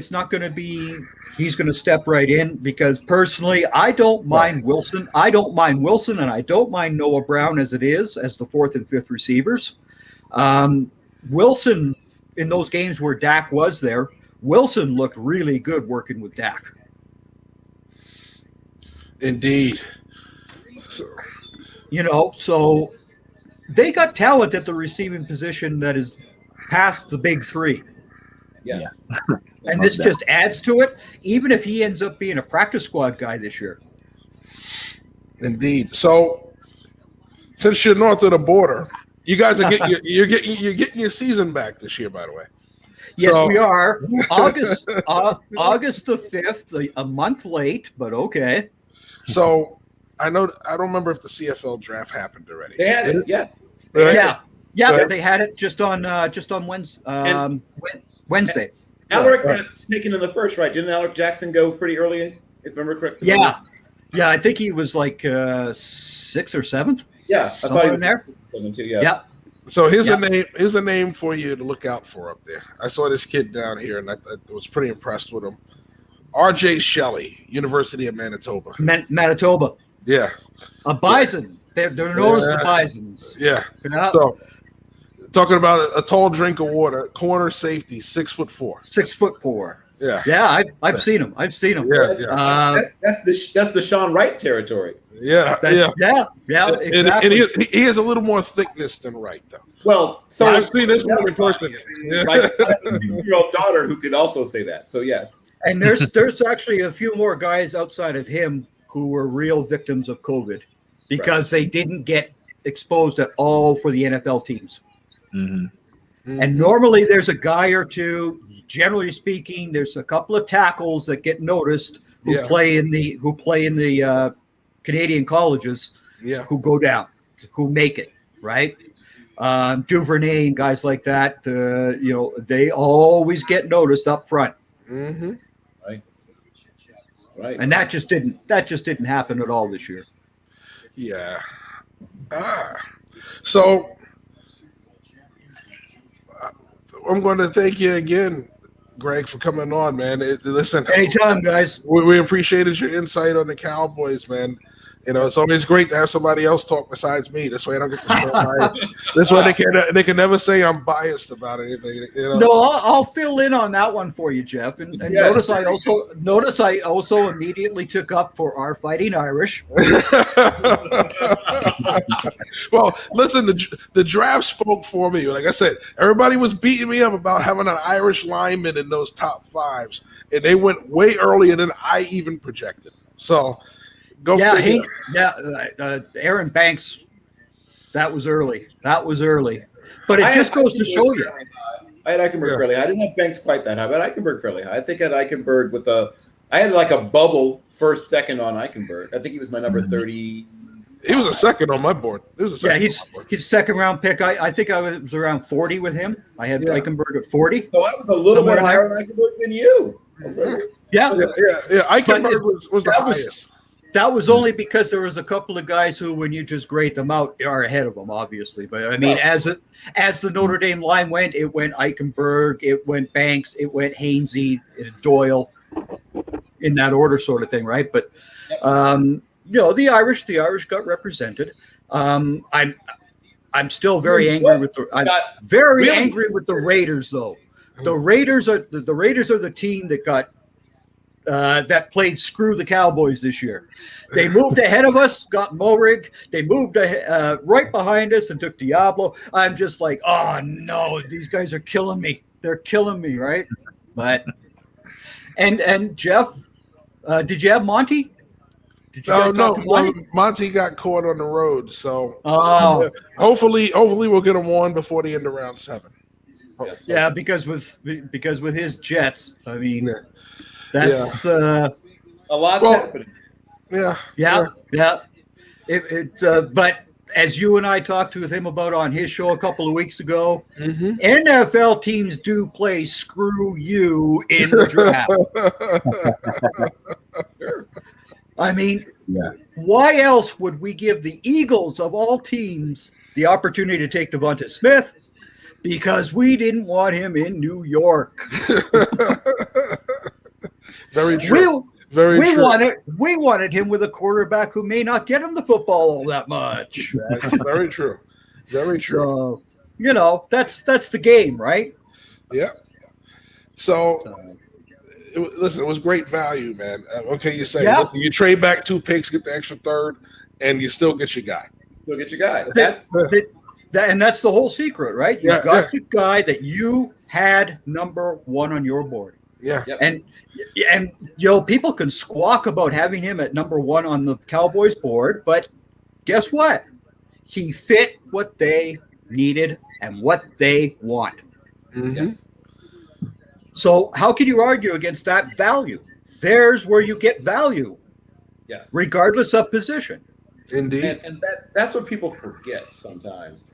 And my whole thing is when people talk about grading the draft or whatever it is, I don't so much worry about grading it, but I look at who found maximum value, who found Exactly. average value, and then who squandered value. And that's all I really care Well, about. this is why. I mean, when you look at what the Chargers and the Panthers have gotten thus far, you just go, holy cow!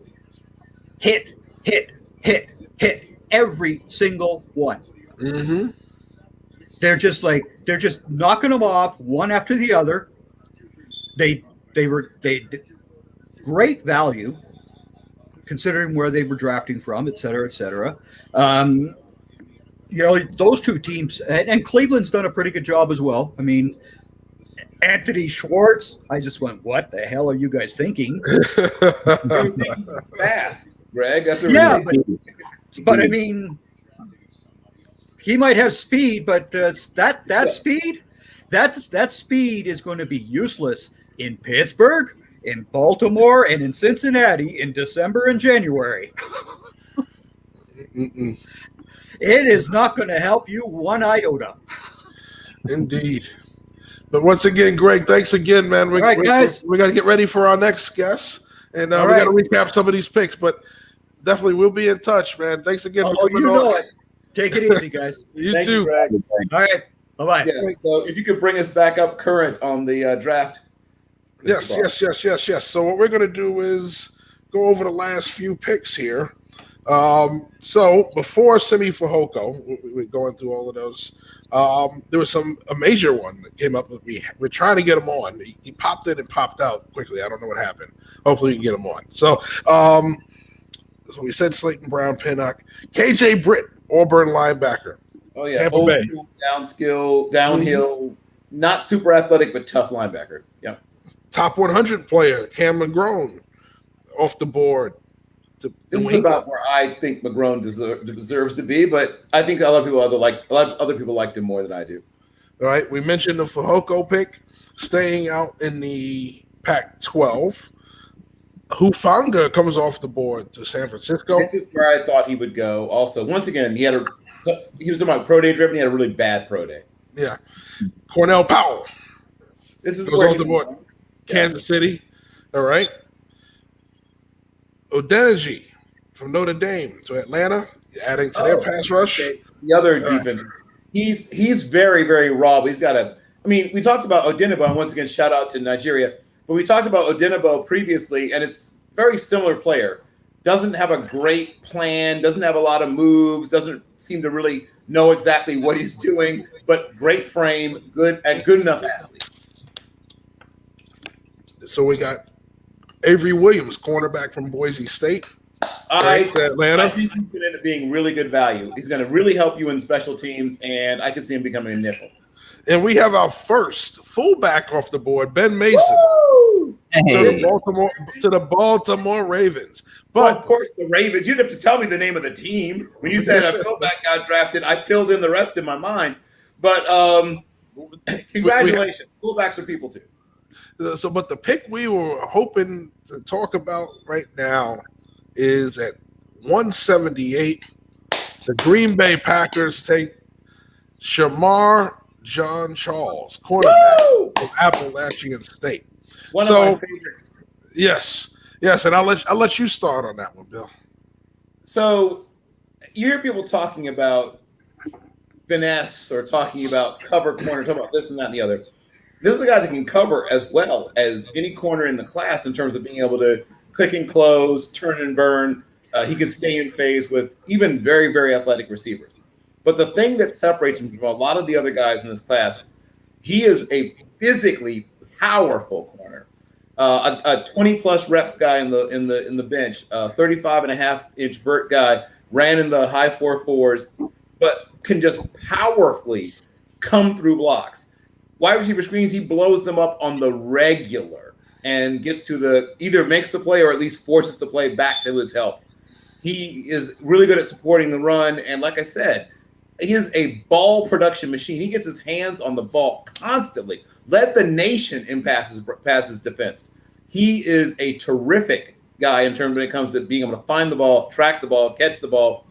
I think it's a great pick, and he's going to take someone's job in Green Bay. Someone is going to be looking for other work.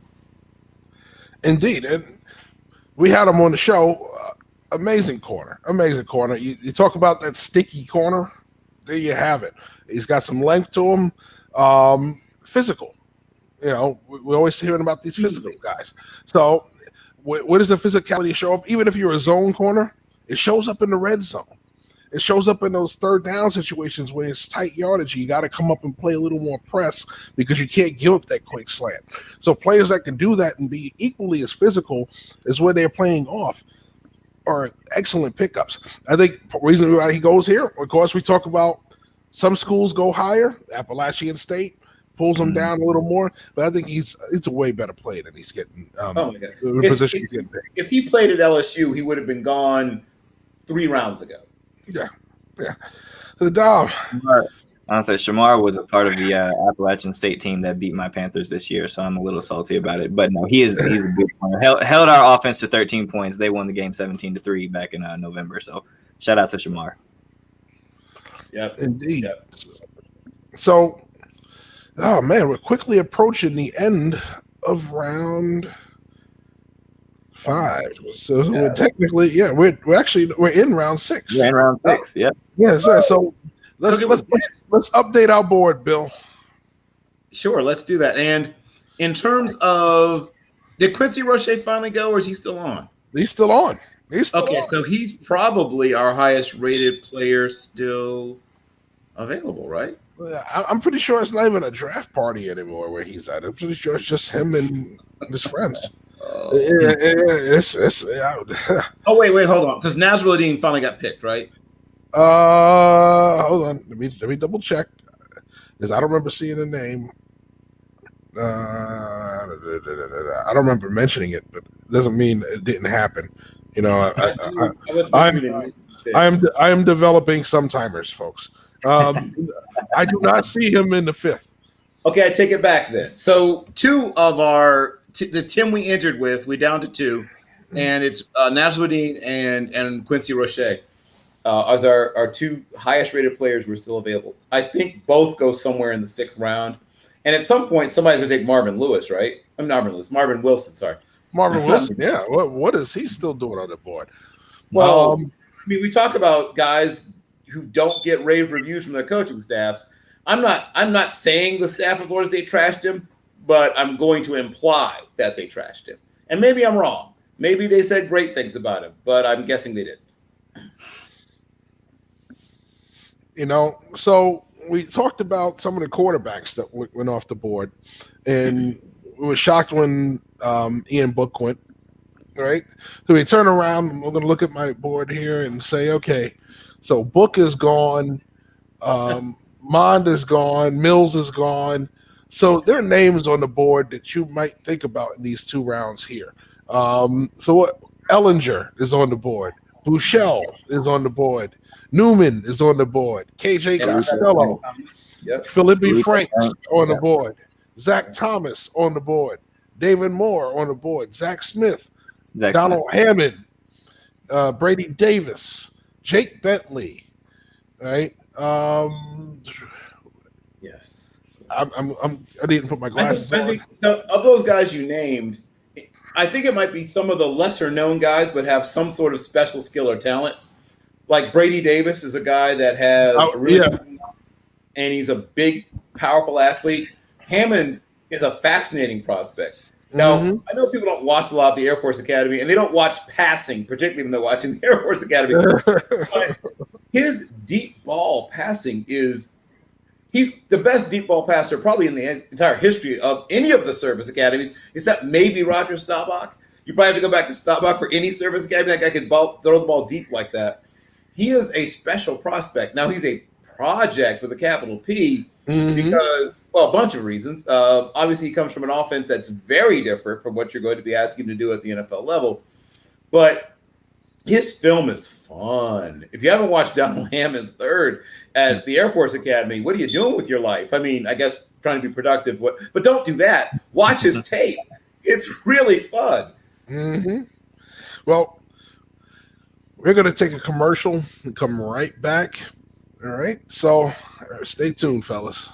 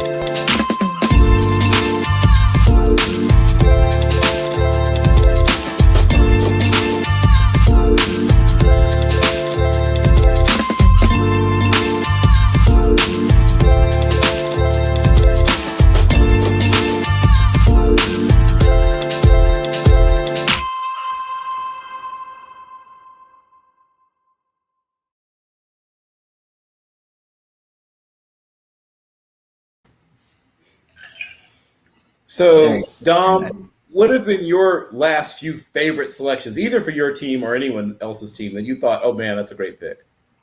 So earlier, when I saw that the Carolina Panthers took Chuba Hubbard, I thought that was really good for them to get someone, especially losing Mike Davis, who filled in phenomenally for him. Shout out to Mike Davis. He and I went to the same high school, actually. But them getting Chuba, so Chuba is a very good running back. He's hits holes well between the tackles, really strong. The main concern for him and why he didn't go earlier was that he had 7 fumbles in 2 seasons. He has to get a better control, and he has to be more careful with the ball and not as careless. But I think having him as a backup for Christian McCaffrey and someone who can kind of take some just a little bit of the load off of him, that's huge. Having that, because he's a high caliber backup. Like, he's someone who, in some offenses, he'd probably be the best running back in the room. So having him there, I think that's a really good pick for them. A pick that I actually was a little upset about that the Baltimore Ravens made, because the more I thought about it, and I know some people really hated what they saw out of him this year, was Wade out of Ohio State. Yeah.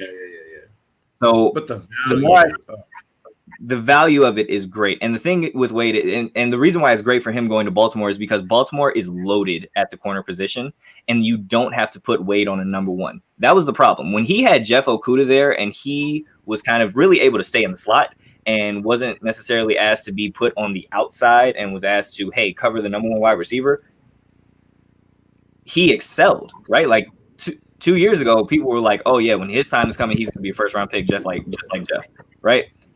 Jeff leaves. Wade has to be the number one corner now. He has to line up outside, and he got torched all season.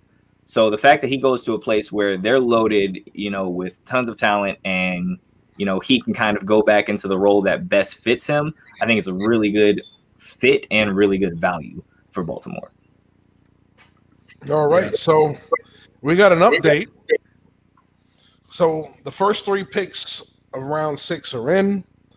All right, starting off the round, the Chargers taking Nick Niemann from Iowa. Yeah, I always mispronounce his name, Neiman.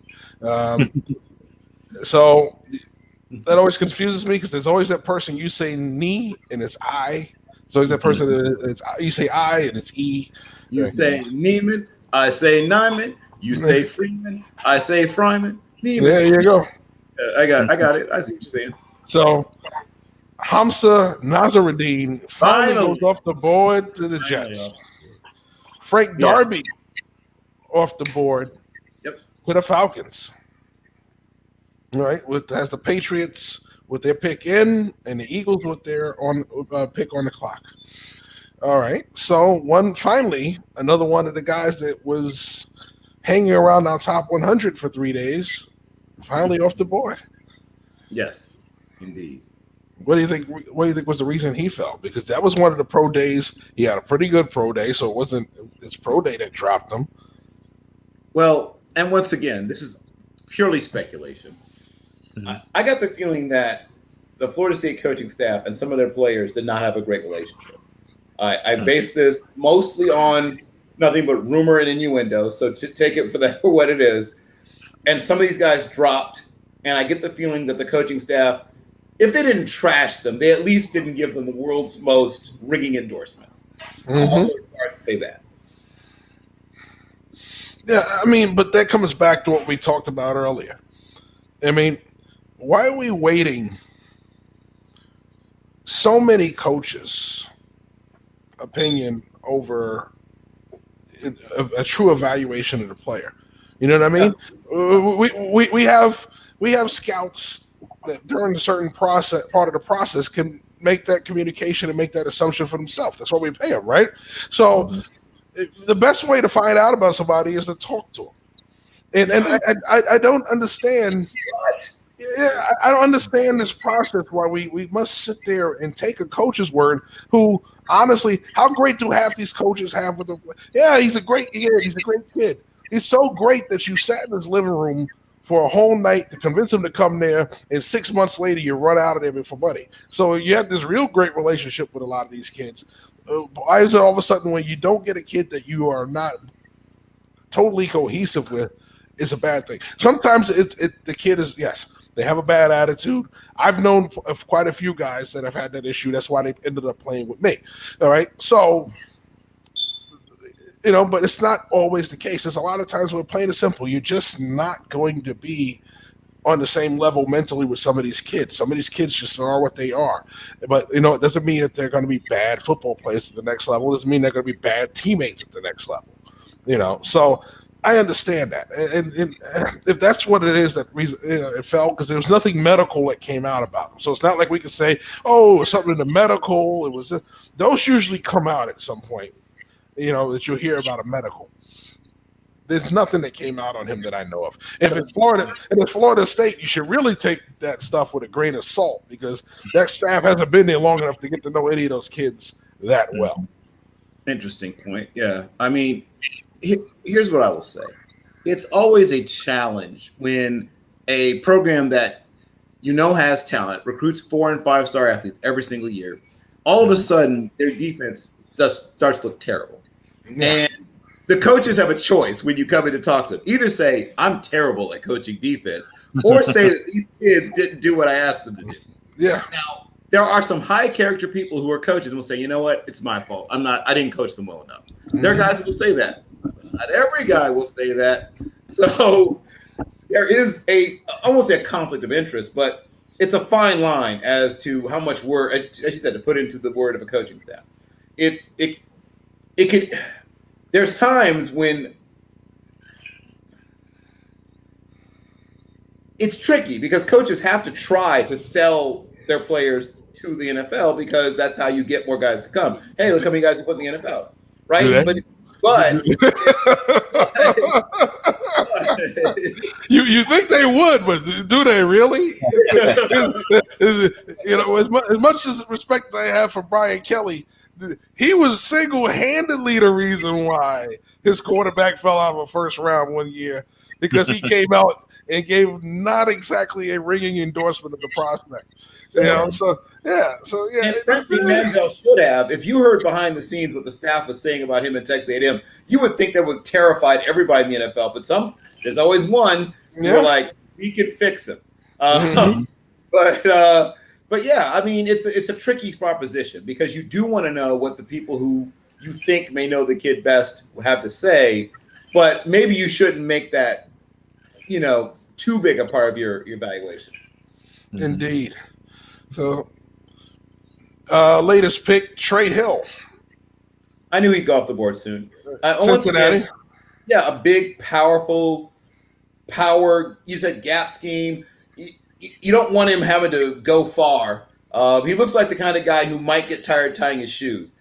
But when he gets his hands on you, he's going to take you places you probably don't want to go, to a very dark place. And so he is a big, powerful, angry, kind of limited but powerful, angry dude. And some people think he moves the guard, but he can play guard or center. And if you like a huge, angry center, boom, you got one. Yeah, we also had Josh Bledsoe go off the board from Missouri. Yes. All right. Yep. Right. So he goes off the board to New England.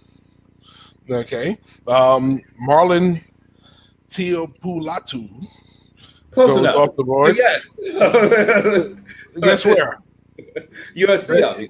Oh, The which Eagles. The Eagles. Oh, okay. Okay. You just had Coastal Carolina, Taron Jackson. Taron Jackson. Go to the Eagles, and I'll tell you what. I like that guy. I think he's gonna be better than other people think he. And I'll tell you what. The number 2 pick in the draft is happy that he ended up in the NFC East, not the AFC East. So, poor man's Frank Cole, right? A poor man's Brandon Jackson, one of those short, stocky DNs who ends up being more trouble than you think he'd be. I know everyone loves length, but there's other ways to win. yes. All right. So Dallas is on. They just submitted their pick, and Carolina is on the clock. So while we're talking divisions, it's almost the top of the hour. So what we're going to do is we're going to. Well, he's actually on the phone, so we're going to wait a little longer. Yeah. So what we're going to do is. Let's see who's left. I mean, we know Roche's still on the board. Yeah, it might be it. Let me check once again, but I think everyone else from our 10 best available coming into day 3 have left. Nixon, St. Brown, Wallace. Yeah, Roche's still there. Sante Samuel Jr., Hamza, Nasruddin, Brevin Jordan, Chuba Hubbard, Cameron Bynum, and Ellerson Smith / Cam Sample because I love ties. But yes, the only one left is Quincy Roche. All right, so and he should go somewhere in this round as well. Actually, we haven't had a Daz Newsome sighting, huh? So yeah, Daz is a possession receiver. I mean, like we were talking about, like Sage Surratt. Come on, people, Sage Surratt's a possession. When you run 4.77, you're not going in the top 150. Yeah, you might not go in the top 200. Yeah. All right, so. All right, so the Dallas pick, they go D tackle, and it's actually a teammate of their second round pick. All right, so it's going to be Quentin Bohanna, D A tackle. big man. Yes. So we Yeah. were talking about Gilbert Brown types. So this is where Gilbert Brown would go nowadays, right? Yeah. That guy who's just 340 something pounds and, essentially just clogs everything up in the middle. That guy has value, but this is where the value is. Tyler Shelvin, I think, may still only be on the board. Is that correct? I heard people trying to push him up into the third or the second, and I was like, he's a 2-down player, and, 2-down players don't go in the first 3 rounds anymore. So Bohannon and Shelvin, this is probably where both of them go somewhere in this round. So Bohannon's gone. Shelvin should probably go soon. Well, we're going to take a break from talking about those guys since we're going to talk about what the Bears did today. So we're going to bring in Dan Goodwin, who was covering the NFC North for us the other day. So today, I should say, he's just going to talk to us about Chicago and their draft. Dan Goodwin, What's happening, gentlemen? the people's champ. Y'all doing all right today? Not bad. Not bad of yourself. I'm great. I'm great. It's the 3rd best day of the year. That's right. That's right. Especially when you seem to be hitting, Yeah. when things are going your way. So it's a pretty limited draft experience for the Bears today. Yeah. Especially because you decided to give up quite a bit to move up. So let's talk about what you guys have done so far. I mean, the back half of your draft is still a ways away, but excuse me. So let's talk about your first 3 picks. Yep. I mean, with ours, with what we've done, it's been exceptional. I think stepping up and getting Justin Fields is, moving up for that pick. That was everything that I wanted. I was when it happened. I was hoping for it. I was hoping for the best, and you had Mac Jones sitting there, and Justin Fields sitting there, and I wanted Justin Fields. I've been campaigning, pounding the desk for him for weeks now. So I think that's a good pick. What I like about Justin Fields is that he has legs, he can run, but that's not what he does most, right? He's more of a pocket passer in the traditional sense, which in my opinion is easier to transition in the NFL, because if you have a guy who just scrambles like say an RG3 or something like that, or Michael Vick or whoever, it was always a problem trying to get them to stay in the pocket, to teach them some of those things, right? So I think his transition to the NFL game will be a little bit better. He's like Russell Wilson in the fact that, he wants to pass the ball, but he can definitely move. He's like a bigger, faster, stronger Russell Wilson, in my opinion. That's what I see him as. He actually modeled his game after him. Another thing that I like about him is that he handles adversity well. There's been adversity throughout this whole process for him, but he's handled it with class. He's handled it with dignity. He hasn't been upset. He hasn't gone off on anybody, so on and so forth. Even though it seemed like he was the only quarterback being attacked through this whole process. So I like that about him. He also handled adversity when he left Georgia and went somewhere else. They wouldn't put him in front of Jake Fromm, and for whatever reason, we don't know the reasons behind that because Kirby Smart has been quiet on it, right? So we don't really know the reasons. Maybe he's talked to teams about it. I don't know. But that's where we sit at that. I'm not worried about it, not one bit. So I'm happy with that. I'm happy with what we got out of him, and I hope that he moves forward. One other thing that a lot of people don't realize is that, through this whole process, since middle school, basically, he's grown up, and Trevor Lawrence and him, they're almost from the same area. They're 30 miles apart, maybe. And through this whole process, it's been 1A, 1B, 1A, 1B. They flip-flop back and forth. At the Elite 11, that he was a part of with Trevor Lawrence there, he won MVP. You could argue in the 2 games that they met in college at the University of Clemson and at Ohio State, he played better. He outplayed Trevor Lawrence.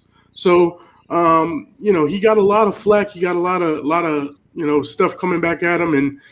Trevor Lawrence was put up there. So I think he has a chip on his shoulder. I think that'll do him well in the NFL because it'll give him the drive, the desire to go ahead and go forward. As far as our other draft picks, man, Tevin Jenkins, that was a guy who a lot of people had us mocked to get him at 20. So to get him at 39, almost 20 picks behind where the mock was putting him at, that's extreme value for that. You know, even though we did give up a draft pick for it, we gave up the third round pick for him in order to move up for it. I think it's well worth it. That's something you need, right? And I'm a believer that scared money doesn't make money. So if you need something, these guys are available. Go up and get them. You know what I mean? We're already salary cap strapped right now. So, you know, so what? We give away the third round, and we didn't have a fourth round. We got 2 top-notch players, and then we turned around in the 5th round and we're able to get another tackle, right? Or you can play him at guard, and probably, you know, he's a bigger guy. He's a little bit slower. I don't think he's as athletic, but he's still very good. He's still very strong, and that's what you need. They got, you know, maulers up front now, some guys that are mean and kind of nasty a little bit. So I think that's what you need. That's what you want, and I'm very happy with those picks right now. Indeed. I mean, what's the mood overall that you're seeing with the fans? I mean, you get the quarterback, the big name that everybody's sitting there because you spent all off season saying Andy Dalton wasn't enough. So you're at 20, you go up and you go get him. You get the tackle to potentially help protect him. You add a guard now. I mean, you guys are going to be picking again, so we don't know what'll be available when you guys come up. We'll around for that one. But overall, what is the mood of the fans so far?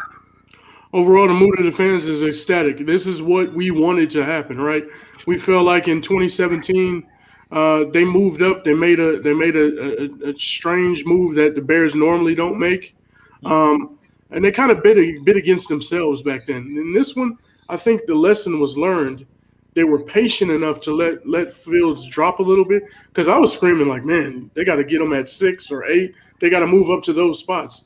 And then when the dominoes began to fall, it seems like they kind of let the other things happen and take place and then make their move instead of bidding against themselves, which was good, you know, because you got the 2 cornerbacks that came off the board, J.C. Horn and Pat Surtain. That's who the Cowboys wanted. So when that happened, the Cowboys wanted to move back. Ironically, they moved back and trade with Philadelphia, and I'm like, wow, how does that happen? It's because New York wanted Devontae Smith, so then that made New York available for trade. So I think the dominoes fell. They were patient. You got to give Pace his credit. I'm critical of him in certain instances, but in this situation, I got to give him his credit. He's really pulled it off, and the fans are enjoying it. They're having a good time. Yeah, we only got 3 guys on the out of the draft so far, but we do have some picks coming up in the 6th round. And we have a 7th round pick. No, we don't have a 7th round pick, but we do have a few picks in the 6th round. So we should fill out some things and try to get some flyers on some guys that may battle for some spots on the roster or something like that. So maybe some potential guys. We're looking for a box safety, hopefully. I need a box safety because Eddie Jackson is a guy who's a ball hawk, and he can't play the way he plays unless he has a smash, like Smash Amos, Adrian Amos. He was a box safety who could come down and do the dirty work while Eddie Jackson did his thing on the outside or played center field. So that's what we need. If we can find somebody like that, we may need a wide receiver, and another piece at offensive line if we need. Or cornerback, actually. So those are the things that I'm looking for in the 6th round. But overall, the fans, man, they're ecstatic. They're happy. Twitter is jumping. Everybody's feeling good, dancing, laughing, having a good time. As they should. As they should. I think, real quick, Jeff, I was going to say, I think the Bears, with Justin Fields and Tevin Jenkins, like I said, getting Tevin Jenkins at, like Dan said, 39 is ridiculous value, right? Like Tevin Jenkins is someone who's going to come in and be a starter day one. He's going to take over that tackle spot, and then trading up. This draft is very clearly showed that Ryan Pace and Matt Nagy knew this was their last chance. They knew, okay, we don't have any time. Throw caution to the wind. We're going out here. We're making plays, and as of right now, I think it's working. As far as Justin Fields and why he fell, the whole thing at Georgia is just ridiculous to me. How you pick Jake Fromm over Justin Fields, but that goes to show. I mean, Kirby Smart isn't the best evaluator of talent, specifically offensively. You can. So you're saying Kirby's not so smart? Is that what you're saying? Absolutely. If you looked at what Georgia did with their offense this year, you know Kirby really had no idea what the hell he was doing at times. But so that's how that whole situation plays out. Justin Fields, though, I think, like Dan said, someone who's been through adversity, and this is the first time in his career like he's gonna have a chip on his shoulder because people told him no for like the first time, that like, you know what, we're not that into you. So I think the Bears, even like, you know, some people be like, oh, they gave up so much, and you know, we're heading into round 6 and you've only made 3 picks so far. So what if all 3 of those picks are hits? Who cares? Mm-hmm. Yeah. Another thing with that Kirby Smart situation, if you really take a look at it and think about it, back then he even elevated Jake Fromm beat out Justin Fields and also the other kid. What's 6'6" guy? He went to Washington. Eason. Yeah, Jacob Eason. Yeah, right. Tony Jacob Eason. He was a 5-star recruit as well. I think he was better than Fromm as well. But you know, the same situation. I mean, so it's not like he's the only guy that did it. Jacob Eason did it too. So there's something there. Fromm's the legend killer. That's what Fromm is. Jake Fromm, the legend killer. Seems like it, yeah. Seems like it. Randy Orton, right? Yes, exactly.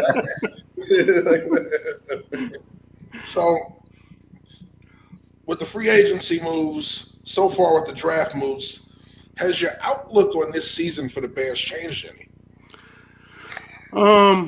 It has changed a little bit. The free agency moves, I mean, I wasn't really a fan of the whole Andy Dalton move because I felt like we gave away a top-notch cornerback in pursuit of Andy Dalton, and I don't think he's much better than what we have in Nick Foles, right?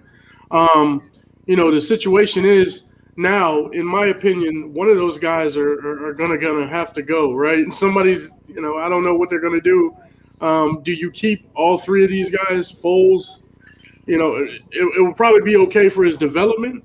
In my opinion, my opinion, I explained it to a couple of my friends the other day is, you know, going forward this season, I would like to see them to, you know, since Foles has such a good relationship with Filippo and Nagy, maybe he can transition to some type of a quarterback's coach, really. And free up some roster money because we only have $400,000 available right now. So they're gonna have to do some things. But you know, I don't know. I don't know. I think it's the end of the line, to be honest with you, for Nick Foles. I don't see you know the value that he brings at this point in time. And I'm looking at it. You know, the outlook is good. Do you want Justin Fields to sit? Do you want him to start right away? I'm a proponent of put the best man in the game. If he's available and he's ready to go, put him in there. There's no sense in waiting just for the sake of waiting. You know what I mean? What really can he learn from Andy Dalton? And it may sound harsh what I'm about to say, but I'm going to say it because I've said it before. I'm going to be consistent. Andy Dalton is he's a decent quarterback, right? He's okay, but he's a loser, you know? And what I mean by that is that he's done nothing but lose in Cincinnati. And it may be a product of being in Cincinnati, right? But it is what it is. So is that what you're going to teach Justin Fields? What can you really teach him? You know, so that's my thing. I just hope they put him in the right situation and really help him blossom into what he's supposed to become. And hopefully Nagy has learned his lesson with play calling because that's an issue that I have as well. So the offensive guru, Just let Joe Laser call the plays. It worked I well for agree. you at the end of the. It worked really well for you at the end of the year last season. Right. He's already said that he's handling play calling again. So Right. But wasn't that the driving source behind the Dalton signing because of the relationship between Laser and Dalton? I thought so. That's what I thought. That's what I thought. So for me, the signing of Andy Dalton was a panic move. The Bears were desperate, and obviously we saw that with the draft. Like, this is kind of like that good desperation. Andy Dalton signing was the bad desperation. It was, okay, we missed out on Deshaun Watson. We're not going after Sam Darnold. We missed out on Russell Wilson. We have to give somebody. We can't just walk away from this with nothing. So, hey, we got Andy Dalton. That's what they did. That's exactly what it was. It was a panic move, clear panic move, and hey, we'll see what happens with it. I'm not too high on Andy Dalton or Nick Foles for that matter, but we'll see what happens. If they're able to help him, learn the playbook at least, because there are going to be hopefully some wrinkles from Laser, and there's also some wrinkles from Nagy. So maybe he can, those two guys can help him in that regard, learning the playbook and learning where people are supposed to be in the offense, the scheme, all that type of stuff.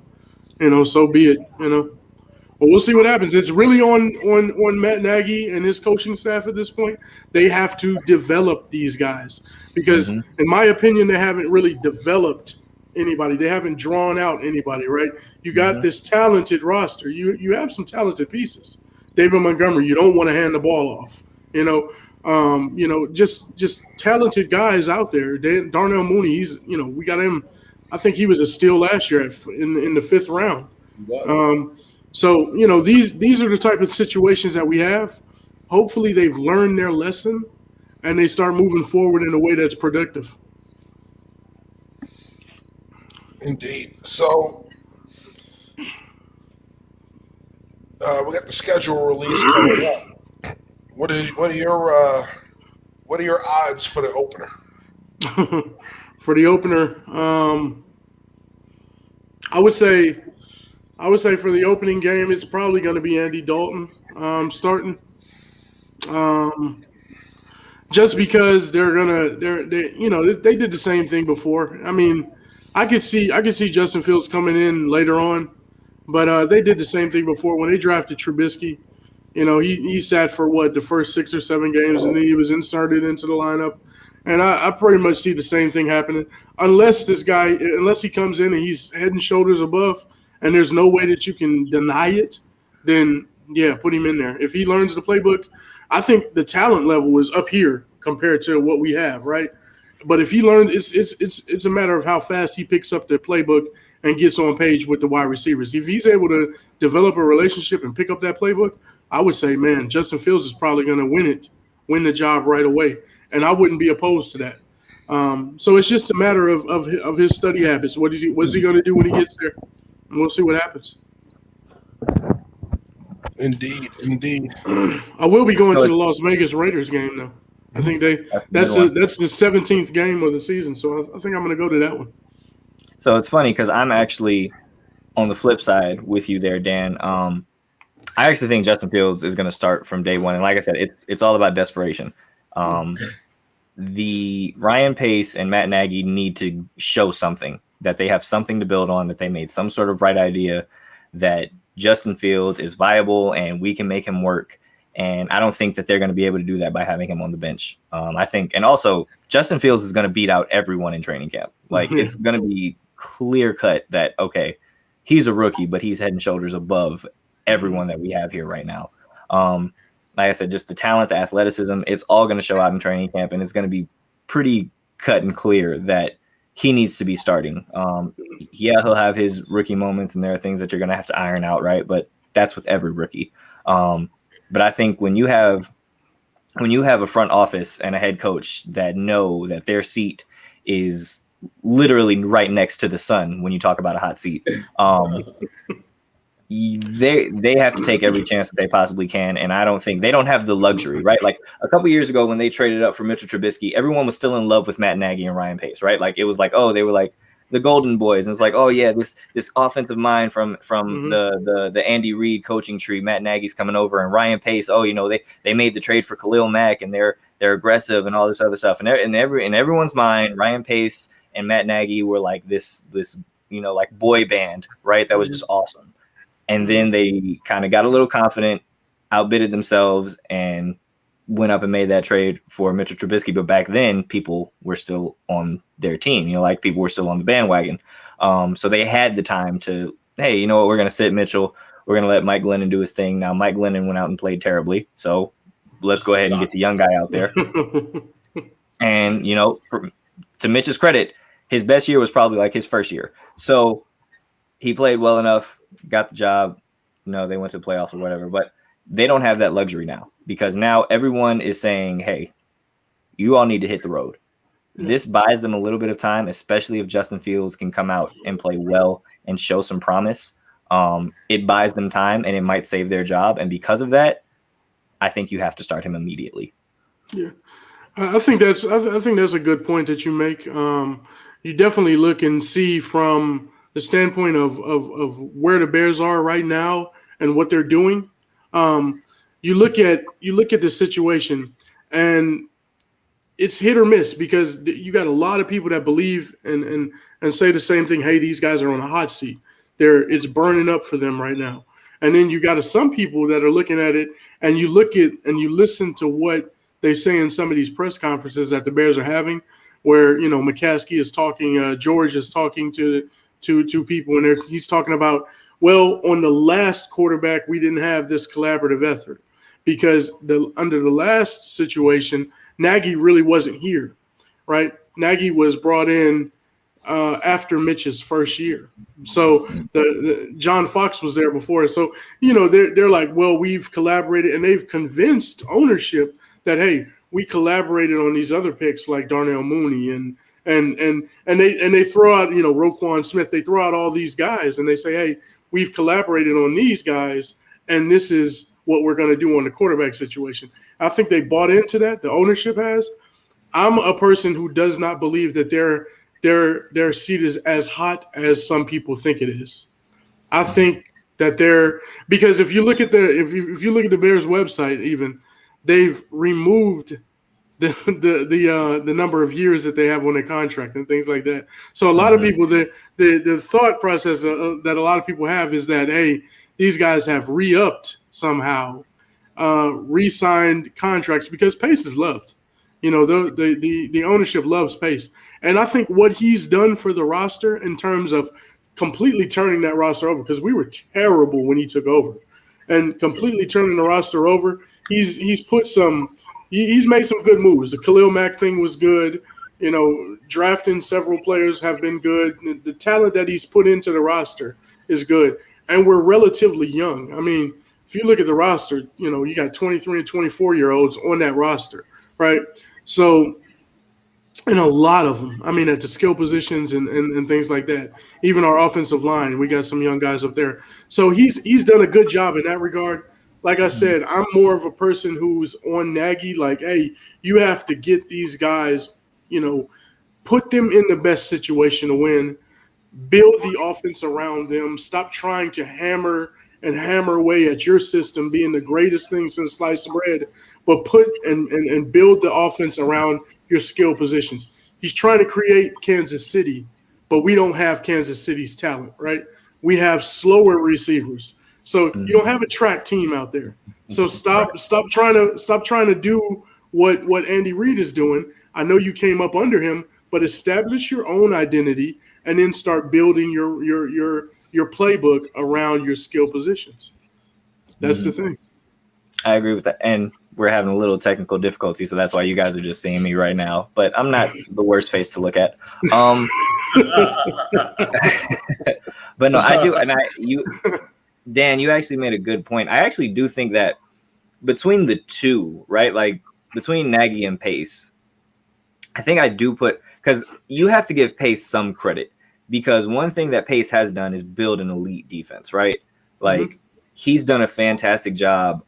Really, the thing that's funny is like Pace's biggest mistake, obviously, it was trading up to get Mitchell Trubisky.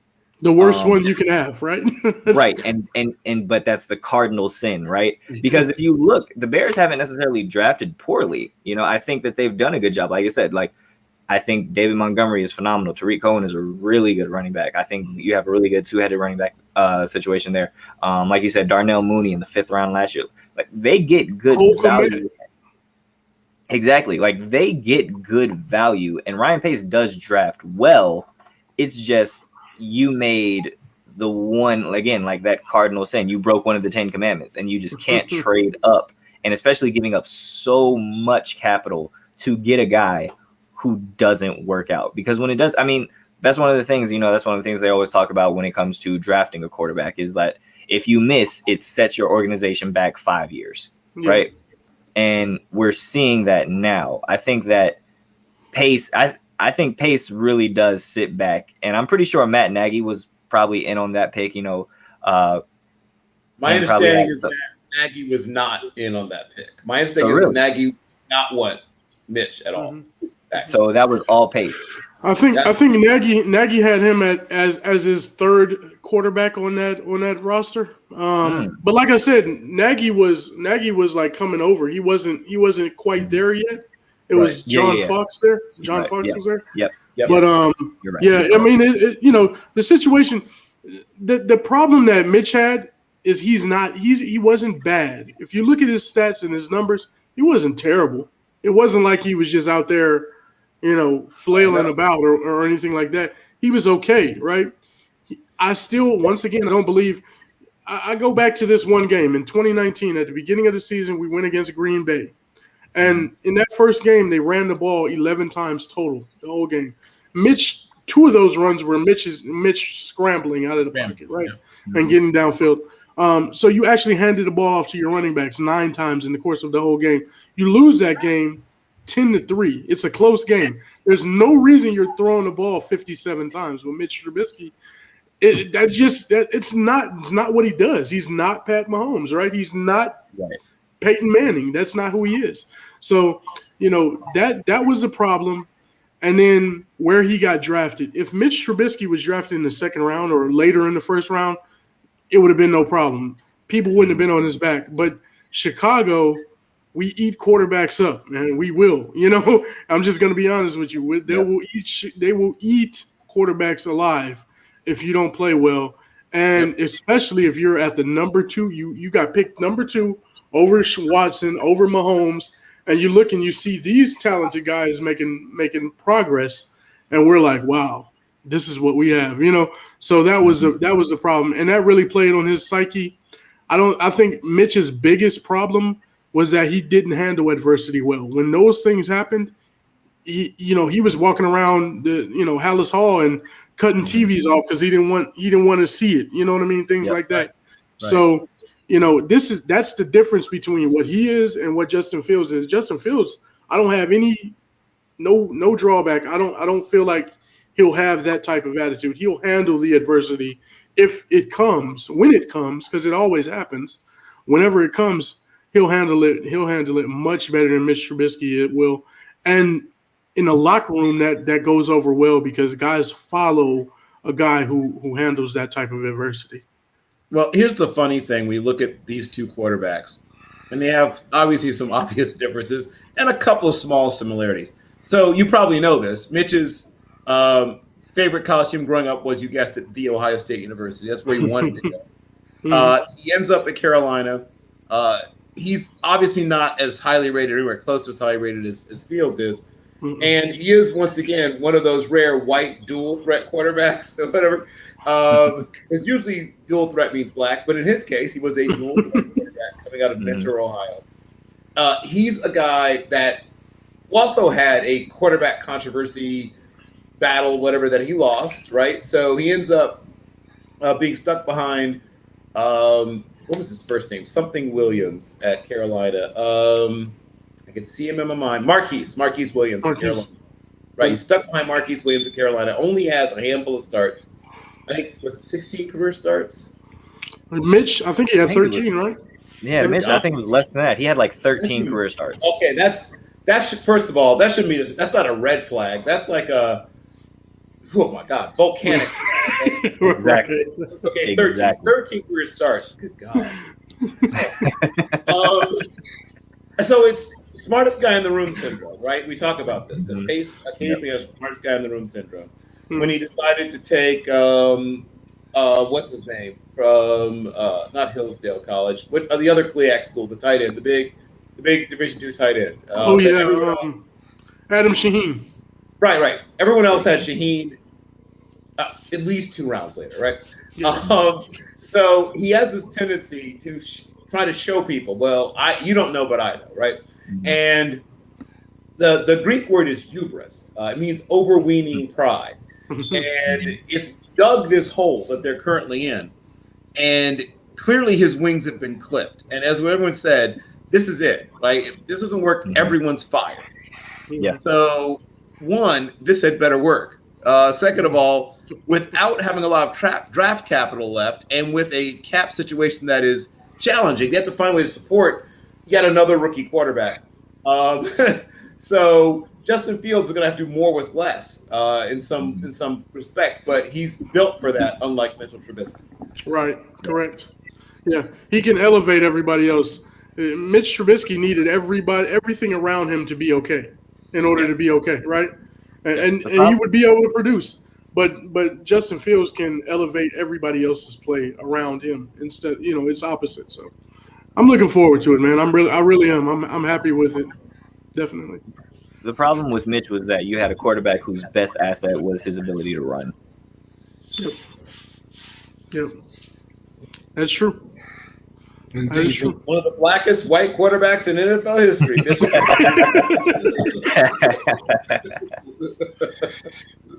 So you guys have 3 picks in this round. That's currently going on to 6. That'll be the last picks for you guys for the day.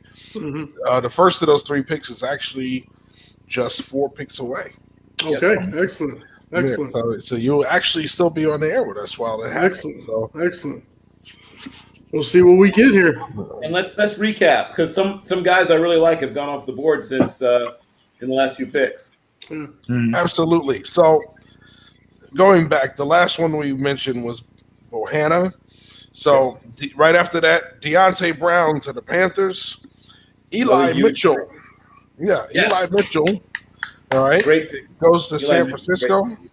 And he fits, once again, a classic San Francisco running back who'll be part of their Booyah base of 15 different running backs. But yes, go ahead. Roy Lopez goes Powerful to the Texans. Arizona, right? No, he goes to the Texans. No, I mean school. School, School, Arizona, yes. Out of Arizona. Gary Brightwell, another Arizona. There's the running back, right? Goes to the Giants. Okay, the Pats take Will Sherman from Colorado. He has the opportunity to develop into a starting left tackle someday. Absolutely. Now, we talked about this player the other week, Larry Roundtree, to the Chargers. A kind of boring, no frills, but solid running back. There'll be another one just like him next year out of Minnesota. Ibrahim is basically the same running back. Remember Lawrence McCutcheon? No, none of you do remember Lawrence McCutcheon. What am I saying? I'm old. But for those of you who have access to the internet, after this is over, look up Lawrence McCutcheon. That's the kind of running back that guy could be. Okay. Jalen Twyman from Pittsburgh. Huge people time. 350 pounders are finally leaving the board. Brandon Echols to the Jets. Another blazing fast track guy from Kentucky. Rodarius Williams to the Giants. A Seattle corner goes to the Giants. Okay. Chris Evans goes to the Bengals. Another fast. Replaces Gio Bernard. Yeah. He's not as well rounded as Gio, but yeah, he's fast at least. Yeah. Marquez Stevenson to the Bills. There we go, Marquez Stevenson, to give them a guy who might fight for the slot spot. Shi Smith goes to the Panthers. Another small, quick slot receiver off the board. Okay. All right, so that leaves us with Tennessee's pick, which is about to be announced. The Saints on the clock, followed by the Jets. Did we miss Teron Jackson from Coastal? Well, yeah, we already mentioned him. He went before Bohanna. Oh, that's right. I like him. I like him a lot. Oh, yes, I did. Right. Trent Cole. Poor man's Trent Cole. Poor man's Brand. Right. That's right. All right. So Racy McMath from LSU goes to Tennessee. Another fast person. Yep. Not a great football player, but he's very fast. Yeah, well, Be a gadget guy. we always need our Ronaldo Nehemiah comparisons. So. Not quite that fast, but No. but he's got a little more football in his background than Skeets did. But yeah, he's gonna be a special teams guy. He's probably gonna end up doing. Yes. All right. So yeah, McMath is off the board now. That's the most recent pick. The Saints are on the clock, and we're waiting to see if they turn their pick in. They haven't even updated the graphics. I'm pretty sure they have not submitted their pick as of yet. Oh, we have a trade. No wonder. So who's trading up here? Yep. All right. So the Saints traded up to this pick. Gotcha. Okay. I know the Colts were originally had this pick, so they traded down, right? Yeah. It was Indianapolis to New Orleans, yes. So is anyone else as surprised as I am that the Colts have not even sniffed a wide receiver in this draft? I am. It would make sense. I don't know what's going on, especially with just how deep this wide receiver draft class was. You would think at some point you would go and grab one of them. Yeah. Especially when they still can. There's still guys left. Yeah, that's true. So the Saints are getting 219 and 229, and the Colts are getting picked 206. Oh, wow. Yeah. At this point, they're all there's very few overpays and undersells at this point in the draft. They're all these picks are all minuscule, 27 points or less. So there you go. Landon Young for the Saints. Out of That's a big dude. That's a big man. Yep. So the big boys are coming off the board, And an emotional leader on the team. which puts the Jets.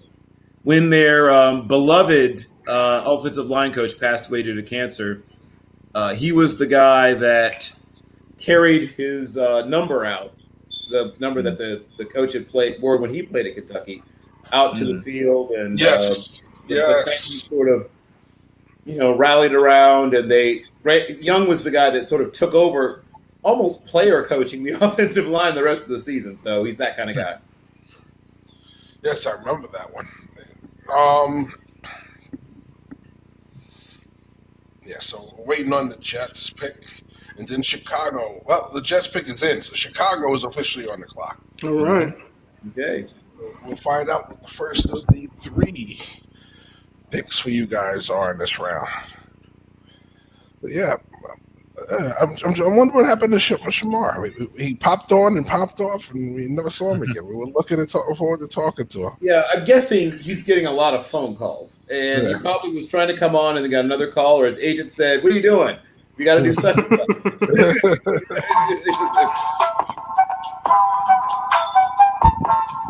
So I'm guessing that's what took place. All right, so yeah. The air raid goes up top on first down. Drops it in down the sideline. All right, so we are looking at just waiting for this card to come in. All right, so they're dancing it up. Okay. I think Chicago's going to either go wide receiver or a cornerback here. Is my thought process. We'll see. Nice. Well, listen, you have no shortage of needs when you can't afford people in the draft. So Exactly. Next round will be fun because we'll now be talking about the guys who are hoping to hear their names called, but wondering where the guys who don't get their names called, trying to figure out where they'll sign, because that's going to be a whole another conversation. Yep. Exactly. All right, so the Saints selection is being announced as we speak. And Bears Mr. do go corner. Yep. Just because I love his name. Is it Ratchet Wild Goose? Oh, Rashad Walker. Yes. Why Rashad not? Walker. Just because of the name. Yeah, a member of the all name team, and All-name once team, again, yeah. a really good athlete. Yeah. All right, so yeah, we're waiting for the Jets. That's who we're waiting on, not the Saints. We already knew who the Saints got.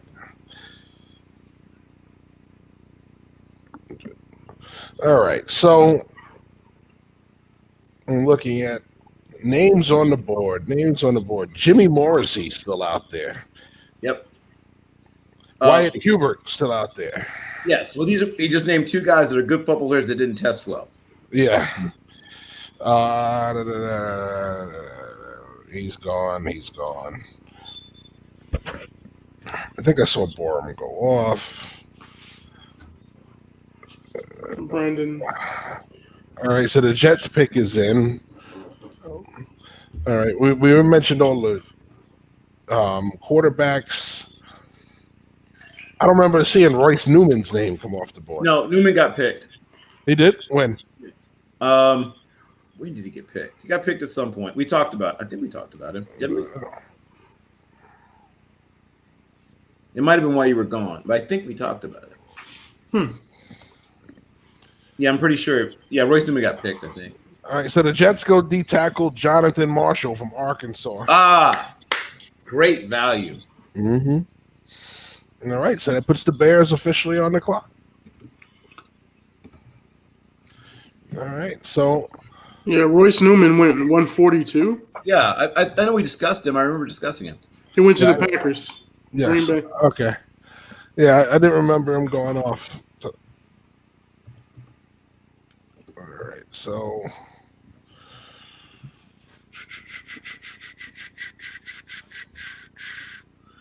And okay, they picked Jonathan Marshall. Okay. Yeah, so he's another one of those tweener types we talked about. I feel like people got excited about Alim McNeil. If you can get excited about Alim McNeil, kind of the same dude, and you're getting him much cheaper. So I think it was Greg Cosell. We just talked with him about, that's a guy that if you manage to snap him up, you'd get a lot of the same things, and you'd be paying even less to get him. all right, so Dallas appears is traded out, is it? I mean, Chicago traded out. Sorry. Wow. So Seattle is Okay. now on it. So Probably trading out because we don't have much money left. That's part of it. That is. yeah, so they traded the pick to Seattle, and now Seattle's going to make their pick. So yeah, oh wow, this is day 3. That's where you think you got it all figured out. All right, well, thanks for coming on, Dan. Man, we were hoping that we get to talk to you about another pick for you guys, but unfortunately, Hey, Chicago had other plans. they got other plans right now. That's all right though. All right, so we'll be in touch. Thanks again for coming on. Okay, thank you very much. Nice talking to you, gentlemen. Enjoy your Yeah, day. Dan. You too. Pleasure, sir. All right. Yeah, so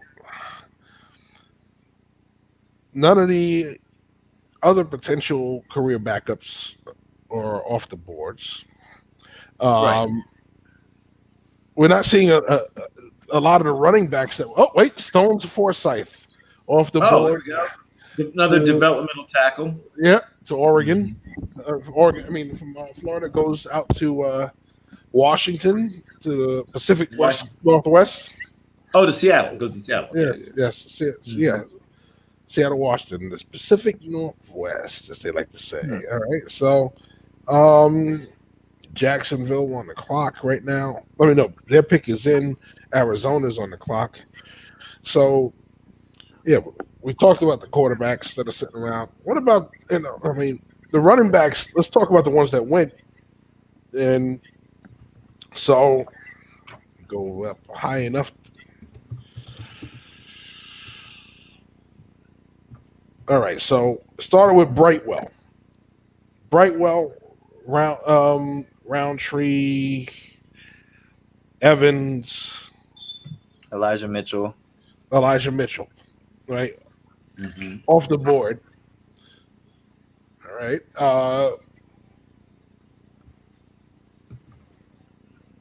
Did Jared Patterson from Buffalo go yesterday? No? Nope. He's still on the board? Mm-hmm. All right. So you still have Jared Patterson on the board. Kylan Hill, Mississippi State. Yeah. A bunch of the running backs still available. Jamar Yeah. Jefferson. Yeah. But what did I tell you before, Jeff? The guys who ran fast, we're going to go ahead of the guys with really good tape. I told you that Yeah. before. Yep. Mm-hmm.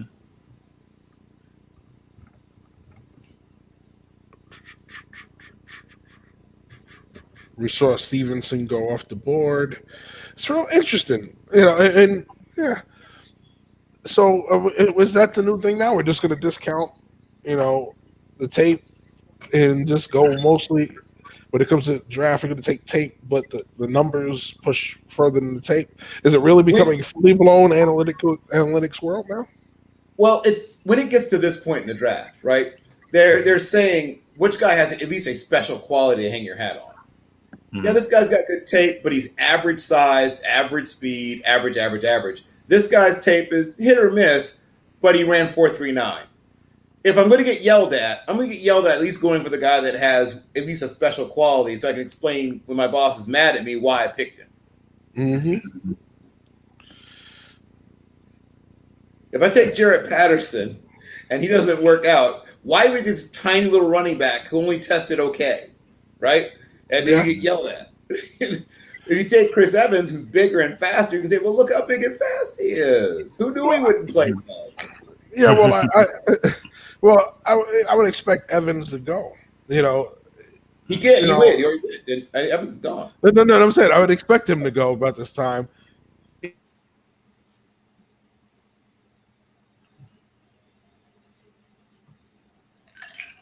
Oh, boy. Did Jeff just get frozen? I think so. Jeff's in I wasn't carbonite. sure. Okay. I was gonna say I wasn't sure if it was me. I know I had a couple cutouts real quick. Yeah. Okay, well then, let's talk about some of the guys who are still on the board and why they're still there. Once again, character stuff. Some of the stuff we know about, some of the stuff we don't. Eli Mitchell, I would expect to go. Oh, there he is. Oh, there he went. Yeah. There he is. Spectrum, folks. Spectrum. What can I say? Yeah. So, I mean, these are guys I expected to go. I didn't expect Brightwell to get drafted. I thought he would have fell out. Roundtree was borderline falling out because of where he was. Evans, I expected 6th, 7th round. I mean, he didn't have. I mean, granted, yes, he timed pretty well, but his film the last year wasn't top 4 or 5 round material. Yeah, it wasn't 4 or 5 round material. All right, put you in this range. You know what I mean? Yeah, if you run fast, all right, puts you in this range. If you run slow, all right, puts you in undrafted free agent. Yeah. So, I mean, there are guys with better tape than these guys. Oh yes, most certainly. So it's a little. This is the round where you want to do it. How about this? We're coming up towards the end of the middle and end of round 6. I haven't had a chance to put this hat on yet. Okay, What does that tell you? What is going on here? And it's not like they don't get respected. Well, yeah, but not only that, this is a guy that was at Senior Bowl, who actually had a pretty decent Senior Bowl outing. So he did all the things that most guys rise up the boards for. Here we are in the 6th round, and he's still waiting for a call.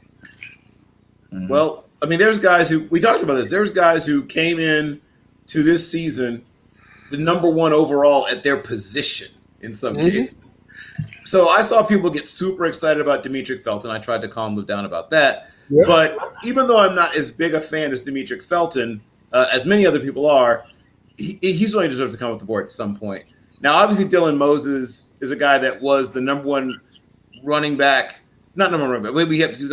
He was a highly rated running back. Was a number 1 linebacker coming out of high school. He was the number 1 linebacker in high school in the country. A combination of inconsistent play and injuries at Alabama have him still available. And, a lot of people are sort of up in arms about that. But if your play is just kind of okay and you're hurt, that's a bad combination. Indeed. So there's a lot of guys that, they're I'm not surprised. Not as surprised as some people are that they're still here. I'll put it that way. All right, so we're looking around. We know Alric Jackson hasn't been picked yet, right? Cade Johnson is another slot type that I really like, is still available. But there's a lot of receivers that are going to be available because. All right. For So that class. in your circle, we haven't heard Strahan's name. Yeah, well, I knew he was going to go late 6th, probably early 7th, that kind of thing. Kyrus Tonga is available. Darius Stills is still available. Yeah. So, yes, there's a lot of really good football players that, are available deep into this thing. And like I said, the consensus number 1 D tackle on almost everyone's boards coming to the year was Marvin Wilson. Yep. Mhm. All right, so let's see what the latest picks are.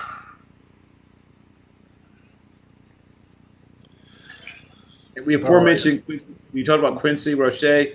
My top running back who's still available is Khalil Herbert. I really like him. Somebody's going to get a steal in him. Yep. Shaka Tony, a guy you kept mentioning earlier, Shaka Tony. Still on the boards, yeah. I'm not All surprised that Stage Sherrod's available because he ran 4.77. But yeah, go ahead. Yeah. All right. So Jalen Camp goes to the Jaguars. A freak athlete, Mhm. right? 224-pounder who ran like a scalded dog.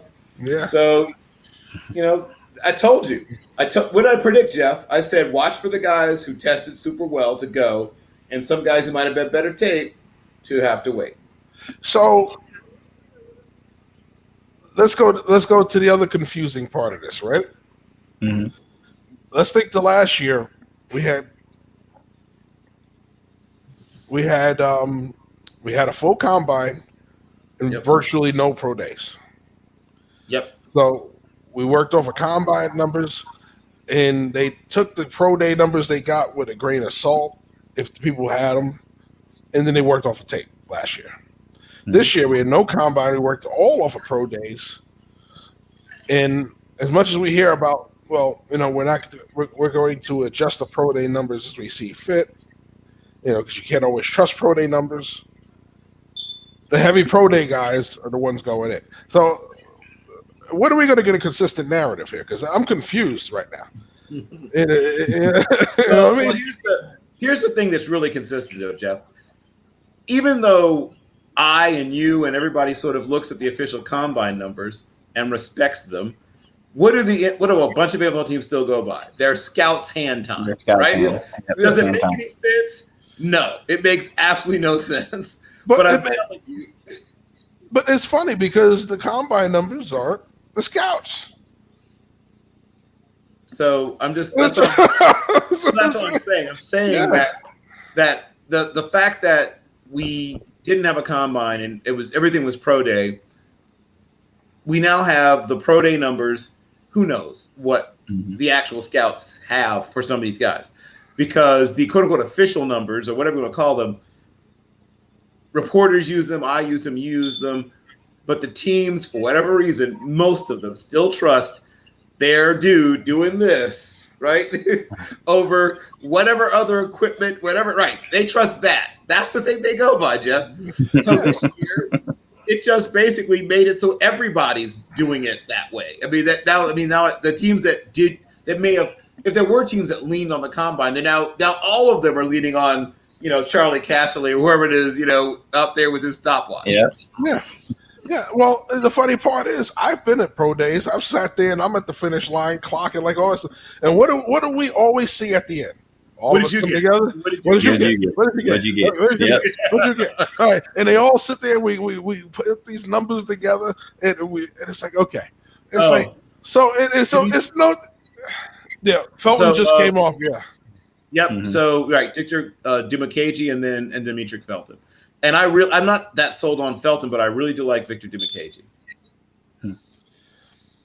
Another one of those powerful, and once again, shout out to Nigeria, but another one of those really powerful, shorter armed, but very, efficient, and like I said, he can just toss you around. He's not going to beat you with finesse. I'll put it that way. He's just coming at you, and he was paired obviously with the more electrifying, I guess is the thing when he used that term. He was paired with the more electrifying Rumpf, who I think is still available. Oh no, Rumpf is gone. Oh, Rumpf is gone. Who got Rumpf? I have to go back. I think around the 2 for Rumpf. Let me go back to 4 and start from there. Rumpf. Rumpf went to the Chargers in round 4. Okay. Yeah. Yeah, he was at 118. Oh, okay. Well, that's good on you, Chris Rumpf. Okay. Well, Yeah. then the more powerful but less, obviously less explosive of the 2 Duke pass rushers finally leaves the board, and I think he's going to end up being a solid rotational piece for somebody. All right, so we are looking now. All right, so Felton, Bills pick is in. We're just waiting for them to announce it, and Yeah. Back-to-back they're picks. back-to-back picks. Yeah, so they're probably taking their time because they're just going to go boom, boom, out the way. Hamlin, safety from Pittsburgh. Demir Hamlin. Okay, there we go. And once again, a good player who didn't test super well. In fact, they have a couple of those. Ford. Something about Pitt's defensive backs. But they're good football players. But man, oh man, they might want to think about him, seeking a different place to do their workout stuff. But he ran, probably. I mean, you can call it 4.59, but it really adjusts to a mid 4.6. 18 bench reps, 35 vertical, 9.10 broad, 4.34 short shuttle, and a 7.15 three cone. So all of his numbers are somewhere between average and slightly below average. But if you don't mind good old fashioned, old school box safety play, there's your guy. He is. Remember Quentin Michael? Yeah. You remember Quentin Michael? Yes. That's what you're kind of getting when you get Damar Hamlin. You're getting good old Quentin Michael, who came out of Boise and played for most of the Eagles and then somebody else. I don't know. Somebody else.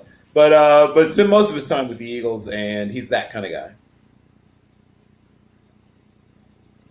He's someone who, if they set him, because obviously I think he's going to have to start off as most guys who are getting drafted here on special teams. He's going to be someone who you see make a ton of tackles downfield. Yep. Everybody who's getting picked around here, unless they're quarterbacks or like big linemen, unless they're offensive linemen and true defensive linemen, interior defensive linemen, 5 technique types, everyone else is going to have to play special teams. Yeah. If you're a tight end, if you're a wide receiver, a linebacker, a defensive back, one of the smaller pass rushers even, everything else, you're going to have to be a special teams if you want to make the team. Mm-hmm. All right, so I believe Briley Moore is still on the board, ain't he? Yes. All right. So I think we'll probably hear his name next round. I don't think it's going to be in this one.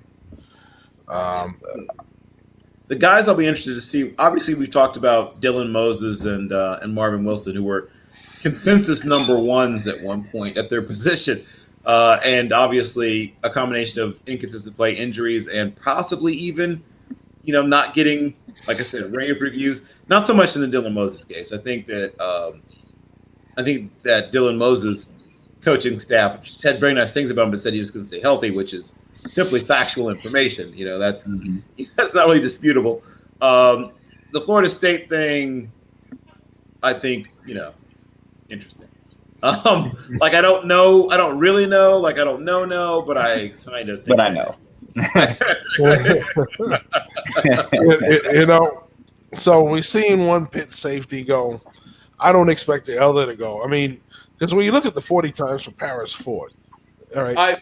So Jeff, you're 40 something. I'm 53. I'm not saying I could beat Paris Ford the 40. I'm saying I could be surprisingly close to beating Paris Ford. Though I didn't run. I'd make it close. It'd be closer than it should be for a 53-year-old man. I'll put it that way. I'll tell you what. I mean, this is brutal. I mean, so he goes out and runs a 4.9 flat. Yes, sir. Okay. Oh yeah, And so then- I'm faster than him. Okay. And he goes, okay, I can beat that. So he goes out and runs a 4.83 flat. Something must have been wrong with the watch. So the split on that doesn't make it any better. Nope. And they say, okay, well, let's turn around. His 10-yard split wasn't bad on that. Here's the problem. He's not playing offensive guard, Jeff. Yeah, no, I'm just saying. I'm just saying. So it's not like it was like got off to slow starts on these 40s. He's just slow. Can we just face the fact? He's a slow person. It's okay. Slow people deserve love too. However, they can't start in the NFL anymore, at least. He's going to be a special teams and short yardage goal line only player. Cool. So what we're going to do is we're going to jump in some Broncos talk. So we said it, the most famous name in Nuts and Bolts Sports is joining us for the drafts. Keith Richards, welcome. Back again. Yes. Yes. Oh, I just can't get rid of me.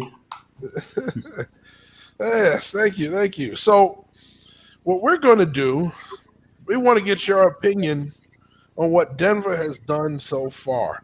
So you guys started off the day by taking a need at corner in Pat Surtain. All right. Then you came back, took another need and a very good value in Javonte Williams.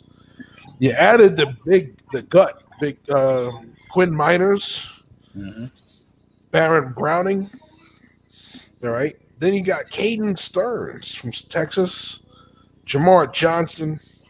So what is the yes, the little stars of the show once again show up. We didn't get the baby this time, but we got the other one. I like it. Yeah, first it was the youngest and now it's the oldest. So Hey, the that's stars a of the bad show. Yeah, so tell us, what is the atmosphere around the chat rooms when it comes to the fans' opinion of what you guys are doing so far? Honestly, it's kind of mixed.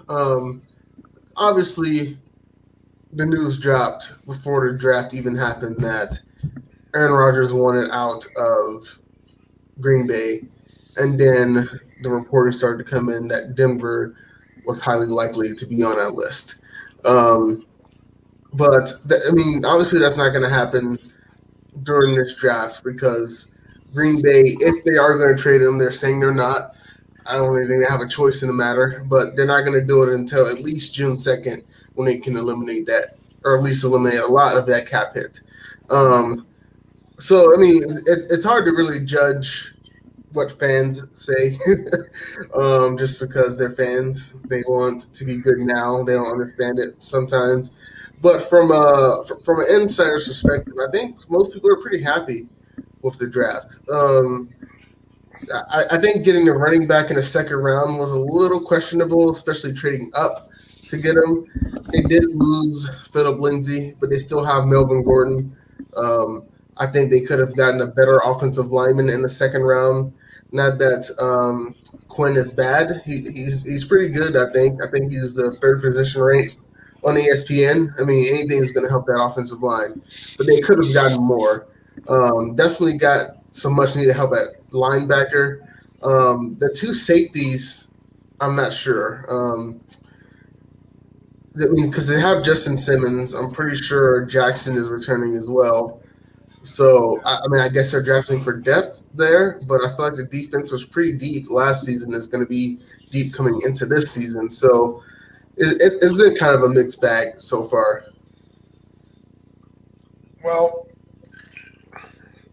so I know you guys made some moves in the offseason with free agents at corner. Then you bring in the corner as well. Then we talked about winners, but minors is a key one because you talk about your quarterbacks. You bring in Bridgewater, you bring in Locke.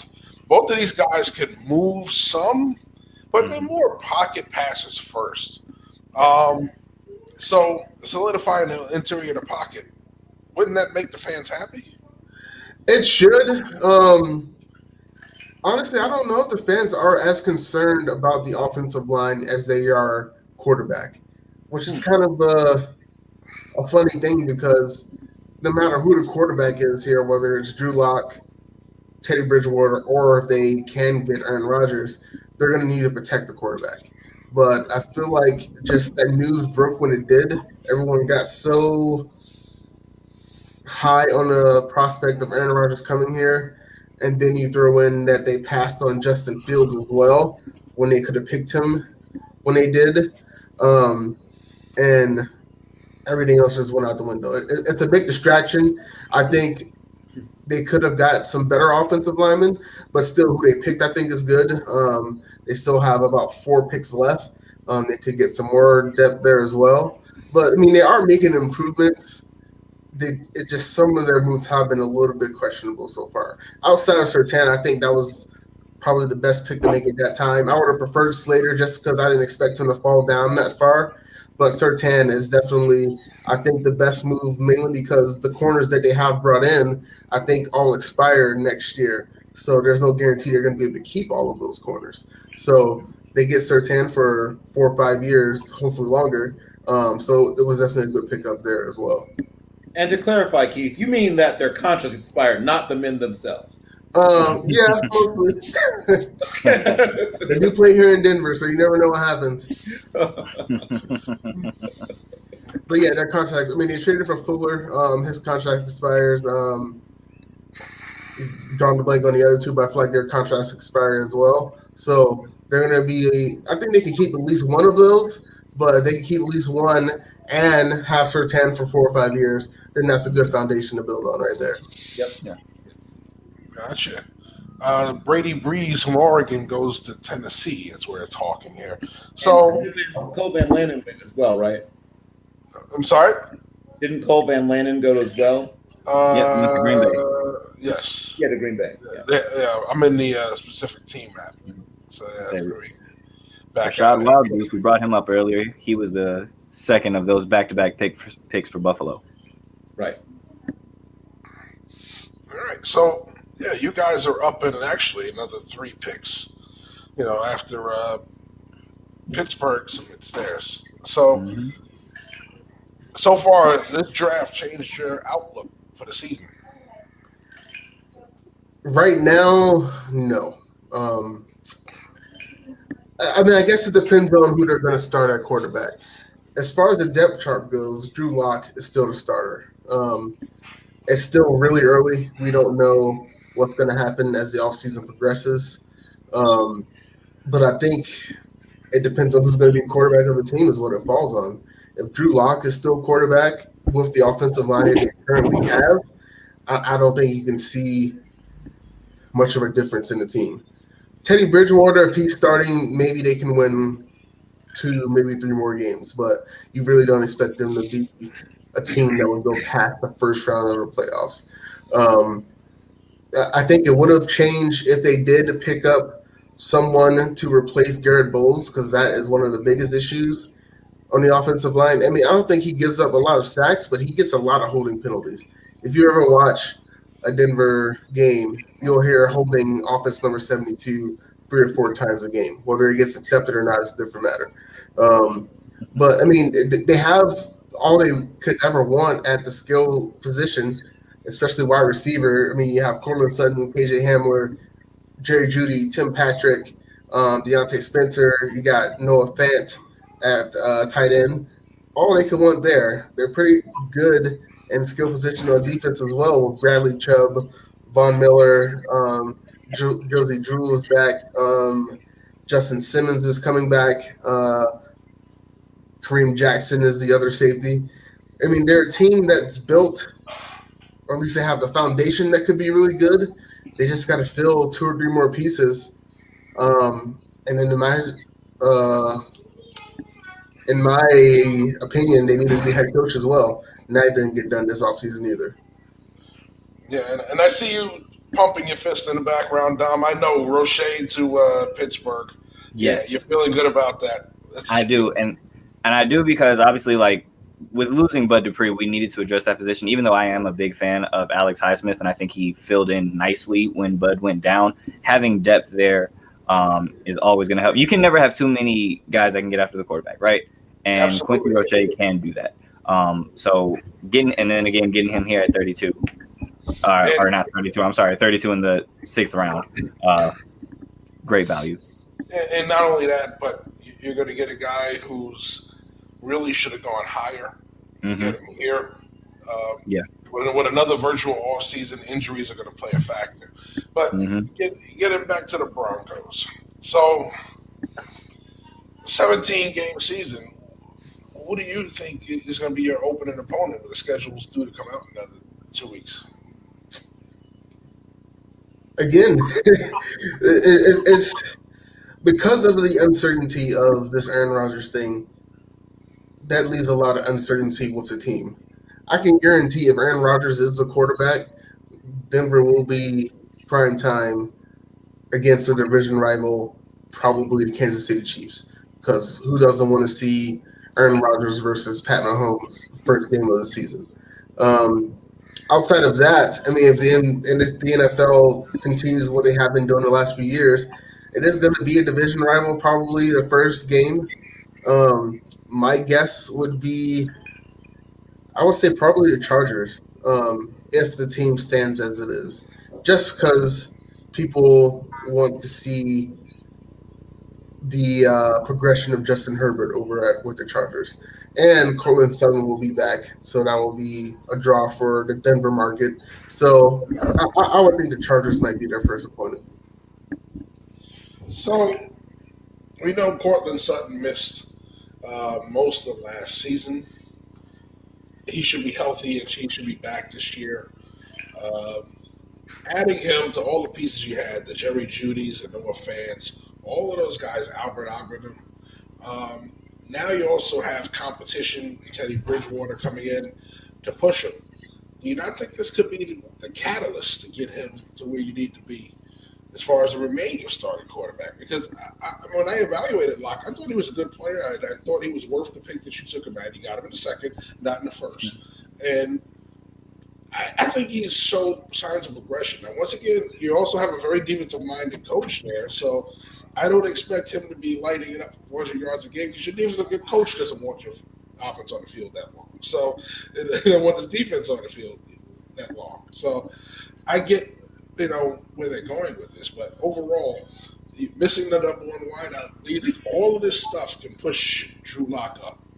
Yeah, I mean, I don't dislike Drew Lock. I think my biggest issue with him is more of an issue of how the management of the team, mainly the coaching, is currently constructed. If he had an offensive-minded coach, I think he would do a lot better. He definitely has some things that he needs to work on that we saw last season, but a lot of that comes from coaching as well.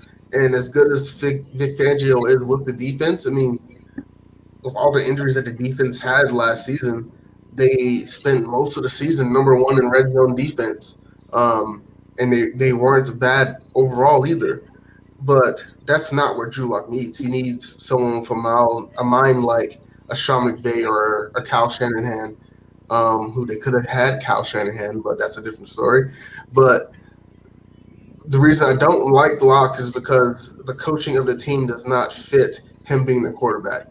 I think Teddy Bridgewater would do a lot better in this situation because they don't need someone who's going to go and throw 5,000 yards a season. They just need a game manager if the defense is what they think is going to be. But it's just wrong team, wrong time for Drew Lock right now, I think. I understand that. I totally understand that. Sam Ellinger off the board. Mm-hmm. Yes, I was saying you're frozen. So I didn't know if you were there or it was just a frozen picture, but I see you. I'm I glad see that you. I see you. We all see each other. Yeah, so we talked about quarterbacks. There was a gap in how they're getting drafted. Well, Yep. Ricochet comes off the board to Pittsburgh after being The last of our guys from our list coming in. Yeah. Khalil Herbert goes off to Chicago. There you go. So Sam now Ellinger- Chicago finally gets a back who has size and speed. Yes. And they get Sam Ellinger in Indianapolis.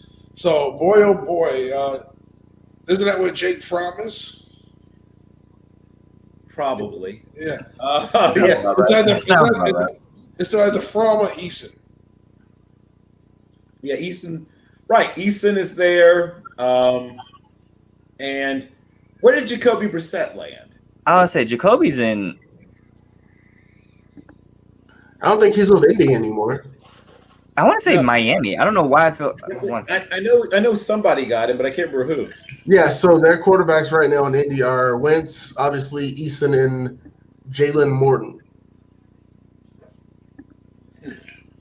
Yeah, Jacoby went to Miami. You didn't go to Miami. Okay. Yeah, so he's going to challenge these guys. Or he'll change positions. We'll see which. Yeah. Seth Williams is the choice for the Broncos. He said he was open to it. All right, so y'all get a big wide receiver. All right, once again, you talk about a 6'3" receiver that runs a sub-4.5 40 coming to Denver. I mean, especially with the success you've seen of some teams like, say, at Kansas City, having a lot of good wide receivers doesn't hurt. The challenge will be getting the ball to those wide receivers. Yes. Yes. Forever yes. Indeed. So, thinking about guys who I think still would return great value if you could get them. Marvin Wilson, of course, is still available. And once again, like I said, I don't know, but I feel like I might know some of the reasons behind that. Dylan Moses, of course, it's medical. Same as with Shaka Toney. Medical with maybe a little extra spice from character. Those are guys that if you have the right situation, the right coaches, the right whatever, there's a shot for you to maximize the talent that led to them being considered top guys coming into college.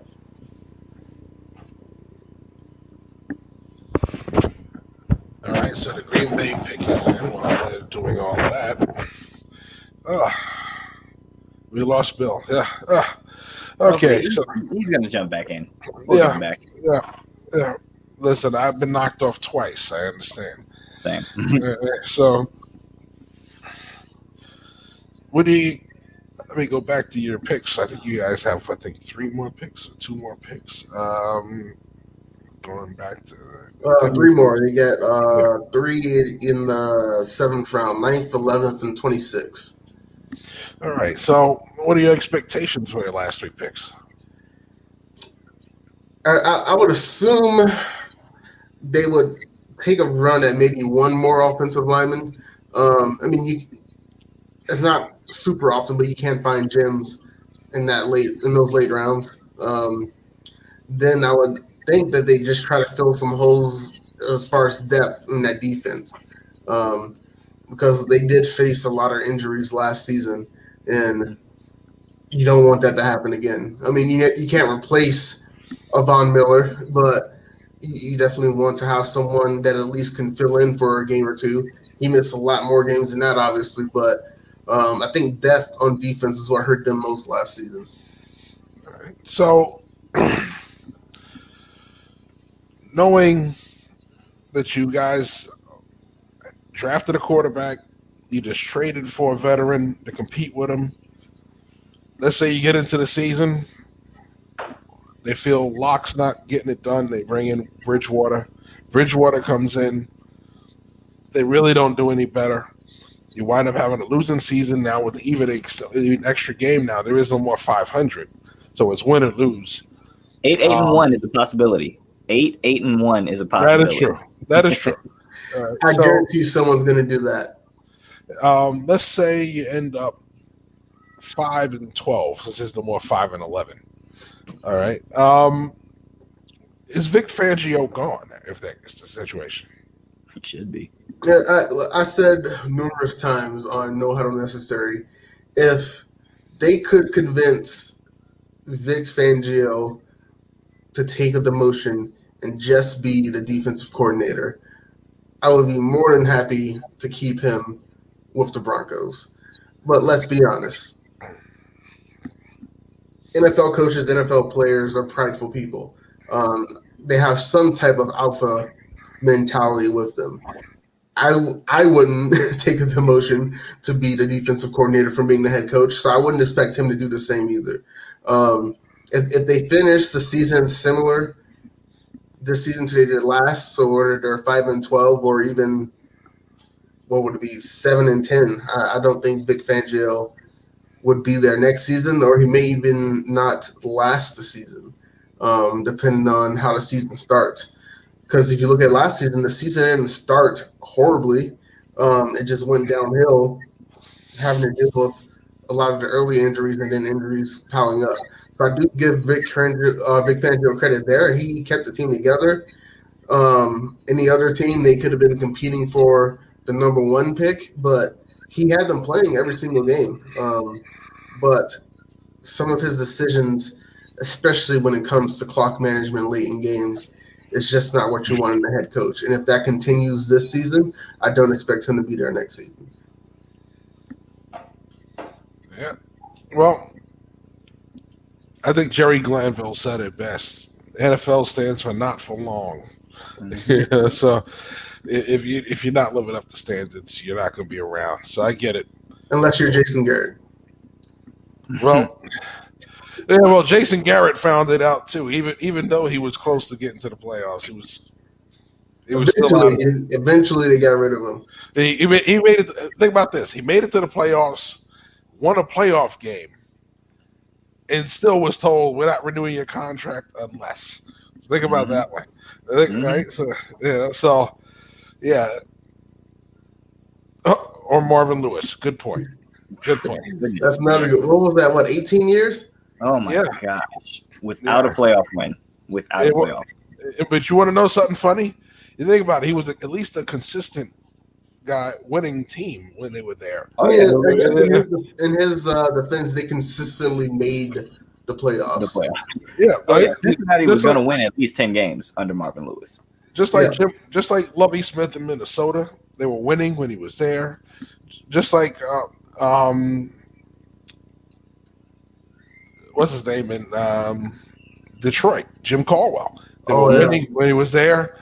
And what have those teams done ever since? Not a damn thing.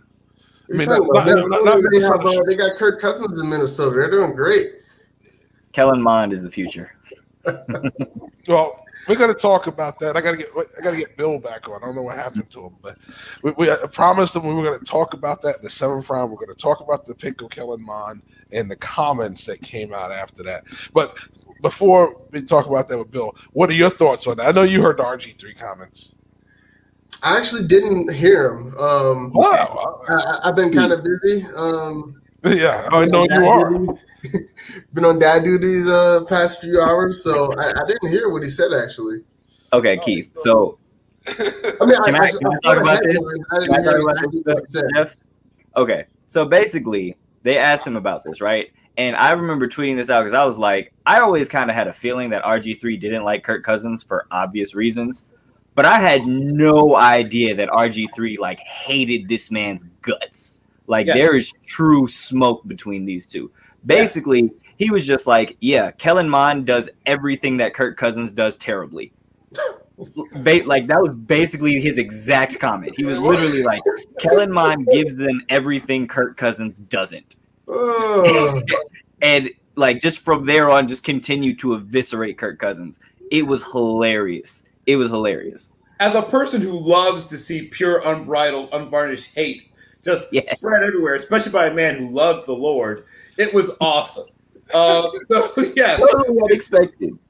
I was expecting RG3 to give the political route, like, oh, they got Kirk Cousins, he's a good guy, Kellen Mond, maybe they'll do something. No, he was straight up like, Kirk Cousins is trash, Kellen Mond, get him in there. Oh my goodness, it was great. I mean, he's not completely wrong. No, Just don't expect but the best part was that he came out and says he has done nothing but steal checks. He's done nothing but steal checks. Nothing but steal checks in Minnesota. That's what I love. Again, he's not completely wrong. Yes. Oh my goodness. I was hoping you would close with the actual line from the Diabolical Haters Ball. I hope that all the bad things in the world happen to you and nothing but you. Oh my goodness, it was great. Man! See, that's why we had to break that up, because when they got Mond, they said, "Oh," and then those comments came out, so we had to bring it up. I was preferring to do it in the 7th round, but it made it on here now. So, I guess playing devil's advocate in the defense of Kirk Cousins, at least he was available to play, because RG3 always was not. But at the same time, I don't know how Kirk Cousins keeps getting these huge paychecks, because he really hasn't proved that he can beat an over 500 team with regularity. Yeah, it was real interesting. I listen, we've seen it, and Bill, I think we've said it enough times. I'm not even bashful about it anymore. Listen, if you have all the tools and you have the right complexion, you get every opportunity in the world. If you have all the tools and you have the wrong complexion, you get some of those opportunities with a very short leash. And RG3 found that out, right? He found that out. He came back. That's why he rushed back early, because he knew they were trying to push that dude into his spot before the season was over. So, because Shanahan didn't want RG3 to begin with. That was back when Mike was there. Mike never wanted RG3. Yeah. So, and that's exactly what it is. And Kyle wanted Cousins. Mm-hmm. That was his guy. That was his pick. When they got through training camp, he liked Kirk. He was infatuated with Cousins. Mm-hmm. So once it got to the point where RG3 got hurt and Cousins had to play, that was all he needed. Yeah, and when Cousins didn't fail, that was even more ammunition for him to say, if he doesn't come back and he's not 100%, he can sit out. And that's why they kept saying, he's not 100%. He doesn't need to play. And he knew, if I don't come back and play, I'm gone. Because plain and simple, they're going to push this dude into my spot. Yep. Right? Unfortunately, that's how the cookie crumbled with the Shanahans. And that's why I was so sold on, I don't rule out the possibility of Mac Jones going at 3, because if he was really infatuated with Mac Jones, guess what? Those brothers are going to fall. Mm-hmm. Like I said, and I think John Lynch probably did tell him what I would have told him. Well, I'll tell you what, if Mac Jones fails here, you're out of here. Mm-hmm. His butt is your butt. Mm-hmm. Yeah. So now you two are joined at the butt. Yes.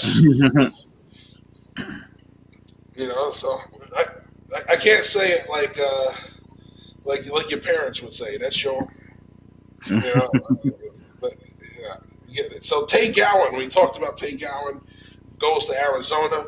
There we go. Thomas Fletcher, the long snapper, goes to Carolina. There we go. The first long snapper off the board. Yeah. Long snappers are people too.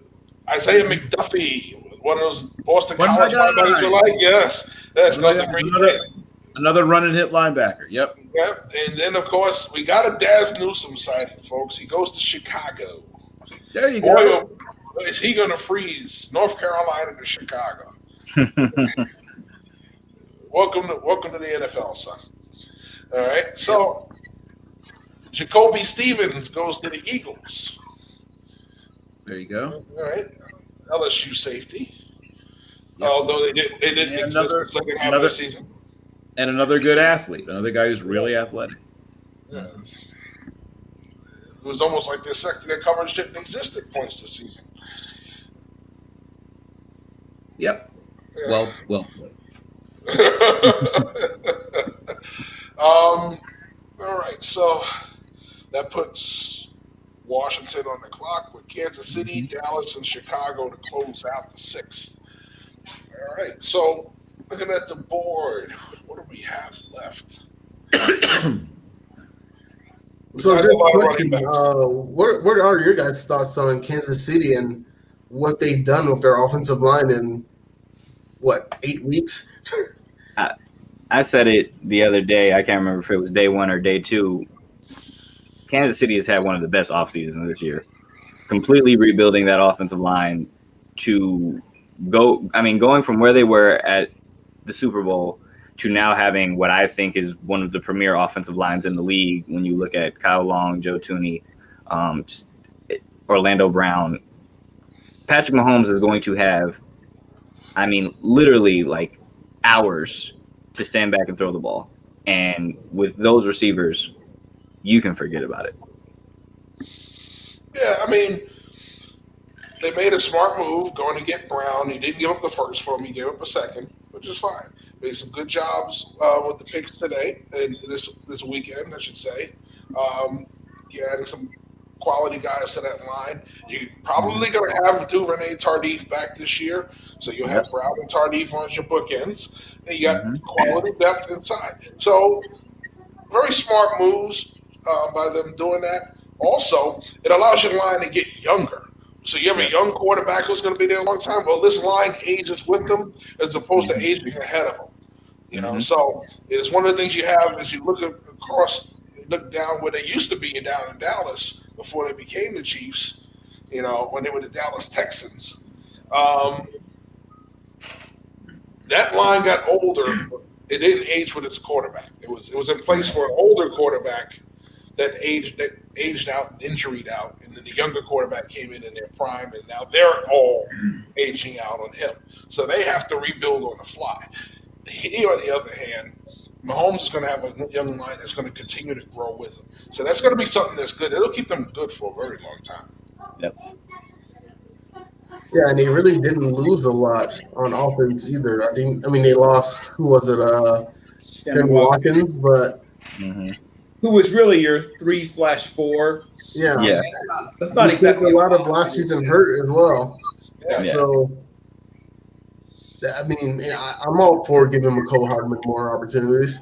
And when isn't Watkins hurt? That's realistic. Sammy Watkins is hurt quite often.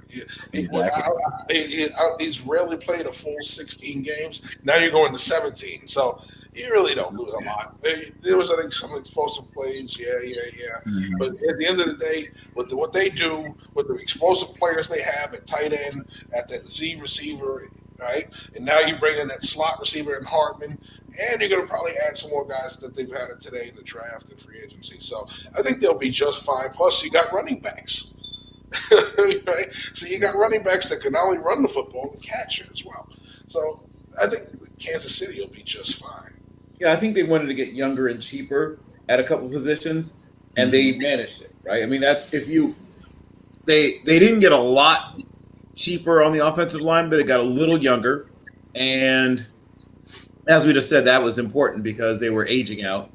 They got a little younger and cheaper on their wide receiver group. They still have the main group of them, but they got a little younger, a little cheaper. There's a lot of things that they got accomplished and managed to do it, most importantly, underneath the cap. Yeah, they didn't have a lot of cap space. No, quite the opposite. Yeah, I told you, man. Some of the things I've seen teams do this year. I told you, the cap does not exist. It's a beautiful mystery. It's just I don't understand how the cap works anymore. Voidable years. We're transferring stuff to signing bonuses. We're moving your the cap is fooey. It's there. See, what you have to understand is there's always an evolution to everything, right? Just when we think we figured it all out, they change the questions, right? So that's what's happened with the salary cap. Remember when it was first put in, everything was hard. Everybody was cut this, do that. Yep. Then they came up with the June. They hadn't got how to work the cap yet. That's what that was. Right. Then they came up with the June 1st cut. Remember that, right? Mm-hmm. So what's happened since the last CBA? Well, the June 1st cut now doesn't wait till June 1st anymore. You can cut the guy in March and designate him as a June 1st cut now. Yep. So that's why when I hear, we're going to wait until June 2nd to get rid of that money, they can do that now. So there's like post-taking checks. Yeah, right. So then you have the restructuring, which was genius. Well, you know what? I got this guy's on the hook for a $20 million salary. If we convert that to bonus, we can spread that out. So that's the real genius of that part. And now the voidable years is now the newest part. But guess what? Eventually they're going to come to the point where they're going to figure out a way now to restrict all of that, and then you have to come out with a new cheat, because that's what they've always done. They find ways to cheat it, and now they get caught. Remember the last time that happened? Dallas and Washington signed a bunch of guys during the year they were doing the new CBA and tried to restructure the deals, and the league came back a year later and said, it's about $10 million in penalties on both your salary caps. So the NFL always catches up when you find a workaround. But thanks for joining us, Keith, man. We appreciate the insight on Denver, man. You know, Yeah, no problem. Can't wait to get back to no huddle during the season. Yes, well, that's the guy above you in the picture. That's I know. You know, So much of a hater, and I'll get more victories than I should get. You know, You better start doing your pandering now, Keith. he won't be chasing off so many contestants this year. I just got to get some cashmere to match Asmere. Well, you got to consult the boss, who's not in the picture today, but she was in the picture last night. So yeah. That is the new boss of the house. Oh yes. Yeah. And of your entire life. Yes. Yes, indeed. I told my wife a long time ago, the shackles come off when they go to college. I go, freedom! Until you have to pay for it. Well, listen, you get to pay for it, but they're not there. They're figuring out what life is like. They don't think about parents much anymore until they need money again. It's amazing. It's amazing. You don't have to figure out what to do with them to go eat a meal. It's the freedom of having adult kids. I can't wait. Can't wait. Yep. But once again, we appreciate you, Keith. No problem. Thanks for having me on. All right. See All you right, later. Peace. All right, so we're going to do a quick recap. Yep. All right. Let's see the last few picks. All right. So we knew about Stevens to the Eagles. Cameron Cheeseman, Michigan long snapper. Yes, running long snappers. I was going to say, we got the run on long snappers now. Yep, Washington football team. Kansas City's pick is in. Dallas is on the clock. All right. So real interesting. We're about to on the cusp of the 7th round. So let's talk about the undrafted guys. So apparently there's going to be a huge market for rookie free agent quarterbacks, the way things are going right now. So unless a couple of them, which ones do you think are not going to make it that far? Who's going to snag one in the 7th round and say, I don't want to fight for this guy in free agency? That's a great question. Of the guys who are left, even though he's not the one I would prefer, I think someone rolls the dice on Felipe Franks. Once again, with the thought in the back of their mind that he might be able to be converted to a tight end. He tested really well at his pro day. And he does really remind me of, what's his name, Virginia Tech, who now plays tight end for the... Logan Thomas. Logan Thomas, right. He really does remind me a lot of Logan Thomas. So there might be somebody that might roll the dice late in the 7th on Felipe Franks. It's like, well, maybe he becomes a quarterback, but if not, we'll try to make him into a tight end. Yeah. That's who I was looking at, too. I don't really think someone like Jamie Newman, Zach Smith, Shane Buckley, I don't think anyone's going to take flyers on those guys. I think those are guys that people will probably try and think that we can win out in free agency. So I think Franks is probably the only one I expect to go in the 7th round. And the Bears just got Thomas Graham, who I think is going to be at some point a slot, defender and a valuable part of that defense. So that's great value. Well, I see Trey Smith from Tennessee. Yep. Just ended up with KC. So we talked about offensive line in Kansas City. Just got deeper. Yep. All right. So Dallas's pick is in, and we're waiting on Chicago to submit their pick while we wait for the announcement of the Cowboys pick. As far as I'm concerned, when I look at it, I could see if somebody taking a seventh round flyer on Costello. They seem to value the opinion of Mike Leach when it comes to quarterbacks. We've seen that with Jacob Eason. You know, when he got drafted last year, higher than most people thought. I don't know about Newman. I think Shane Buechele's another guy that may get his name called next round because they may not want to, haggle over price with him.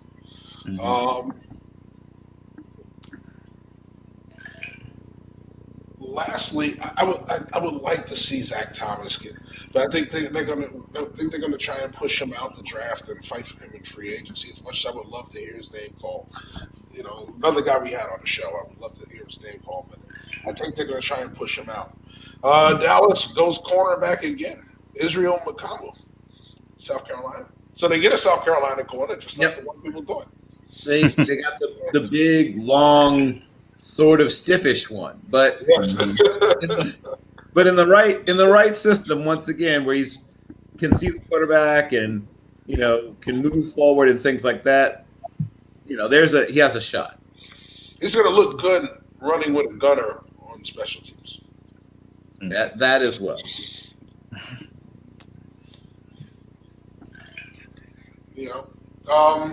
But the other guys, I think, if they get a call, they get a call. As much as I would like to see Hammond get a call, I don't know if he's going to get it. David Moore, I would like to see him get a call. I don't know if he's going to get it. Well, he'll get it as an undrafted free agent. He's not going to get drafted. No, that's what I'm talking about. As far as undrafted, he may not. They may not get the call that he wants. I see Jake Bentley somehow walking into somebody's rookie camp. I don't know if he sticks. Same thing with Brady White. Zarek Cooper is another one. May get a chance to go into a rookie camp and have a look-see. Kevin Thompson and Levi Lewis. Levi Lewis is fun. Yes. The guys you've named, that's the one that maybe has the most fun tape. The things he makes, the plays he makes, and obviously he's a smallish, very, very mobile kind of guy. And he probably ends up tearing it up in Canada when it's all said and done. But I really did enjoy watching. We have another friend of the show. We haven't seen Corey Taylor. Yeah. Corey's another guy who's most likely an undrafted free agency just because. When you look at the way the position is valued, and when you look at, just the sheer facts of the logjam at the position, and he tested all right, but he didn't run, 4.38. If he'd run 4.38, somebody would take a flyer at him somewhere here late day 3. But just everything he did as well as he did it, it just wasn't enough to justify a draft pick. But he has a shot in camp with somebody. Yeah. So the Bears are probably making their calls. I believe this is their last pick of the draft, and it's Thomas Graham, cornerback. I told you. I see eventually he becomes a slot defender with them. I talked about him a little bit ago. Yes. All right. So we are officially in round 7. The first pick is the Colts, and it's already in. So we're just waiting. Oh, look at that! Can we get him, Michael Strahan? Yes. Maybe. Maybe. Can we get him? I would like to get him on. We couldn't get him. He was in the woods the last time we tried to get him. Yeah. So maybe. Let me see what I can do. All right, that's Strahan. We talked about the Colts not getting a receiver. Well, they get a bird. I told you they would get one. See? Yeah. It was the Raiders on the clock. Man, we'll be finished before 7 o'clock. Look at that. Yes, sir. Who would have thought?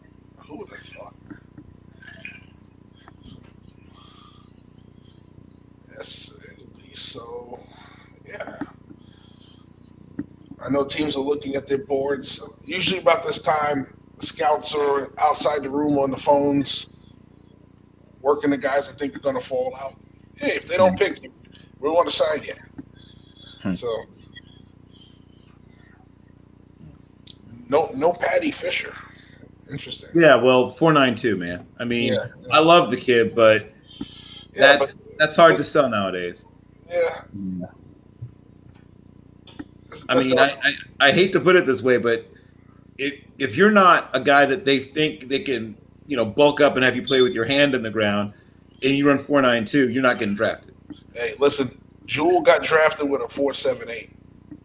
Well, 4.78 is a lot different than 4.92, though. I don't know about that being a huge difference, though. It's a huge difference when you're stacking a board and you're saying, can this guy cover a little bit? Do we feel okay a little bit about this guy in coverage? And when a guy runs 4.92, I mean, that's Pepper Johnson territory, right? That's Ryan Cox territory. Yeah. Those guys, as good as they were in their day, which would probably not be drafted nowadays. Jimmy Morrissey goes off the board to the Raiders. Yep. And that's a good spot for him, too. Yeah. So looking at the guys, I still know David Moore.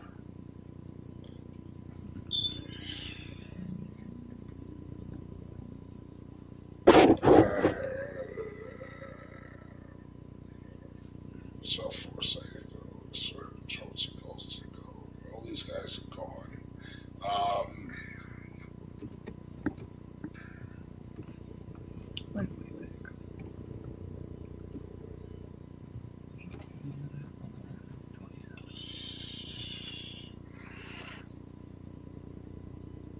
Wow, I forgot Lorenzo Neal Jr. was out there.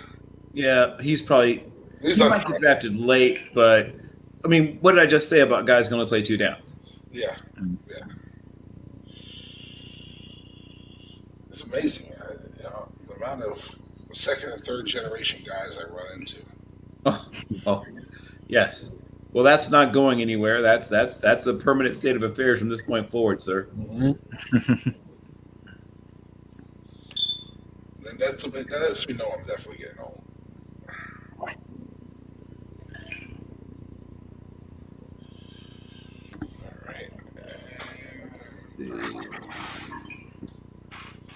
See if I can find it. All right, so Larnell Coleman, tackle from UMass, goes off the board to the Dolphins.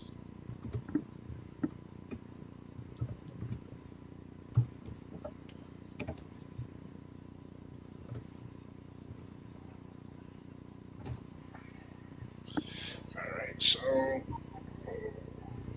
we're getting the guys off the board that they still think some project values there.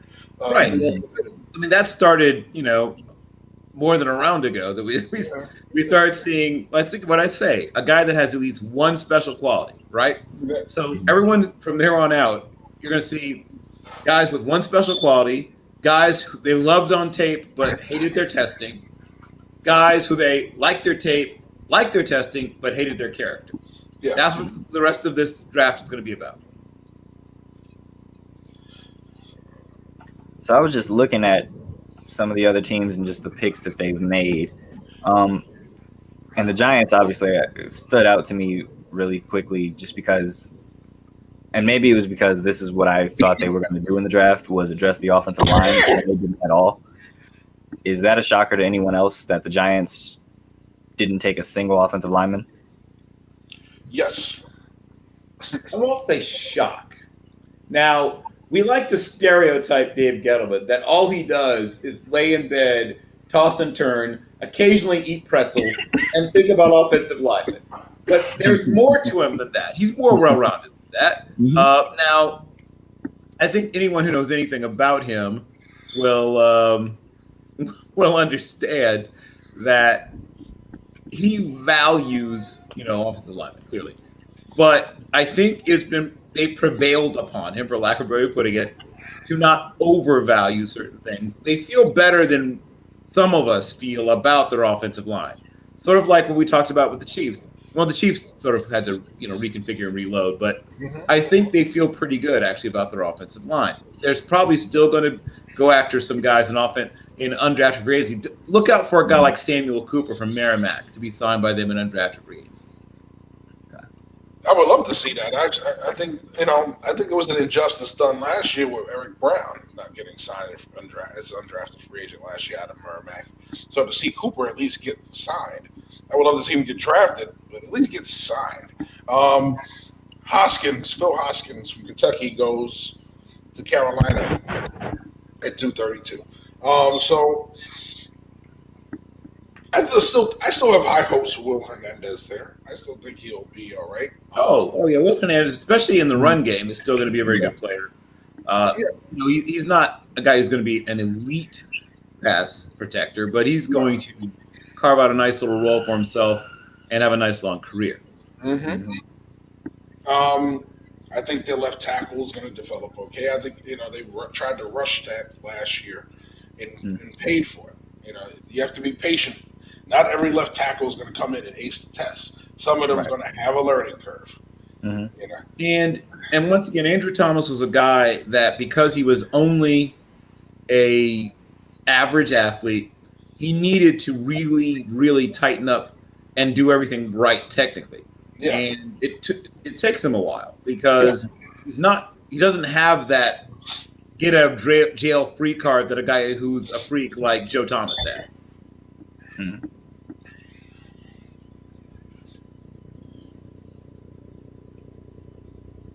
The beautiful thing about Route 7, these picks coming a lot faster. Yep.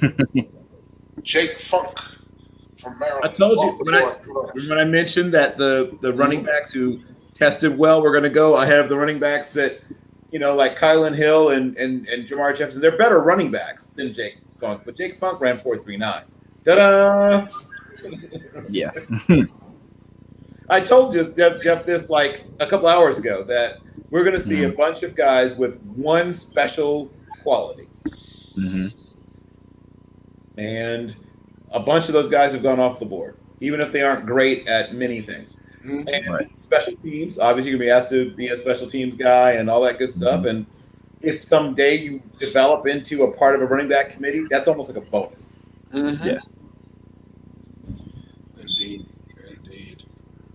So the Eagles pick is in. We'll wait for them to announce it. And it looks like they may be announcing it. No, not yet. The Bengals on the clock. They're highlighting the specialists right now, so that's very nice. Giving these kids some love. Oh, yes. Patrick Johnson from Tulane. There we go. The other Tulane pass rusher. There we go. I had Camp Sample higher on my board because he was more versatile, more powerful, more polished. But this is the guy, if you're talking about taking a swing on a guy with one special sort of aspect to his athletic profile, Johnson is a guy that has some quickness and some bend. He doesn't always know what he's doing. Once again, those guys that can definitely get overpowered and can definitely look a little bit lost out there. And he's not great against the run.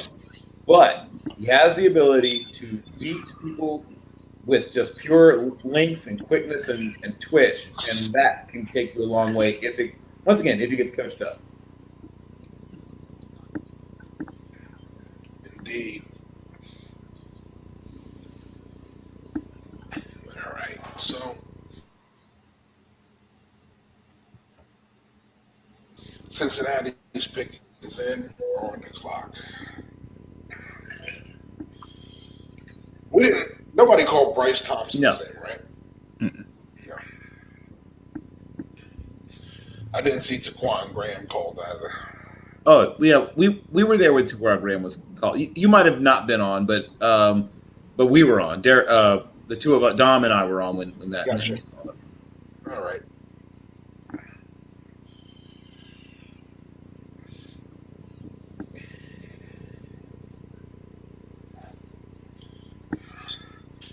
It'll be interesting to see if maybe we see at least one more of the running backs' names called, and if that might be maybe either Jamar Johnson or Kylan Hill might get a shot to get their name called maybe.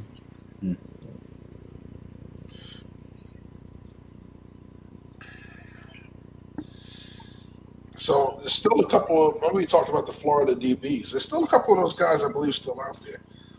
Right? I believe Stewart is still out there. I believe Steiner is still out there. Yeah, those are guys that are going to go undrafted. But yeah, and Sean Davis. No, Davis got picked. You were with us when Davis got picked. That's right. Okay, so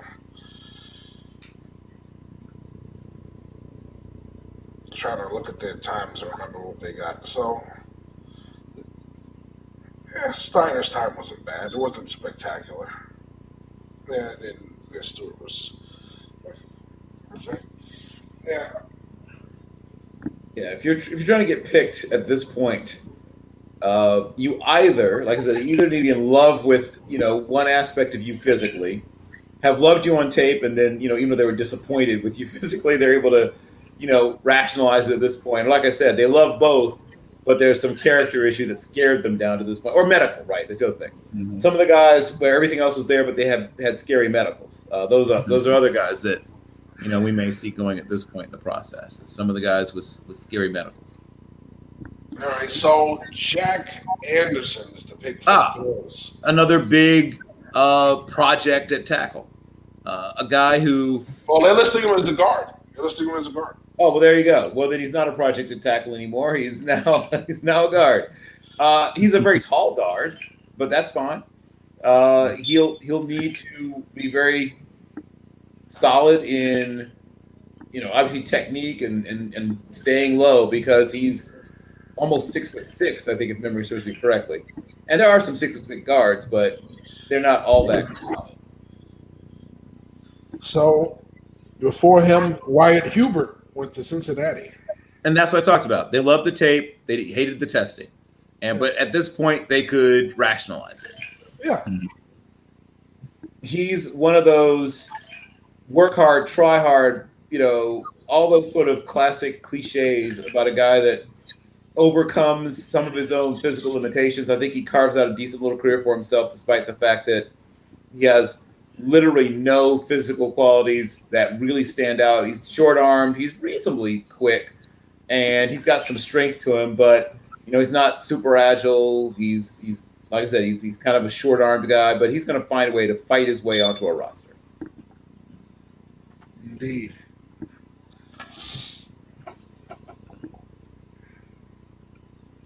So Denver's pick is in. Dallas is on the clock, and then Denver picks again. Mm-hmm.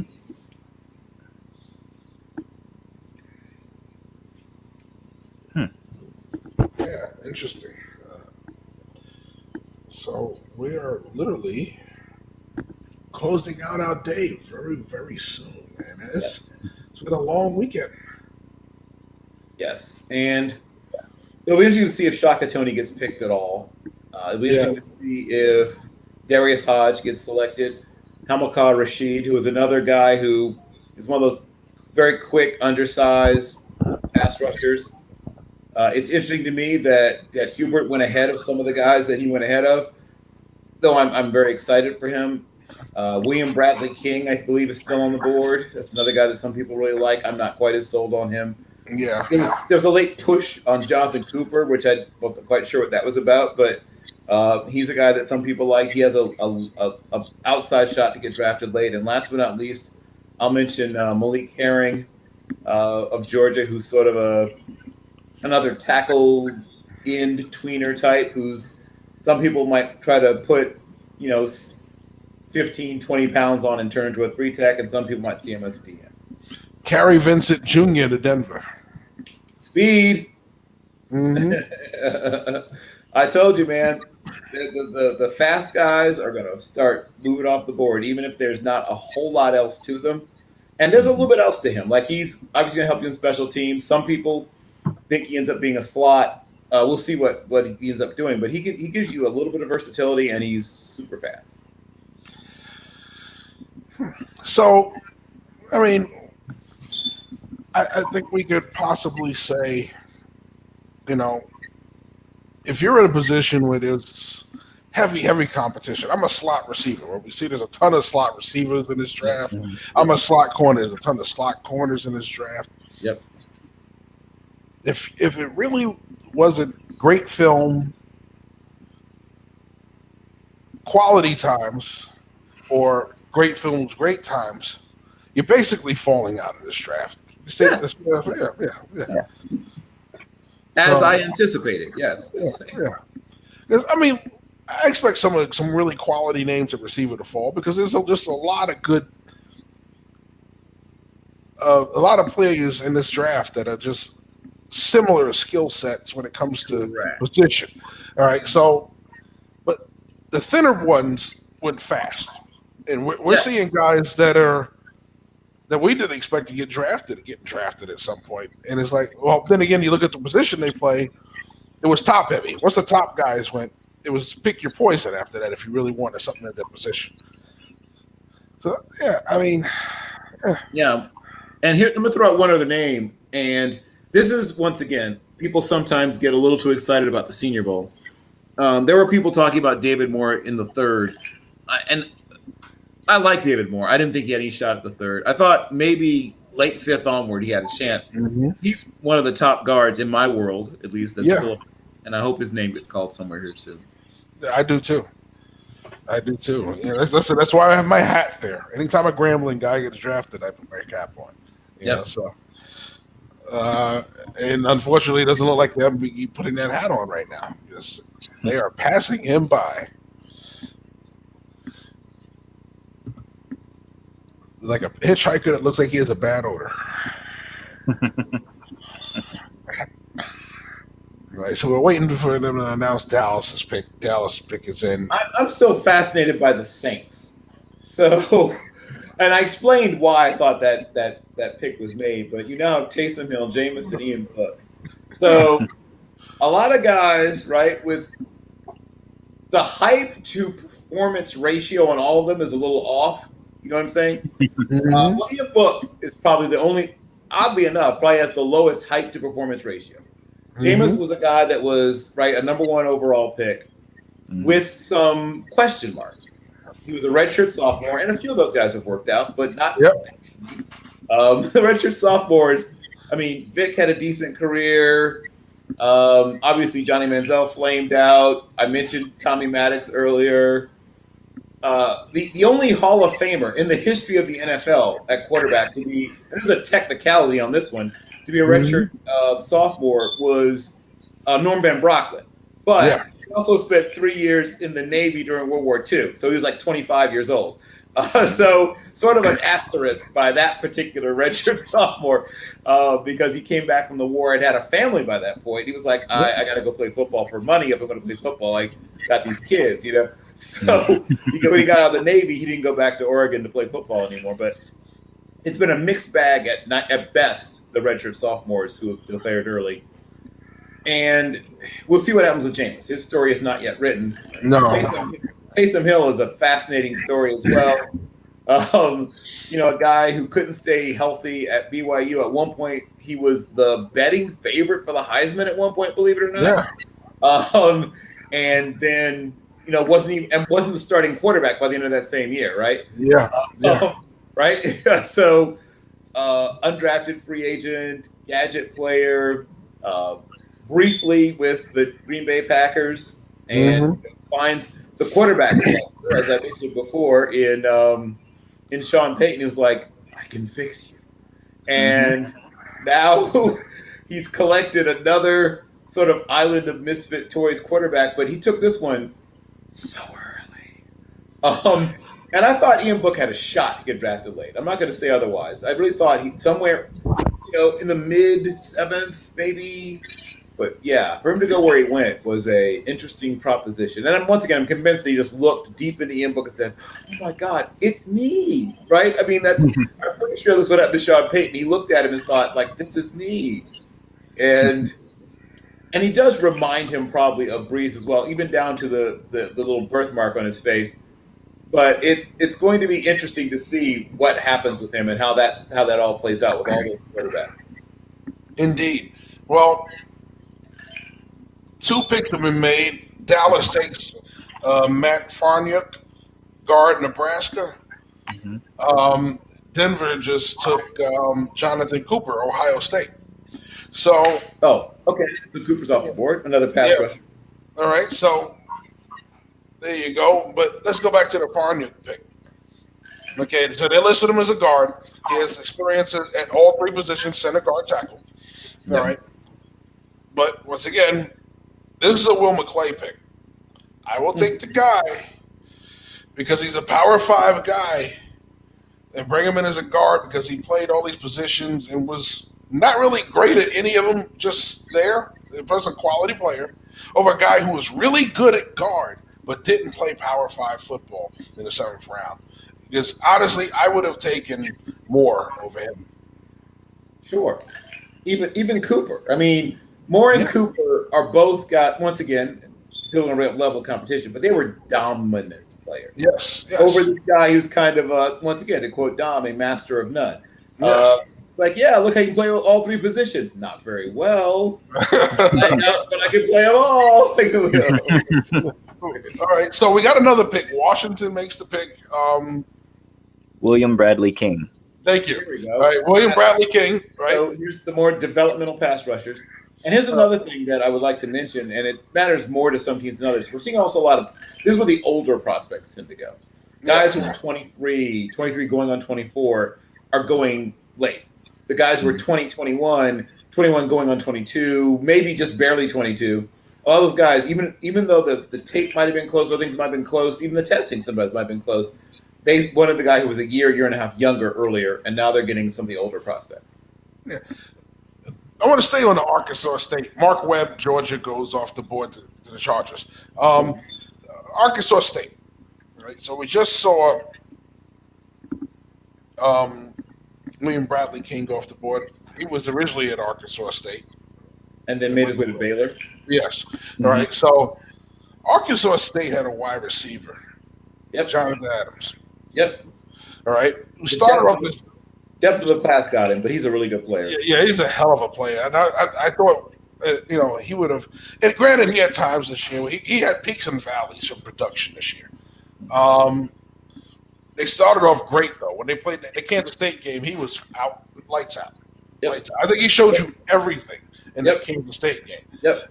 He and Tim Jones are two guys that are probably going to end up not getting drafted who are going to make a team and are going to start pushing people when they get in the camp. Yep. Yeah, he's one of those guys. I had a higher grade than most on my board, and I think if he's at the end of this sitting on somebody's undrafted list, he's going to get a bunch of calls. And I won't be surprised if he kills it in the preseason somewhere. Oh yeah, and because the performance that he has, the traits that he has that big frame. You just need a consistent performance out of him. And I don't know if that was all him. We kept talking about the two different quarterbacks, the quarterback yo-yo they had going on there in Arkansas State. They were like, they both threw for 400 yards that first game. Yeah, well, yeah, you did. And what happened after that? It was one game. Right. So I will love. Austin Watkins is also still available, right? Yeah, Austin Watkins, I believe, is still available. So there's a lot of talented receivers that are going to be. Yeah, there's guys going to fall out of this easily. Oh yeah. It's such a deep class. Yeah. So, so far we are now 16 picks in because we're on the 16th pick. The 15th pick has already been made. Out of an official 32, there are no comp picks this year in the 7th round. So. It's literally just 32. So Mr. Irrelevant will be 259. Yeah. All right. So I hate that term. It may have mattered when the draft was 14, 15, 16 rounds. It really doesn't matter as much in the 7th-round draft. Mm-hmm. 7th round guys tend to make it. Undrafted free agents tend to make it. So I don't think it's so much Mr. Irrelevant anymore. Right. But it's a nice little celebration for the last pick after a very nice little celebration for a very long Ryan weekend. Suckup, right? Ryan Suckup is one of the success stories. There've been a few guys going on to have really good careers. All right, so Trey Nixon, UCF, another receiver for UCF off the board. There we go. All right, so Trey Nixon comes off the board to New England. Good player, and they could use receivers. Yeah. Oh, they do.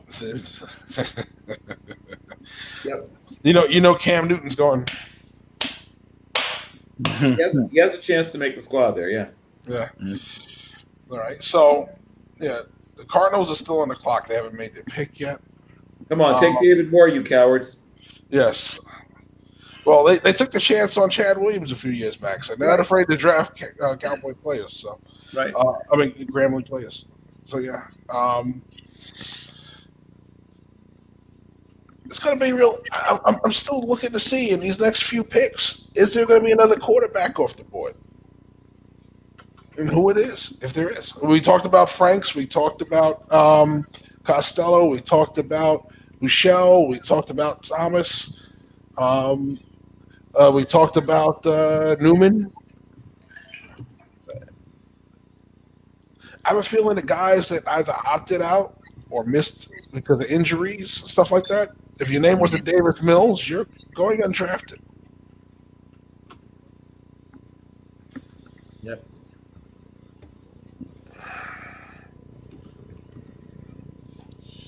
All right, so the Cardinals pick is in. The Dolphins are on the clock, and they haven't made the announcement yet.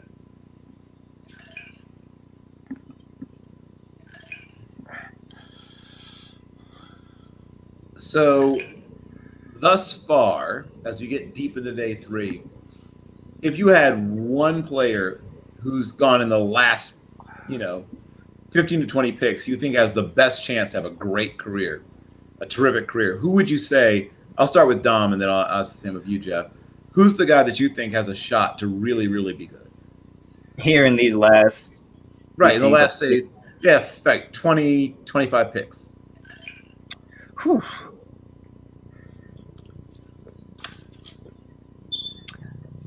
I do, just because I think that even though they did bring in a bunch of guys this offseason, I do like Trey Nixon's ability to go out there and possibly, he's the one who I think out of everyone has one of the best shots to actually make the team as a 7th rounder and push some people. Like I said, I know they brought in a bunch of guys during this offseason. They spent a ton of money on the offensive side of the ball, but I like Trey. Gotcha. Who are you guys, Jeff? It may not have a great career. I think he's going to be a guy that sticks around for a while. I mean, in a while, a long time. He's going to play. He's going to make the squad where he is, play out his rookie deal, either re-sign there or bounce somewhere else. And he'll be that guy that every time you turn around, he's making another play to stick around. That's Wyatt Hubert. Granted, he didn't test well, but if you see the film, he's a very productive player. He has that, once again, that blue-collar athlete that just seems to make plays, although he doesn't have this elite athleticism. He's not the guy you're going to sit there and marvel at the things he does athletically. But when you watch him on the field, he's a football player, and he makes football plays. And I think excuse me. I think 3 days of talking on a microphone has gotten my throat to the point where it's ready to quit. So it's, 4 if we count the show. But, it's – I just think that when you see the film, I see a player that, once again, is just going to stick around and keep being productive. Sorry. Much how Trent Murphy was for a while. Trent Murphy came in and he had this great career at Stanford. Came to this pro day and combine, didn't test very well. Kind of fell because of that and got to Washington and played for a while, had a couple of productive seasons, and then ended up somewhere else and stuck around for a couple of years. I think he's going to last a little longer than Murphy, though. Bill, how about you? Well, obviously, I have to say my guys, right? So Michael Strahan is a guy that I've been bothering people about literally for about 2 years. And once again, I apologize to Jim Nagy at the CEO. That poor man. I really feel bad about how I kept bothering him about Michael. Have you seen him? What do you think? It's like, yeah, I like him. I put him in my ball school Saturday feature. It's like, oh, okay. But yeah, I really feel like he has a legit shot because though he is obviously raw in a lot of areas, guys who look like him and can run like him just don't grow on trees. He's a rare specimen. And if he gets good coaching and he's sort of like my Donald Parham of a couple of years ago, where I'm putting my stamp on him and saying it may take a little while just because of the things he may not know how to do yet. But I think that eventually this guy becomes a starter. It may take a while. Donald Parham, got cut from a couple of different camps, spent time in 2 alternative leagues, found his way back into the NFL, and now he's going to be the number 1 tight end, I believe, for the Chargers. So it might be sort of a similar deal with Mike. Mike Strawn might sort of wander around on various people's practice spots for a while, picking up a few tricks and tips here, a few tricks and tips there.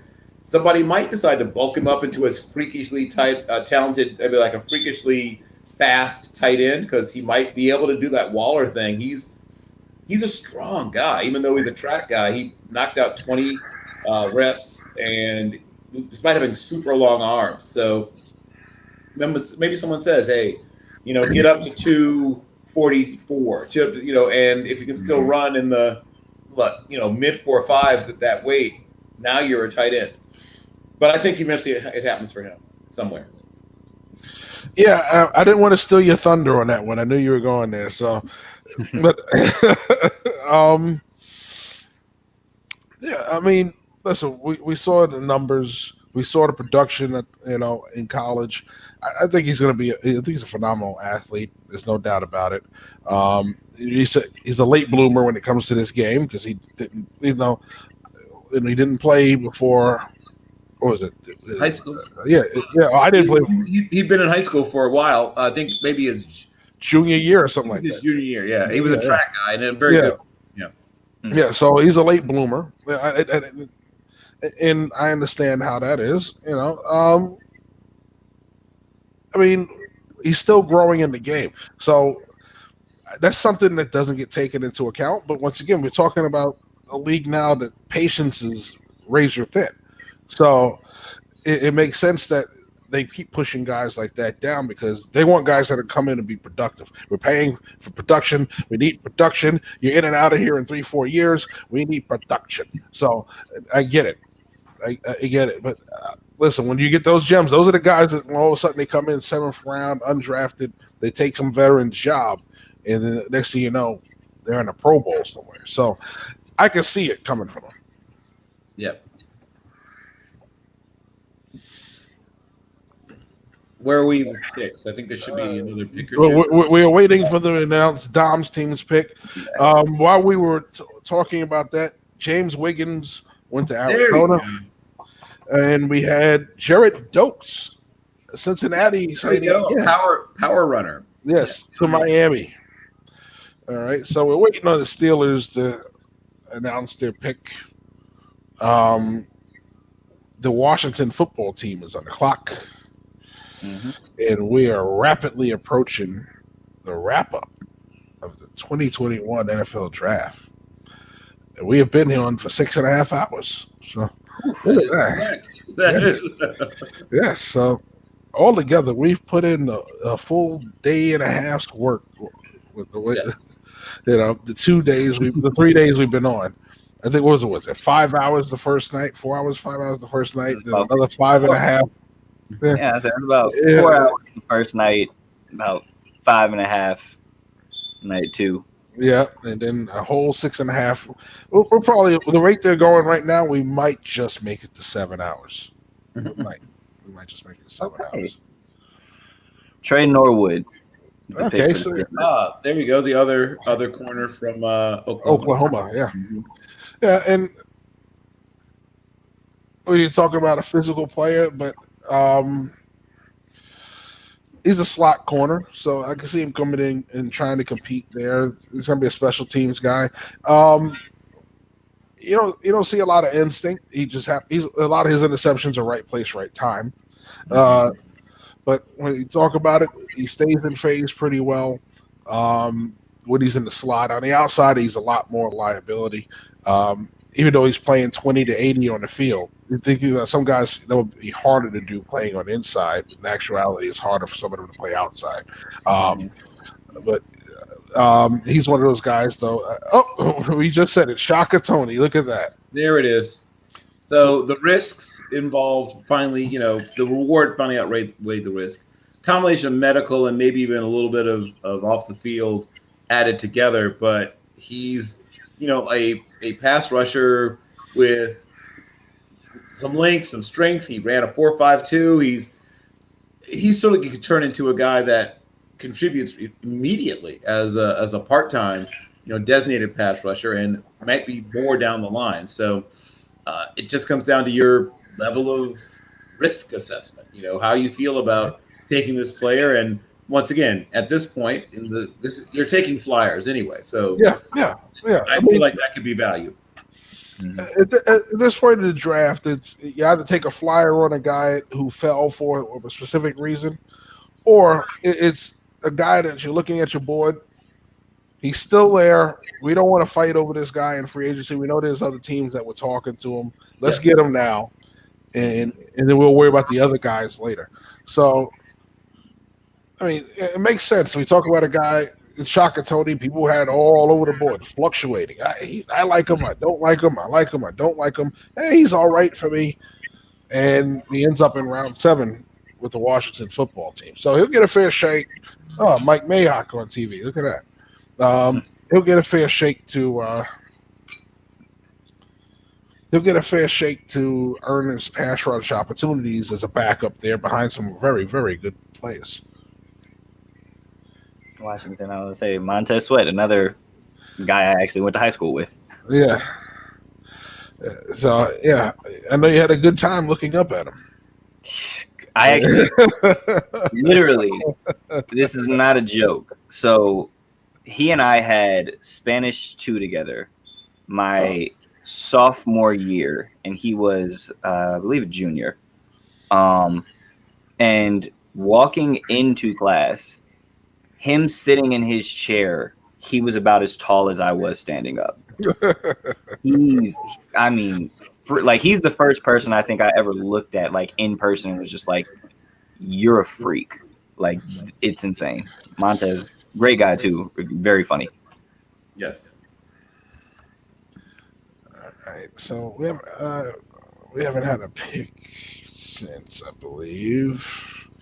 Nobody's the pick is in. We haven't announced it yet, so we're waiting on Arizona as we rapidly approach. We've seen a run on defensive backs, guys getting their last hits on that market. So I think in edge rushers. We were talking about the big bodies. We thought later in the draft they would go, and they started going. Which ones do you think are going to be getting a dozen calls? Well, Tyler Shelvin's still there, right? Tyler Shelvin, I think so. That's the guy who's going to get a bunch of calls as soon as the draft's over, or even before the draft's over, really. He's getting them now, yeah. He's getting them now, yeah. I mean, we still got a little ways to go. He could sneak off the board, but I do not see him prior.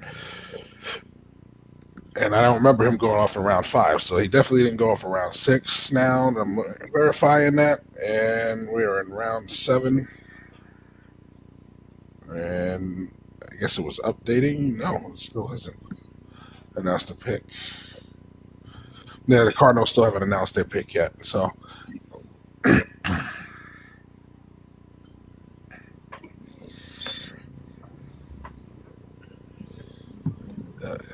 It's amazing how when you're not on TV all the time, this stuff, how much you age when you're actually in the front office. Look at Mike Mayock when he was on TV, and look at him now. He looks so much older now. Well, part of it is your makeup's a little different when you get to the NFL, my friend. Yes, and I see him in person when I would go down to the Combine and Senior Bowl. I would see Mike Mayock in the airport. We were on the same plane. Me, him. I forgot all the other scouts I was on the plane with, but it's funny. So Shelvin went to the Bengals. Okay, so he's gone. Okay, yeah, I see it now at 122. He went way earlier than I looked. Okay. Michael Manette from Penn State. Another guy who they liked the tape. They did not like the testing. Yeah. And I thought his tape was just okay.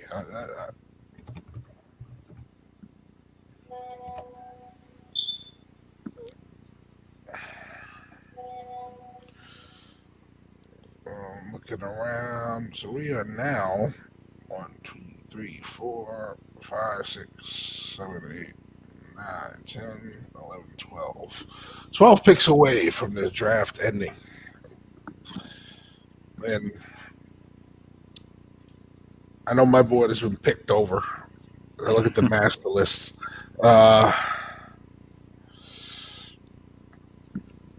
I mean, there's a lot of quarterbacks I don't think are going to get it. The Colts just made a pick.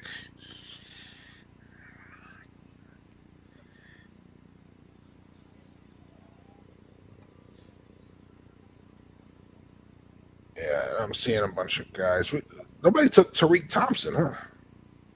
Nope. And once again, unlike some of the other guys who tested well, and that's one of the things that really helped.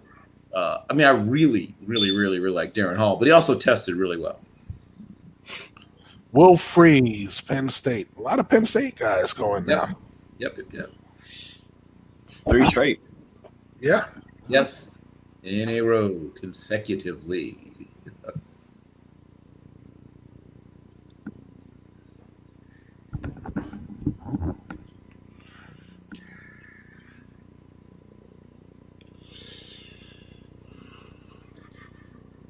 And it'll be interesting to see if somebody rolls the dice on one of the other guys who, had a lot of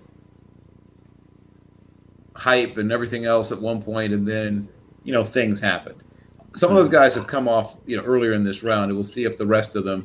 I mean, Dylan Moses is probably the sort of the what's the word, poster child sort of for that at this point. Yeah. All right, so the Rams pick is in, just waiting for it to be announced. The Bears are on the clock, followed by the Bucks, Rams again, and then Broncos.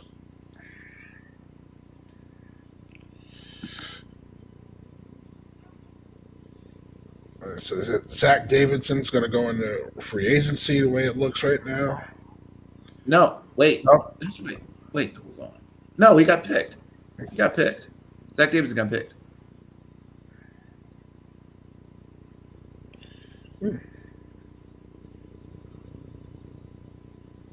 Like maybe 3/4 of a round ago.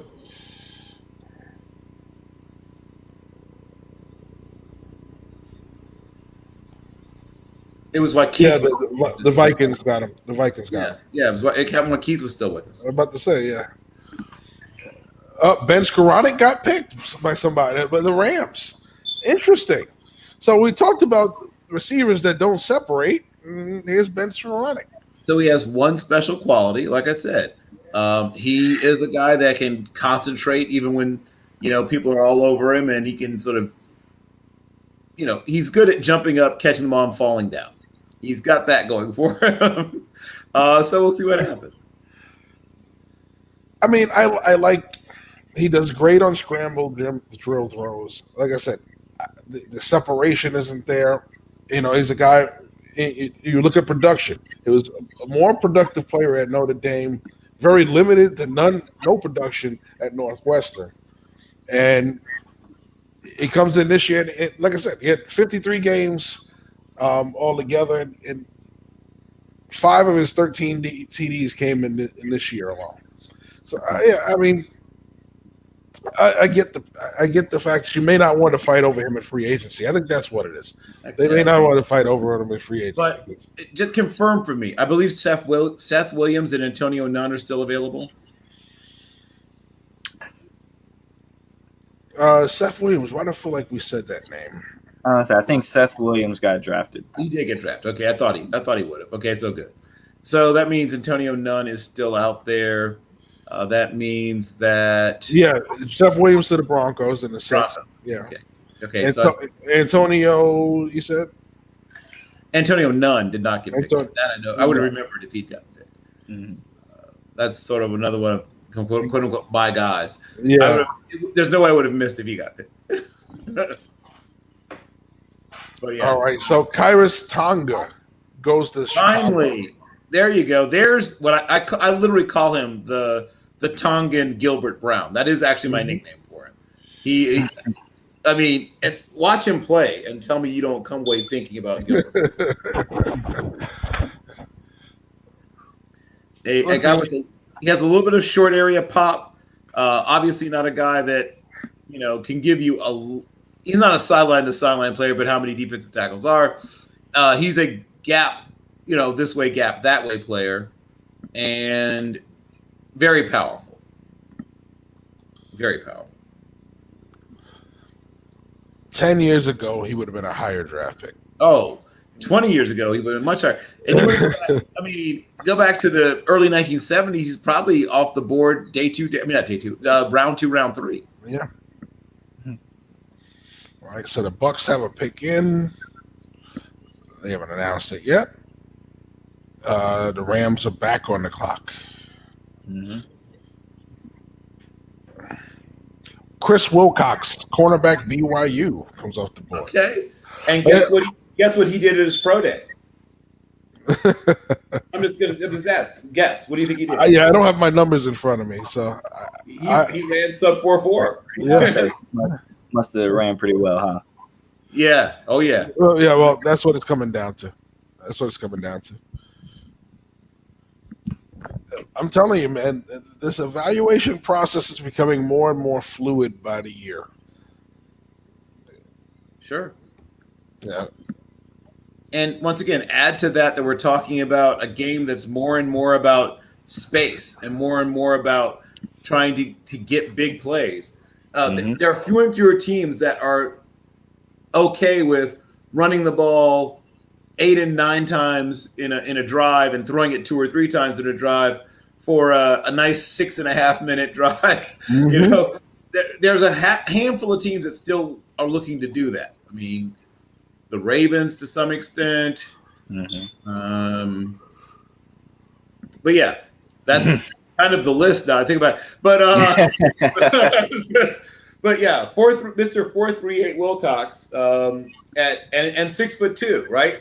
So if you're 6'2", 198 pound corner runs 438, somebody's going to say, even though you're 23 and 6 months old, which is why he's still available now, if he did the same thing but was 20 years and 6 months old, he would have already left the board. Mm-hmm. So yes, the world has changed. But yeah, I have a lot of people ahead of him. I have Brian Mills ahead of him. Yeah. I have Antonio Phillips ahead of him. I have Rodarius left. I would have thought Mukwamu, Lenoir, Hobbs. I have Hobbs ahead of him. Avery Williams ahead of him. The other Michael Carter ahead of him. I have Mac McCain ahead of him. Tago one ahead of him. Lorenzo Burns. And, of course, your guy, Dom, Rashad Wild Goose ahead of him. And the other member of the all-name team, DiCaprio Boodle. I kept hoping that the same team would somehow end up with Rashad Wildgoose and DiCaprio Boodle, and someday they'd be the starting tandem together. Boodle and Goose. Oh, yes. If you can somehow get DiCaprio Boodle and Rashad Wildgoose, you've got to somehow get them both. Yes. You can't break up the set, baby. Yeah. And that's supposed to be so much fun, whoever's calling that game, right? Oh, yeah. I see Wild Goose is in chase position. Booyah!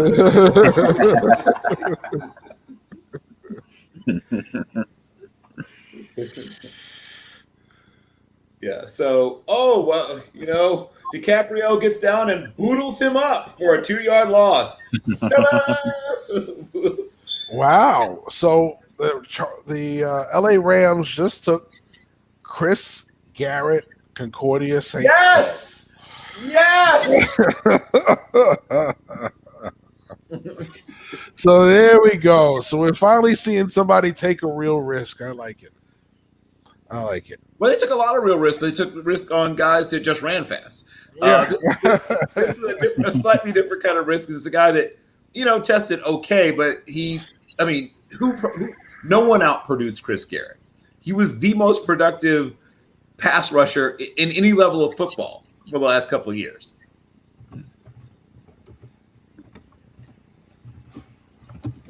Yeah, so he is gone. So that puts now Denver's pick is in. They're waiting to announce. The Steelers are back on the clock. Mm-hmm. So we're going to finish this off with Steelers, Saints, Packers, Lions, Washington, and then the Bucks to close it out.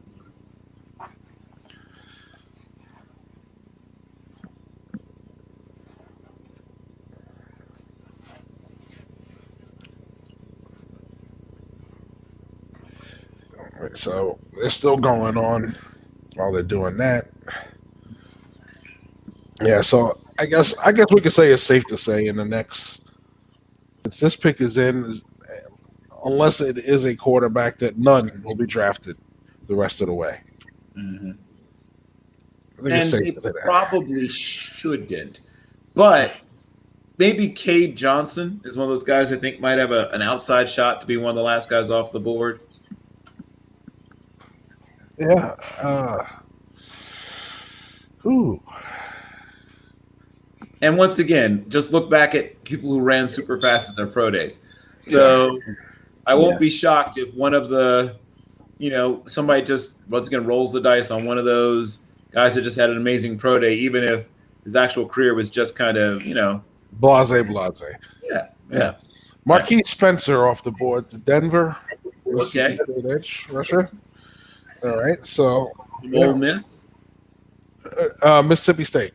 I'm Mississippi State. Sorry, wrong. Yeah. Well, same state, different school. Yeah, no, very Don't tell them that. They'll hate you for that. No, very different. Very, very different. I have family in Stark Vegas. I'd never hear the end of it. So yes, they're very different. Very, very different. All right. So we're waiting on the Steelers to put their last pick of the day in, and it is in. Then it's the Saints with their last pick of the day. So I wonder if Max Duffy gets taken.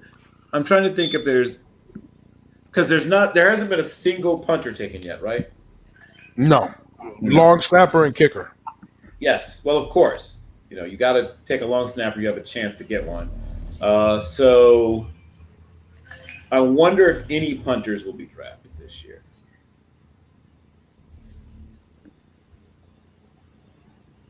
All right, so the Steelers pick is in. They're just waiting to announce.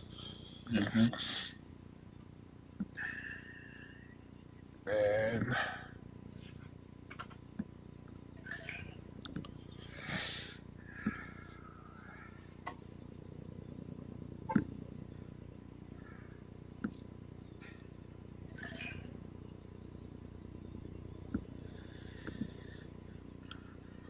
yeah, somebody was just talking about my friend. Shout out to my man Steve Morton. We were talking earlier about Dylan Moses' tape in high school, and his tape as a running back is awesome. And I always wondered if he ended up on the wrong side of the ball at Alabama. And obviously, if you can't stay healthy as a linebacker, I guess that doesn't give you a lot of hope to stay healthy as a running back. But I can't help but wonder if some team gets him as an undrafted free agent and sits him on the practice squad and experiments at least with the idea of moving him back to the other side of the ball. it's interesting to see. I see some of these teams that get a guy in the 7th round, and you see, he's going to be a nice fit if they can do something with him. And Punter. The first punter of the draft just went. There we go. Marvin. All right, there you go. They didn't want to haggle price over him when free agency. They gave him the pick.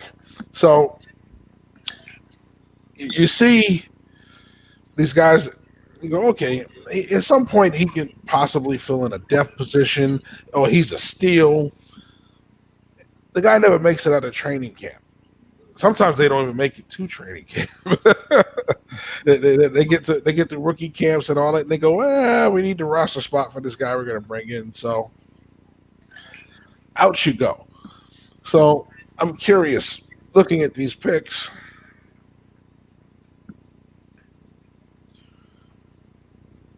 What percentage of these guys you think so far in the 7th round are going to make the practice squad? Slightly under half. 40-ish percent, 35-ish percent, somewhere in that range. Mm-hmm. I think some of the guys who are just great testers, and that's all there is to them, will wash out very, very quickly. Mm-hmm. So it'll be interesting. Kawhi Baker off the board to the Saints. Okay. I don't dislike the pick. I don't know what will happen. I like him. I like the kid from UAB better. Right. Speaking of which, we didn't hear Boykin's name.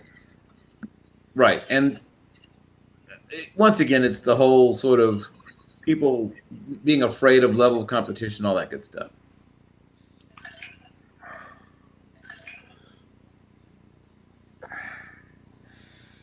All right, so the Pack's pick is in. The Lions on the clock. And we are 3 picks away from the end of the draft. Whew.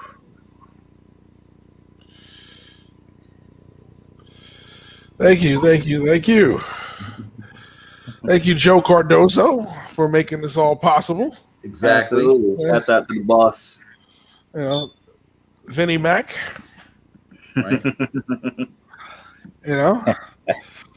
Right. So I really feel like there's a couple of guys. It's going to be interesting, sort of going down to the wire. And there's a couple of guys that I really, really like who are still have a shot, but it's clearly the window is narrowing. We mentioned, of course, Mr. Moore from Grambling, also Cade Johnson from South Dakota State. There's a couple, and literally a couple at this point in the process. I'm a big fan of Mac McCain. That's a guy that I have a late 5th on, and obviously, that I see things differently from the way the NFL sees them, because I would have taken him over Nahshon Wright, though I know Nahshon Wright is, forever tall. But I mean, and they're both good players, And can you double check? Is Elijah Griffin still available too? I think I mentioned that. I think I mentioned Griffin. Let me see.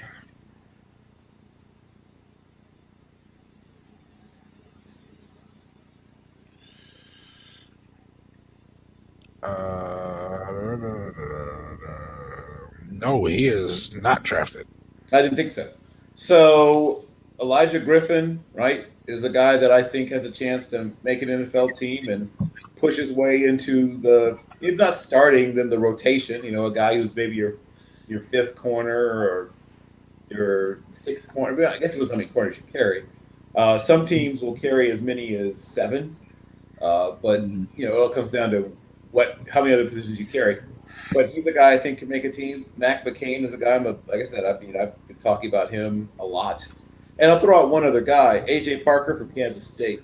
Is another guy that, if once again, nothing else more than a special teams player, I think he makes the 53-man roster and contributes, if nothing else, on special teams. Mm-hmm. I can see Martin Gilbert, who also tested very well, having sort of a similar situation in his career as well. Kylan Hill goes off the board to the Packers. There we go. He's a really nice backup to he's essentially a poor man's version of their starter, which I guess is what you want. Mm-hmm. Yeah. So that puts the Washington football team on the clock, and then we will have Mr. Irrelevant. Actually, no. Yeah, no. We have the Lions pick in. Washington is on the clock, and then we have Mr. Irrelevant. Yeah.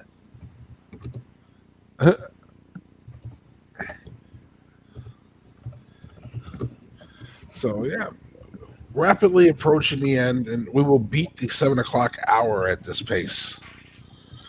Shamar Jefferson, Oregon There we State. go. The running backs are coming off the board now. Yes, get them before they hit free agency is what's happening now. So, yes, there definitely will not be a quarterback at this point taken. So, let's go back to that. I want to see. We're going to do just the quarterbacks. All right, so the quarterbacks we had drafted: Lawrence, Wilson, Lance, Fields, Jones, Trask, Mills, Mond, Ellinger, Book. All right, so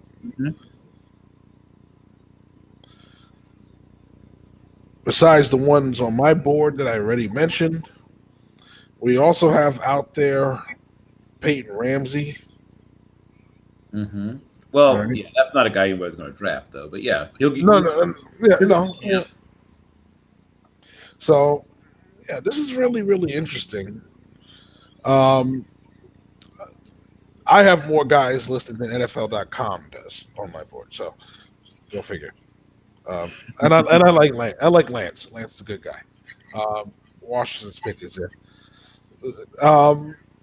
Yeah, it's curious, you know. Book went well before Ellinger did. Yep. Well, I mean, Ellinger's passing mechanics are, I mean, they're not Tebow level bad, but there's a lot of work. If you're trying to keep him a quarterback, there's a lot of work. Yeah. If you're trying to keep him a quarterback. Now, if you want to convert him, I mean, we'll see. You know, we'll see if he can. But yeah, there's some. Go ahead. Let's compare the two. Like, so we talked about it. Book has better mechanics than Ellinger. There's no doubt about that. Sure. Mm-hmm. Processing and decision making, Ellinger is better, way better than Book. So, I mean, athleticism wise, Ellinger has more athleticism than Book. So Dax Milner comes off the board here. Dax Milne, yes, who tested very well, actually. Yeah. So I'm shocked to see he fell this far. By the way, I'm not, but I'm glad to see him off the board. Even though he actually tested better than, frankly, I expected, he's kind of a one-speed, which is faster than expected, but a faster than expected one-speed, smaller receiver who probably doesn't translate as a deep threat at the next level. And once again, he'll have to contribute on special teams, and he probably will contribute on special teams. But yeah, I'm glad he got drafted. All right, so that leaves us with the world champion Tampa Bay Buccaneers making the final pick of today's draft, and they're making their big presentation in Cleveland for Mr. Irrelevant, and have that there as you will. The pick is it. So we are going to know who Mr. Irrelevant is in the last pick of this year's draft. And we will also know who all of our undrafted free agents are going to be. So that means M.R. Smith Marset, Jonathan Adams, Austin Watkins Jr. Well, I talked about why Sage Surratt had a little bit. Yeah. Tamarion Terry? Is Tamarion Terry still on the board? If I spell his name right, we'll see for sure.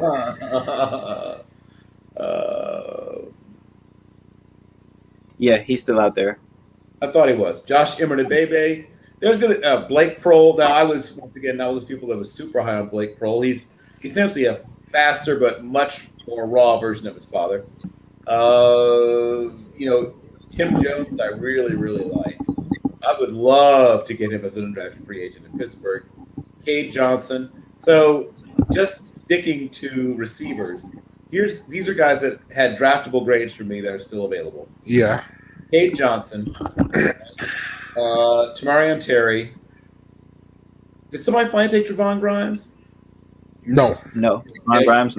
Trevon Grimes, Frank Darby, Jonathan Adams, Austin Watkins Jr. Sage Surratt was a guy I thought would be an undrafted free agent. Emmer Smith Marset, Dejon Dixon, who else? Josh Imardebebe, Tim Jones, Isaiah McCoy. those are guys that I had draftable grades on, and yes, they are all going to, due to just the depth of the class, are going to be available as undrafted free agents. Mm-hmm. All right, so we're just waiting on them to finally make this last pick known. But all in all, who would you say had the best draft?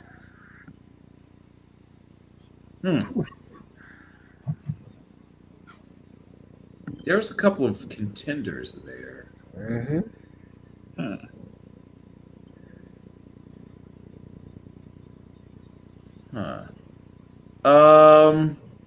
We talked a little bit earlier about. I mean, the Browns have had a solid day of work. Maybe not spectacular, but solid. The Chiefs, like I said, I think they pretty much always draft well, and not splashy, but well. Mm-hmm. The Giants had a couple of little hiccups, but also still got good value in places. The Eagles helped plugged some pretty serious holes in their squad.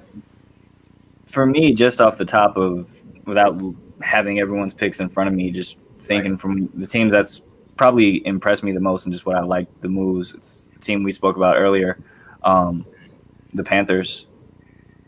I really like the Panthers going out. Obviously, J.C. Horn, you get him in the first round. I like Terrace Marshall Jr. in the second. Tommy Tremble is basically going to come in and add another blocker for you on that offensive line. Bill, you and I talked about how much I loved having Chuba Hubbard as the backup there to Christian McCaffrey. I like what the Panthers have done. I think they had a really strong draft. Yeah, I would agree that theirs is probably going to end up in my top 5 or so. Now, once again, as we just prefaced, I'm not looking at all of them sort of side by side. Right. So that's what I would have to do at some point before I could really figure out, my complete feelings and thoughts. Just to give my quick thoughts, I like to recognize the Atlanta Falcons.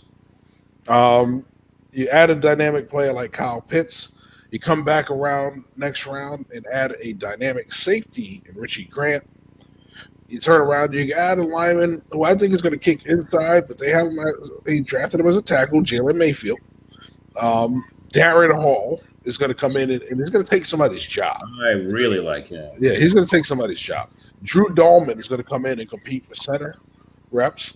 And then you got quality players, Daquan Graham, Atakumbo Agundaji, those guys are going to compete for playing time. So they're not just going to compete just to be on the roster. They're going to play. Avery Williams is going to come in and compete for a roster spot, potentially play. Frank Darby compete for a roster spot. So wall-to-wall people that are going to come into this training camp and compete and push either veterans out of their jobs, take over a job right away, or in a year or two, potentially be in the mix for a starting position. Sure. All right. And we didn't announce Mr. Irrelevant yet, did we? No. Nope. I mean, okay. All right. So it's in. It's in. Grant Stewart, Houston. Oh, okay. That's a player I had a late 6th on, so I'll call that a little bit of a value pick. Mm-hmm. Well, although I didn't have to wear it because of the pick, I'm wearing it anyway. So, yeah, granted, David Moore, I didn't get picked, so I didn't get a chance to wear it. But nevertheless, I'm wearing it anyway. There you go. Wear it proudly. I like it. Coach Rob will be proud. Coach Rob will be proud. Yep. I wonder where he's going to land now. I got to search my my Twitter feed from all my investigative reporters out there and find out where he's going to land. I'm pretty sure that because all the agents have talked already. Money's been talked about. People are about to agree on terms. Mm-hmm. Although they can't officially add them to, what is it, Monday? I think that's right, yeah. So, all right. Well, everybody's signing off except for us, but it is that time. it is that time. Yeah. So final closing thoughts, everybody. my closing thoughts are for the guys that didn't get drafted. There's a long line of guys that I could name, from, John Randall to Kurt Warner to, Rod Smith is not in the Hall of Fame, though I think he deserves serious consideration. But there have been many, many, many great players throughout the history of the game who didn't get drafted. And I hope that if you didn't get drafted, this doesn't make you think that your dream is at all diminished or dimmed or will die or any of that. I hope that you use the fuel and the frustration from that to go on and still be great. And I do want to celebrate some of the guys that we've had the honor to get to know a little bit, including Zach McPherson, who was a guy I very much like. And then I was very much thrilled when Shamar got picked. And though he didn't get a chance to get Michael Strahan on, I've been a big supporter of his for many years. So I'm very, very thrilled and very excited, of course, what's happened to him. I'm a huge Jalen Darden fan. I'm glad his name got called. So some of my favorite guys in this draft class, and then both of the Cincinnati safeties got picked in James Wiggins and Derek Forrest. But for every single person involved, from strength coaches and parents and, youth coaches that got some of these guys started, this should be a celebration for everyone. Yes. Beyond just, who's going to go where and negotiating contracts and signing, deals for endorsements and everything else. It should be a time just to think about all of the work, the length of the journey that started when you were sometimes 5, 6, 7, 8 years old and where it's culminated. So I love this game, and I love the people that make this game possible, and that's my final thought. Dom? Yeah, I will say I echo a lot of Bill's sentiments.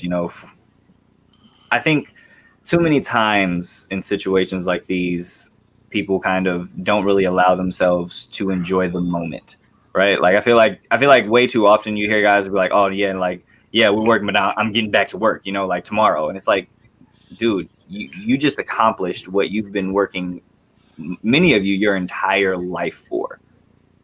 Enjoy this moment, breathe it in a little. You will have the opportunity to get to work, and obviously this is something that you've been doing your whole life, right? Like you're gonna get back to work and all that, but my main thing is enjoy the moment. It's a big moment. You've worked your behind off for it. You deserve it. You deserve this one little reprieve to know that, hey, I achieved it. So, and to the guys obviously that didn't get drafted, does not mean your story is over. Doesn't mean that, that's the end of it. Like Bill said, there are tons of guys who go on that were undrafted to end up in the Hall of Fame, end up making teams and things like that. So, don't be discouraged. Just because you weren't drafted, it doesn't mean that you won't get the opportunity. But yeah, most importantly, this is a celebration of all of the hard work and dedication, literally the blood, sweat, and tears that you put in for years and years and years. So enjoy the moment. Indeed. Listen, there's nothing else to add to that, guys. You've hit it all on the head. There's nothing to be ashamed of. If your name wasn't called this weekend, the fact that you're part of this process alone says who you are. Congrats to the guys that all got their airtime and all heard their names called, and it's a rare honor. There's only 200 and something draft picks as we see. There's usually over 1,000 prospects. This year was slightly under 700 because of all the kids returning and everything else that went on with COVID. But nevertheless, that shows the rare opportunities, and not all 200, plus are going to make a roster. So, just enjoy the time, enjoy the moment. You only get to play this game for but so long, and then you end up like, me. So, but nevertheless, guys, it's been an honor working with you guys these past 3 days, and everybody else, Ashmere, the whole crew. Absolutely. Dan Goodwin. We go down the list. I'm running out of names.